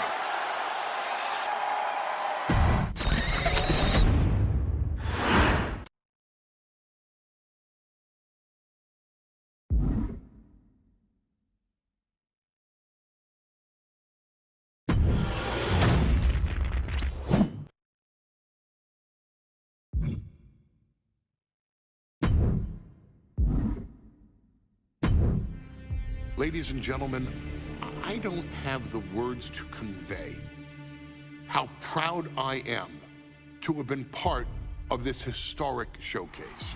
Having worked alongside this family, this bloodline, for so many decades, reliving moments that I got to experience firsthand has been a privilege of the highest order.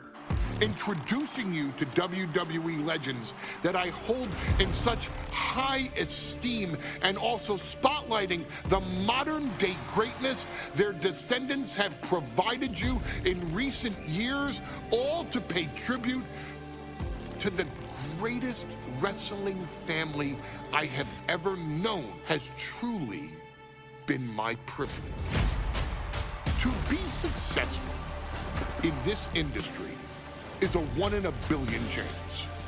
To see one bloodline continuously pump out superstar after superstar, champion after champion, generation after generation, is a testament not only to the skills they possess, but also to the work they put in to become absolute masters of their craft. And it cannot be stated any other way. This dynasty, this family, this bloodline has mastered every single solitary aspect of professional wrestling. And by reliving their magnificent history, you've begun your path of mastery as well. You've conquered former champions, righted some very egregious historical wrongs, survived war games, and even settled the question as to who the true tribal chief really is. You've unlocked WWE legends who are now ready to unleash their special brand of offense on current WWE superstars who didn't think they'd ever have to face these classic competitors like Haku or the Wild Samoans. It wasn't easy, and you definitely had to get a little Usi along the way. But you showed that bloodline spirit and determination, and now you stand at the top of the mountain. On behalf of WWE and the 2K families, we all thank you so very much for playing. And on behalf of every fan of this beautiful performance art known as professional wrestling, we thank you, the Anoa'i, Fatu, and Maivia clans, for decades of entertainment and generations of pure brilliance, for creating greatness with your hard work and sharing it with all of us so freely. Before we go, we do have one last surprise for you at home. Now that you've showcased your skills and earned a spot as an honorary Us, it's time for you to choose who rules your WWE Universe as the Tribal Chief. Is Roman Reigns still your Tribal Chief, or have you thrown in with the attempted coup by Solo Sikoa? Do you want to see Tamina finally rule over everyone, or is it TK all day, every day, don't you say? Regardless of who you choose, you've earned the right to acknowledge your Tribal Chief.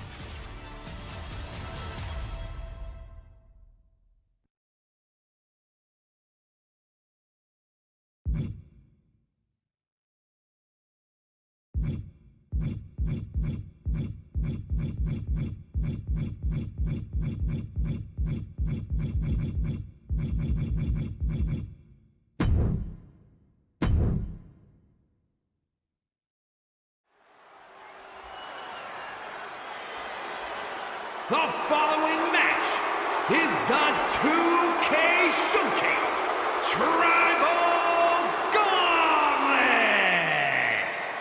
The winner of this match will be acknowledged as your Tribal Chief. The rules of the match are as follows. 2 superstars will start in the ring. When one superstar is eliminated, a new superstar enters. Eliminations can occur by pinfall, submission, disqualification, or countouts. The match will be won if the first entrant eliminates all other entrants in the match.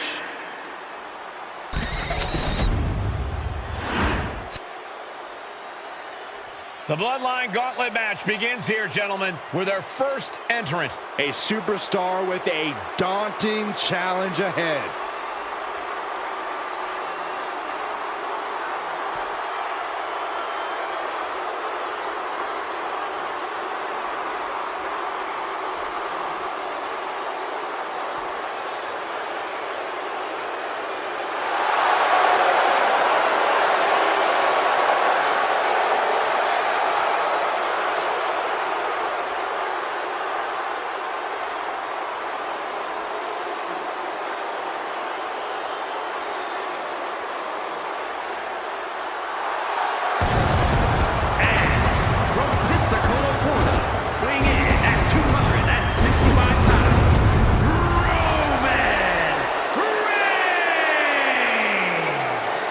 Grinding your way through the Bloodline, one of the biggest dynasties in history? Is it even possible? Well, it's highly improbable, but nothing's impossible in WWE.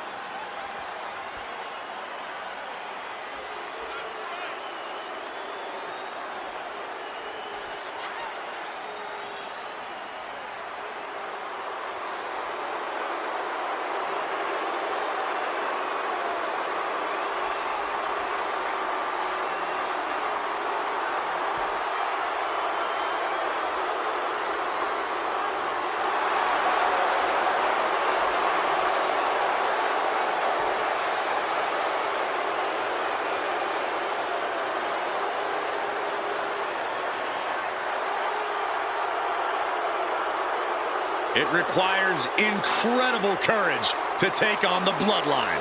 And there's no tougher challenge than taking on the entire Bloodline in a gauntlet match. Can't imagine what's going on inside this superstar's head.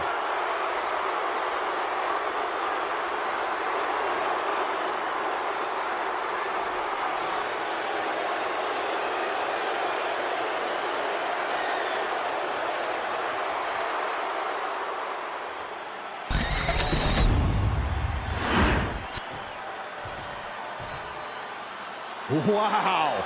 How's this for an opening opponent in a gauntlet match? Makes you want to throw in the towel before the bell even rings.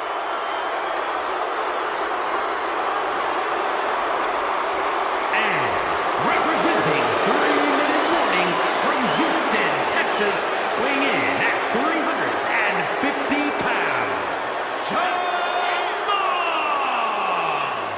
And on the other side of this first hurdle, just one of the Bloodline's most savage and powerful members. The Bloodline starting things off with a bang, looking to make short work of this challenger. This is where it begins. The ultimate gauntlet challenge against the full might of the Bloodline. Win or loss, this is an historic undertaking.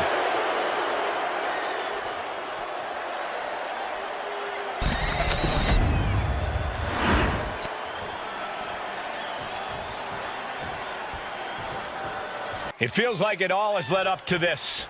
A chance to place yourself at the head of the table. Nice takedown. Stack them up. Turns it around and the shoulders are down. Shoulders down. Reverses the pin. Shoulders down. Forces the shoulder up. This match is not going to end so soon. Headlock. Oh, cheap shot right above the eye. And we know there was turmoil in the family coming into this match, so much so they decided a gauntlet match was the only way to set the narrative straight. Let's call it what it is, Michael. The family wants to put this member in their place, wants to bring them down a peg. To me, tonight reads more like punishment for having ambition. And they just tossed them aside. There's a lot of hard ways to land, but that might be the hardest. Jamal on the receiving end. He puts him into the corner. Oh, shoulder to the gut. So ruthless.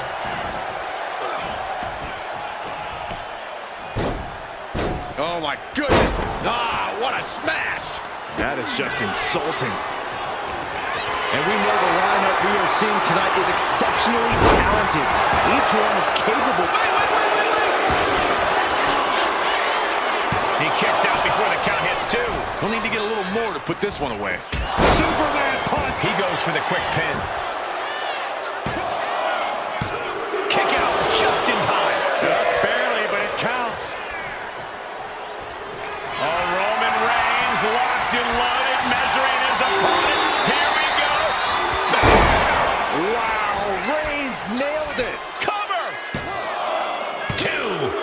And so Jamal is through in this gauntlet match. That was quite the elimination, but we are far from the end of the road here. Time for Haku to enter the gauntlet and prove something.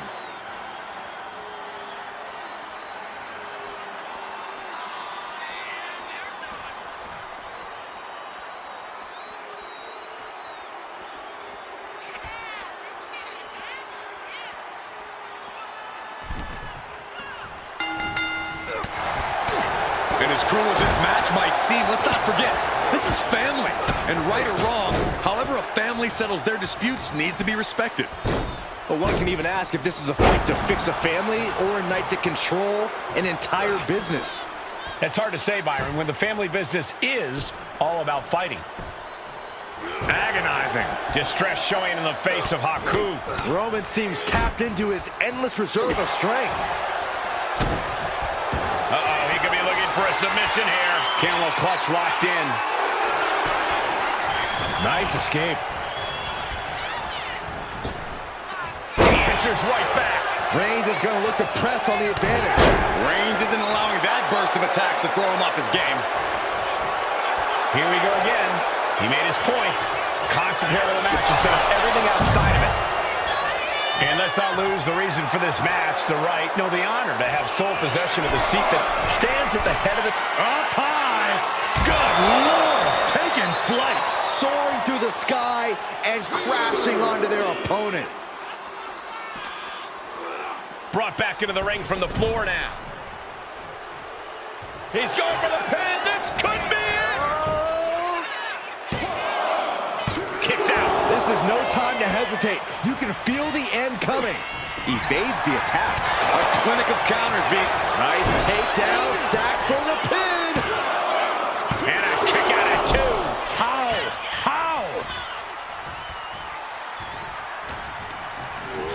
And now placed in the corner. Roman cannot be stopped here. Looks like Haku is having trouble generating any sort of defense. Climbing to the top. What's he think? From the top. The cross connects. Is it enough? The cover. 2 count. And he fights it off. Getting dangerously close to ending it all there.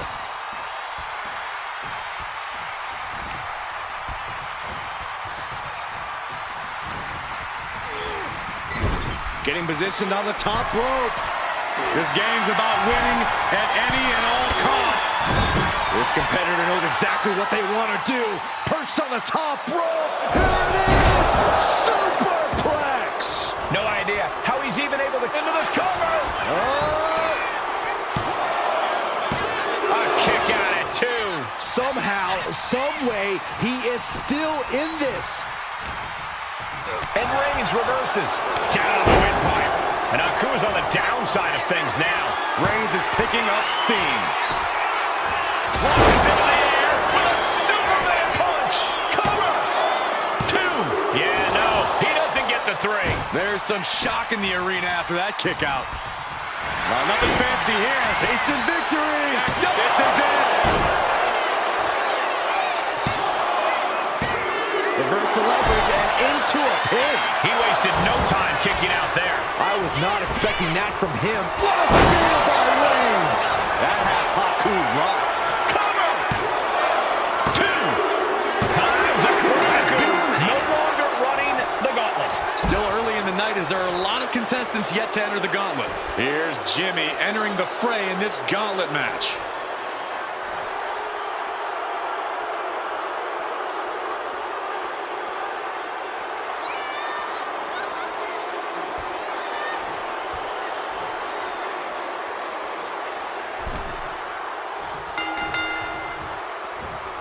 Load up. Connects. Saw it coming. Finally, Roman's able to interrupt these attacks for a moment. Maybe Reigns has found a new source of aggression to battle back with. Roman, nice takedown, stack for the pin. Makes the cover. The early cover. Too soon. Going for the cover. And bypasses the pinfall. Trying to get this over with pronto.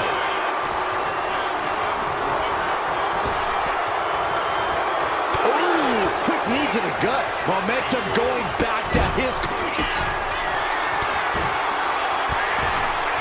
He's looking for some sort of respite, unable to get out of the ring. He doesn't want to be hung up in the bottom rope like that. Drive by. Scrambling up the top turnbuckle now.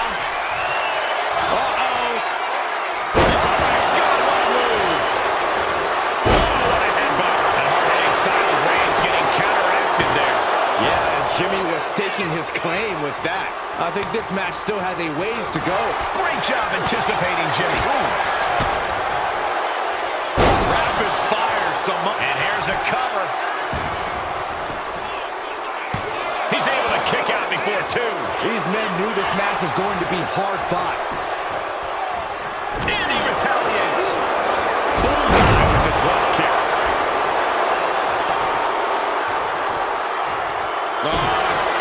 Stop to the tummy. Tummy? Dragon screw. He can do it here. And he kicks out at 2. He thought he had it.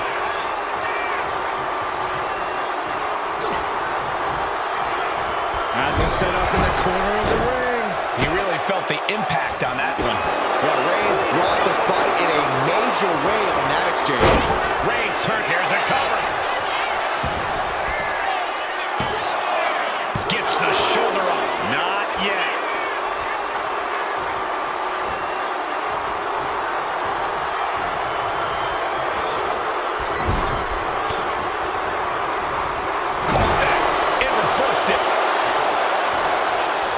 superstar trying to counter and gain an advantage. Nice takedown. Stacked him up. And he powers out. Couldn't quite slam the door yet. And Reigns got turned around there. Back and forth, counter after counter. Going head to head, putting each other to the test. Ouch! Looks like a hockey fight's just broken out. Neither competitor is backing down. This is a war of attrition with neither superstar wanting to be the one who surrenders. You can feel the contact, and so does, and he goes for the pin. A kick out to stay alive. Somehow, some way.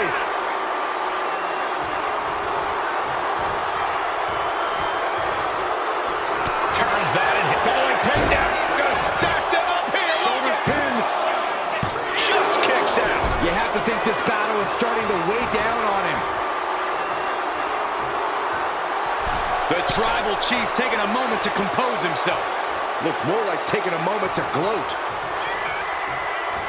That'll turn your lights out.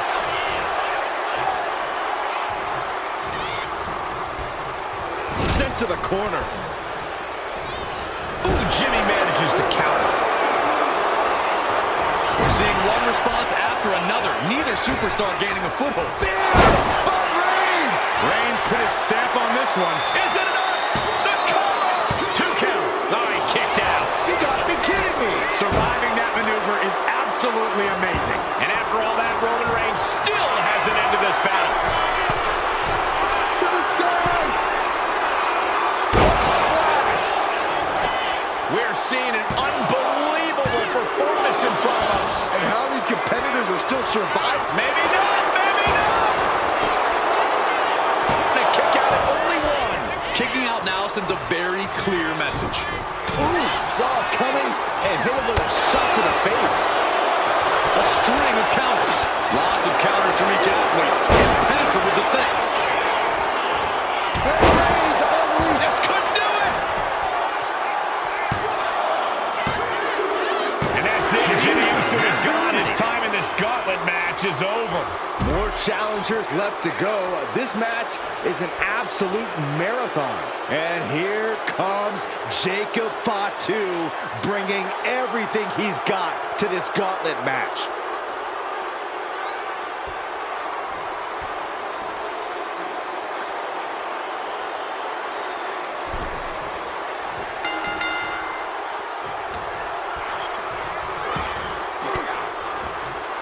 Well-placed elbow to break up the maneuver. And Corey, there's more than family pride on the line tonight. Everyone in WWE is watching, wanting to know this challenge can be conquered. And think about the bragging rights. If you run through the gauntlet of one of the most prestigious families in all of wrestling, you will automatically be considered the toughest badass walking this earth. Boot right to the throat. Momentum is pivoted towards Roman. Jacob's being cut off at every pass. Hold on a second. Could be a matter of time. Submission being locked in. It's hooked in deep. And he very quickly counters. Springboard off the top rope. Oh, missed connection. Oh, what a right. Man, that's some attitude behind it. Roman with his opponent across his own shoulders and driven down with a flapjack. He may have just slowed Jacob down a bit there. Soaring. Crash landing. Clothesline. That's using your head. Ooh, pinpointing the trachea. Neither superstar giving an inch here. Ooh. Giving up now is not an option. They have to finish this. It looks like we've got ourselves a brawl here. Both absolutely drained, but both refusing to give up. The willpower, the sheer guts of these two. Man, what a headbutt.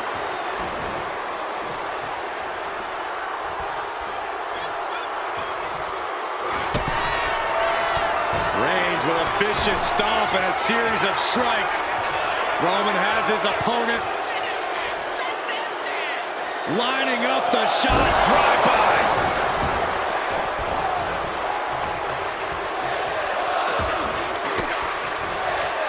Caught an elbow to the gut for that effort. Oh my! Turn that around and spiked him. Look at this. Jacob is holding in. With the counter. What a spear by Reigns. Jacob thought you've got a problem here. Not even a 2 count. What unbelievable power.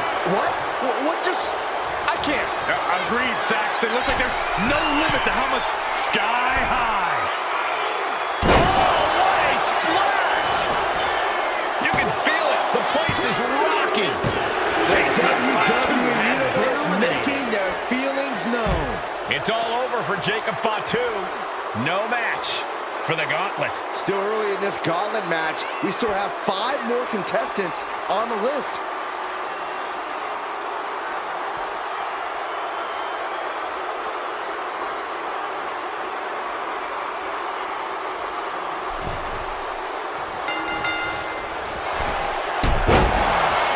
Springboard up. Off the ropes. Leg drop. How much more can you take? At this point in the match, there's no time to recover. The damage is done. Hits back with a jawbreaker. Looking for a pinfall. And she gets the shoulders up. Early pinfall attempt denied at 1. A lot of time left to go.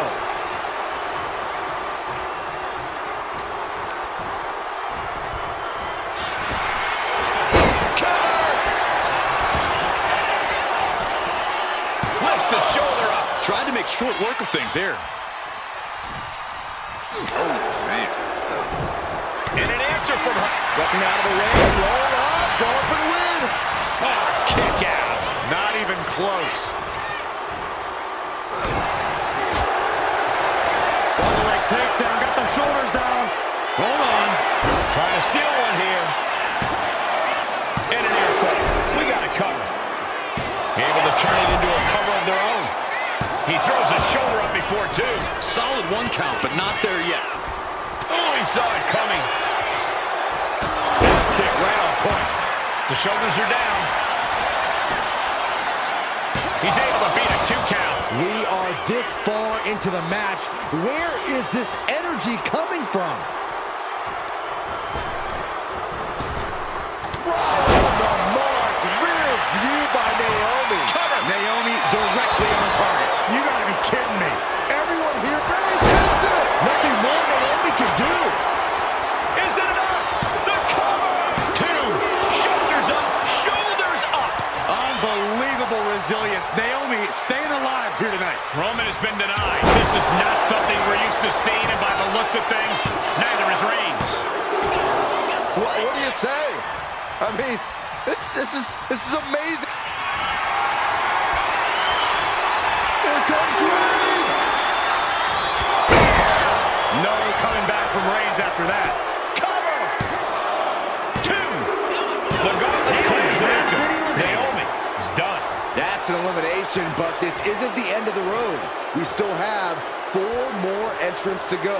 Here we go with Rikishi next into the Gauntlet.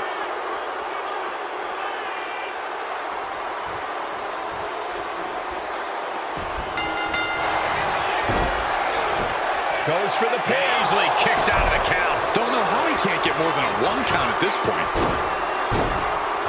Dribbling the opponent's head like a basketball. And that canceled out Reigns' offense. Back and forth, trading reversals.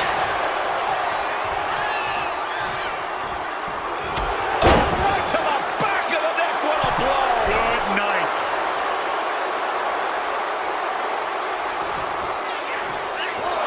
And Rikishi putting a little you-know-what on it right here.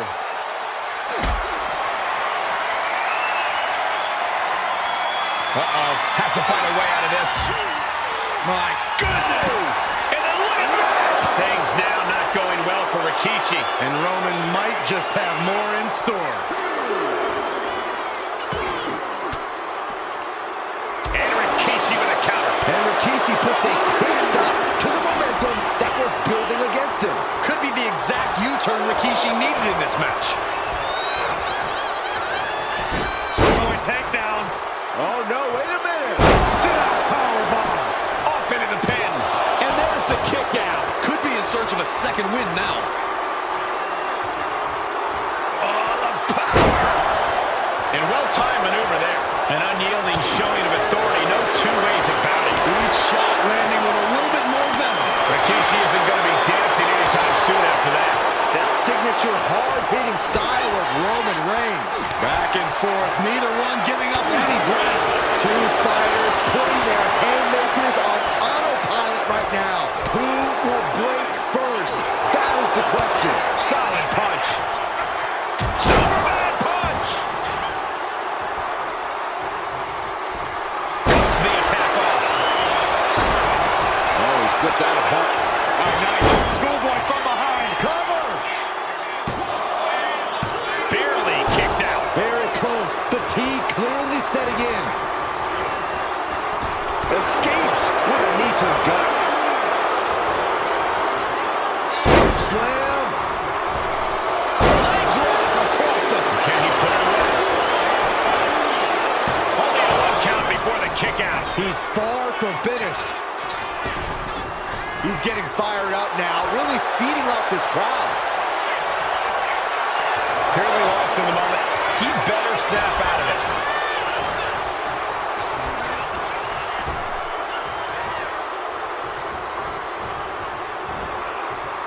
What a beaut. Turns that into a suplex. Here we go again. He made his point. Concentrate on the match instead of everything outside of it. Oh, ended up getting caught up in the air. Ooh, goes tumbling to the outside. Looks like they do not want them inside the ring anymore. Time to venture outside the ropes.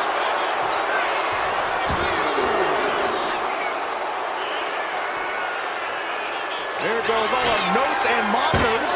This table's about to serve a very different purpose.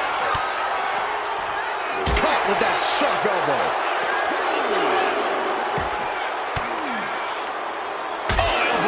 To the breadbasket for their troubles.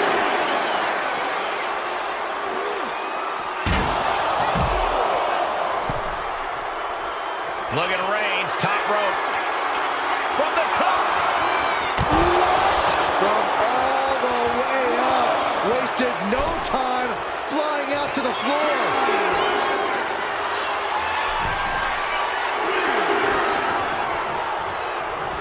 One step ahead there. Nice takedown, stack for the pin. No, stops the count at 2. I am in shock. Reigns is setting up. Here it comes. Will Rikishi get back up? Cover. 2. He's got it. Rikishi's not moving on in this gauntlet. Another elimination, but we've still got 3 entrants on deck. Oh, this is interesting. Alpha getting in on this gauntlet action.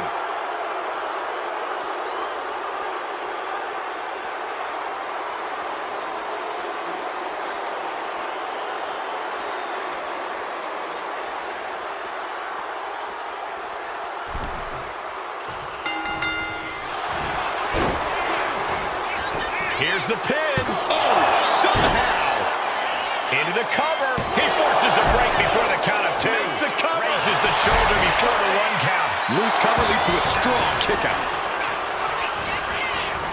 Backs them off with a headbutt out of nowhere. And at this point in the gauntlet, are you genuinely stunned by how low? Into the pin attempt. Shoulder up, and the referee ends the count. Channeling his energy to stay in this matchup. Trading back and forth blows now. Oh! The fight is on, and it's furious. Just teeing off with that fight forever vibe. Each exchange just sapping the energy from these two. Ooh!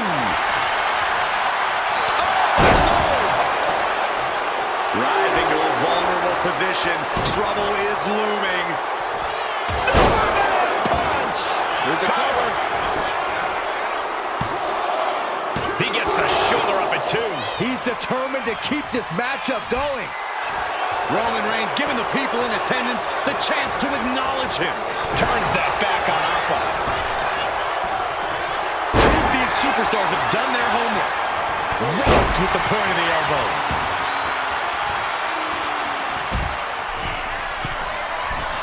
Lift off. Oh, crash and burn. Did you see that? Risking it all and taking an awful fall. Catches a punch. What a reversal by Alpha. Ooh, nasty shot to the throat. Ooh, well measured.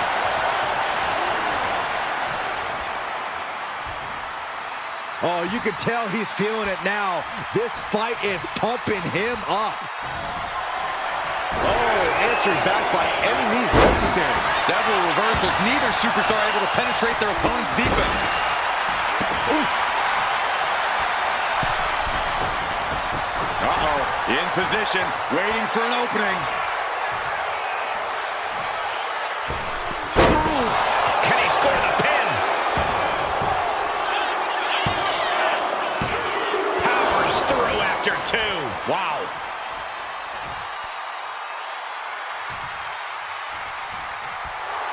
And Reigns is really fired up. I understand getting yourself fired up, but he needs to stay on his opponent. Okay, he should really focus on the match now. We get the point. Gives the reversal. What a counter. All these counters, it's like they're in each other's minds. Kick to the midsection prevents the attack.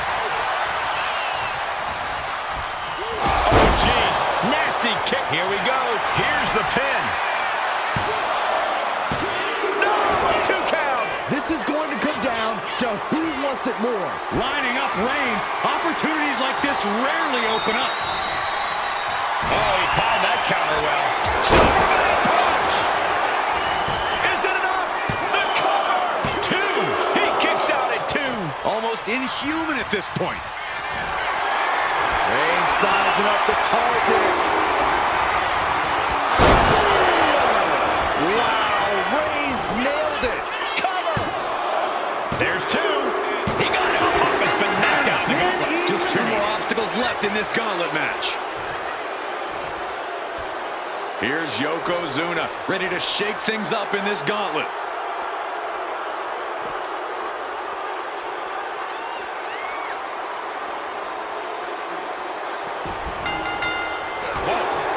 As we get deeper into this war for the head of the table, the WWE Universe has gained hope. They're starting to believe a miracle is possible tonight. The energy in the arena has shifted. Members of the Bloodline may have expected things to be over by now, but somehow one of their own has proven to be defiant in the face of all challengers.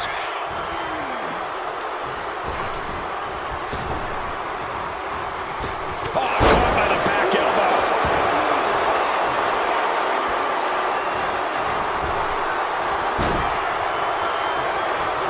Evasive maneuvering there.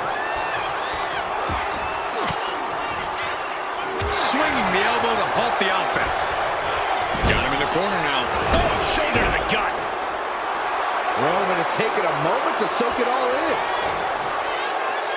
Here's the pump handle. Suplex. Launched. Nice scoop slam. Yokozuna gets countered.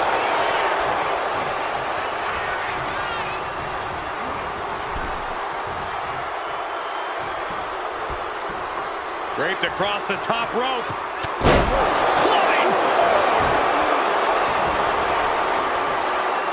Carefully measured knee drop.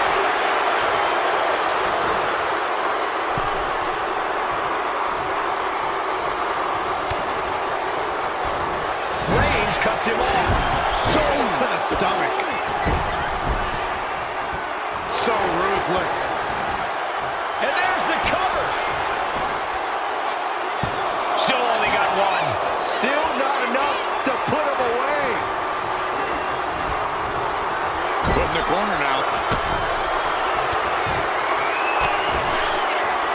for some sort of respite, unable to get out of the ring. He doesn't want to be hung up in the bottom rope like that.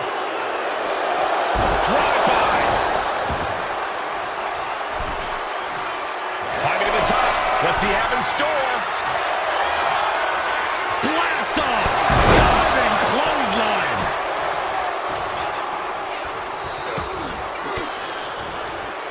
Elbow will break that up. Reigns. Oh, guillotine choke. All the force and pressure of this hold being focused in. Gotta find a way out of the guillotine. They're not gonna last long. Why would a bridge it out? Incredible. Oh, great wherewithal there. Ooh, and he stops that offense. Ooh, jumping headbutt.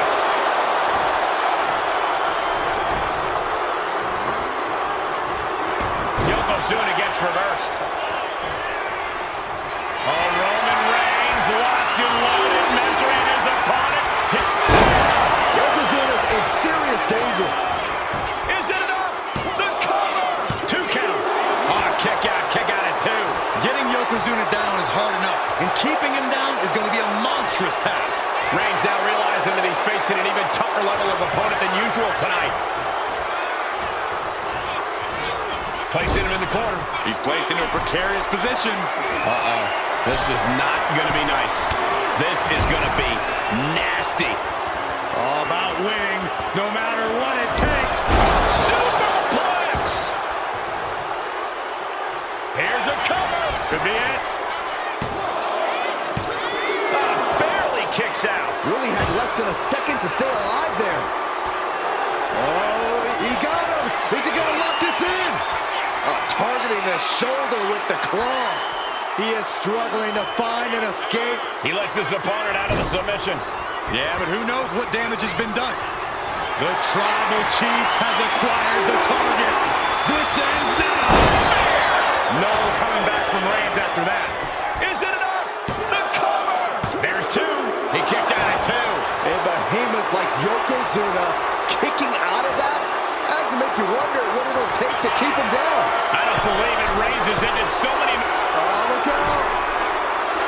Oh, man, he landed rough there. Big boot. All right, what's coming here? Submission will be applied. The end could be near for the Tribal Chief. And he very quickly counters. Put into the corner. What could be next? Yokozuna turns it around. A brick wall running into you.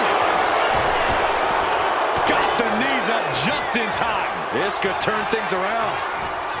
Superman punch from Reigns. Cover! 2. And that'll do it for Yokozuna's tenure in this gauntlet match. It's been insane since the opening bell, but we're not done yet. We got one more contest to go. Gauntlet time for Tonga Loa. Here we go.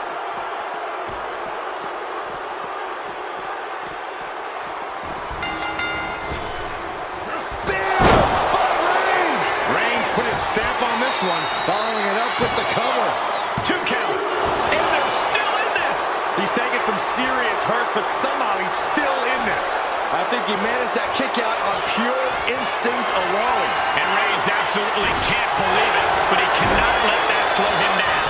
The cover! One final adversary stands in the way. The road is interrupted. The finish line is in sight. Cover! Finish. He clearly wants to dish out more punishment. Clothesline! Oh, that'll leave a mark. Reigns gets out of harm's way. Here's the pump handle. Suplex! Launched.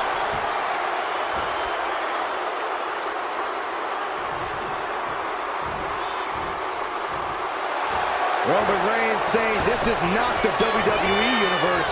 This is Roman's Universe. There it is! Reversal!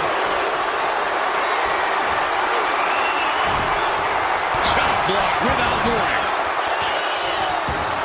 And I think this reaction is only firing him up. He loves it. Assaulting the knee with purpose.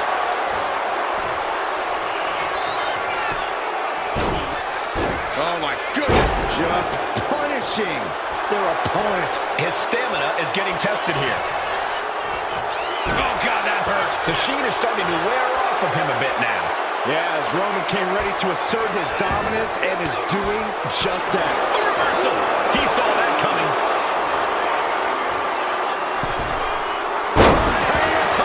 Roman's shoulders are down. Is enough to put him away? No, somehow kicked out. Incredible, absolutely incredible. Just like that, Tagaloa gets stopped. Roman Reigns setting up for his patented move. Superman punch. Here we go. Cover. 2 count. That's it, and Roman Reigns has done it.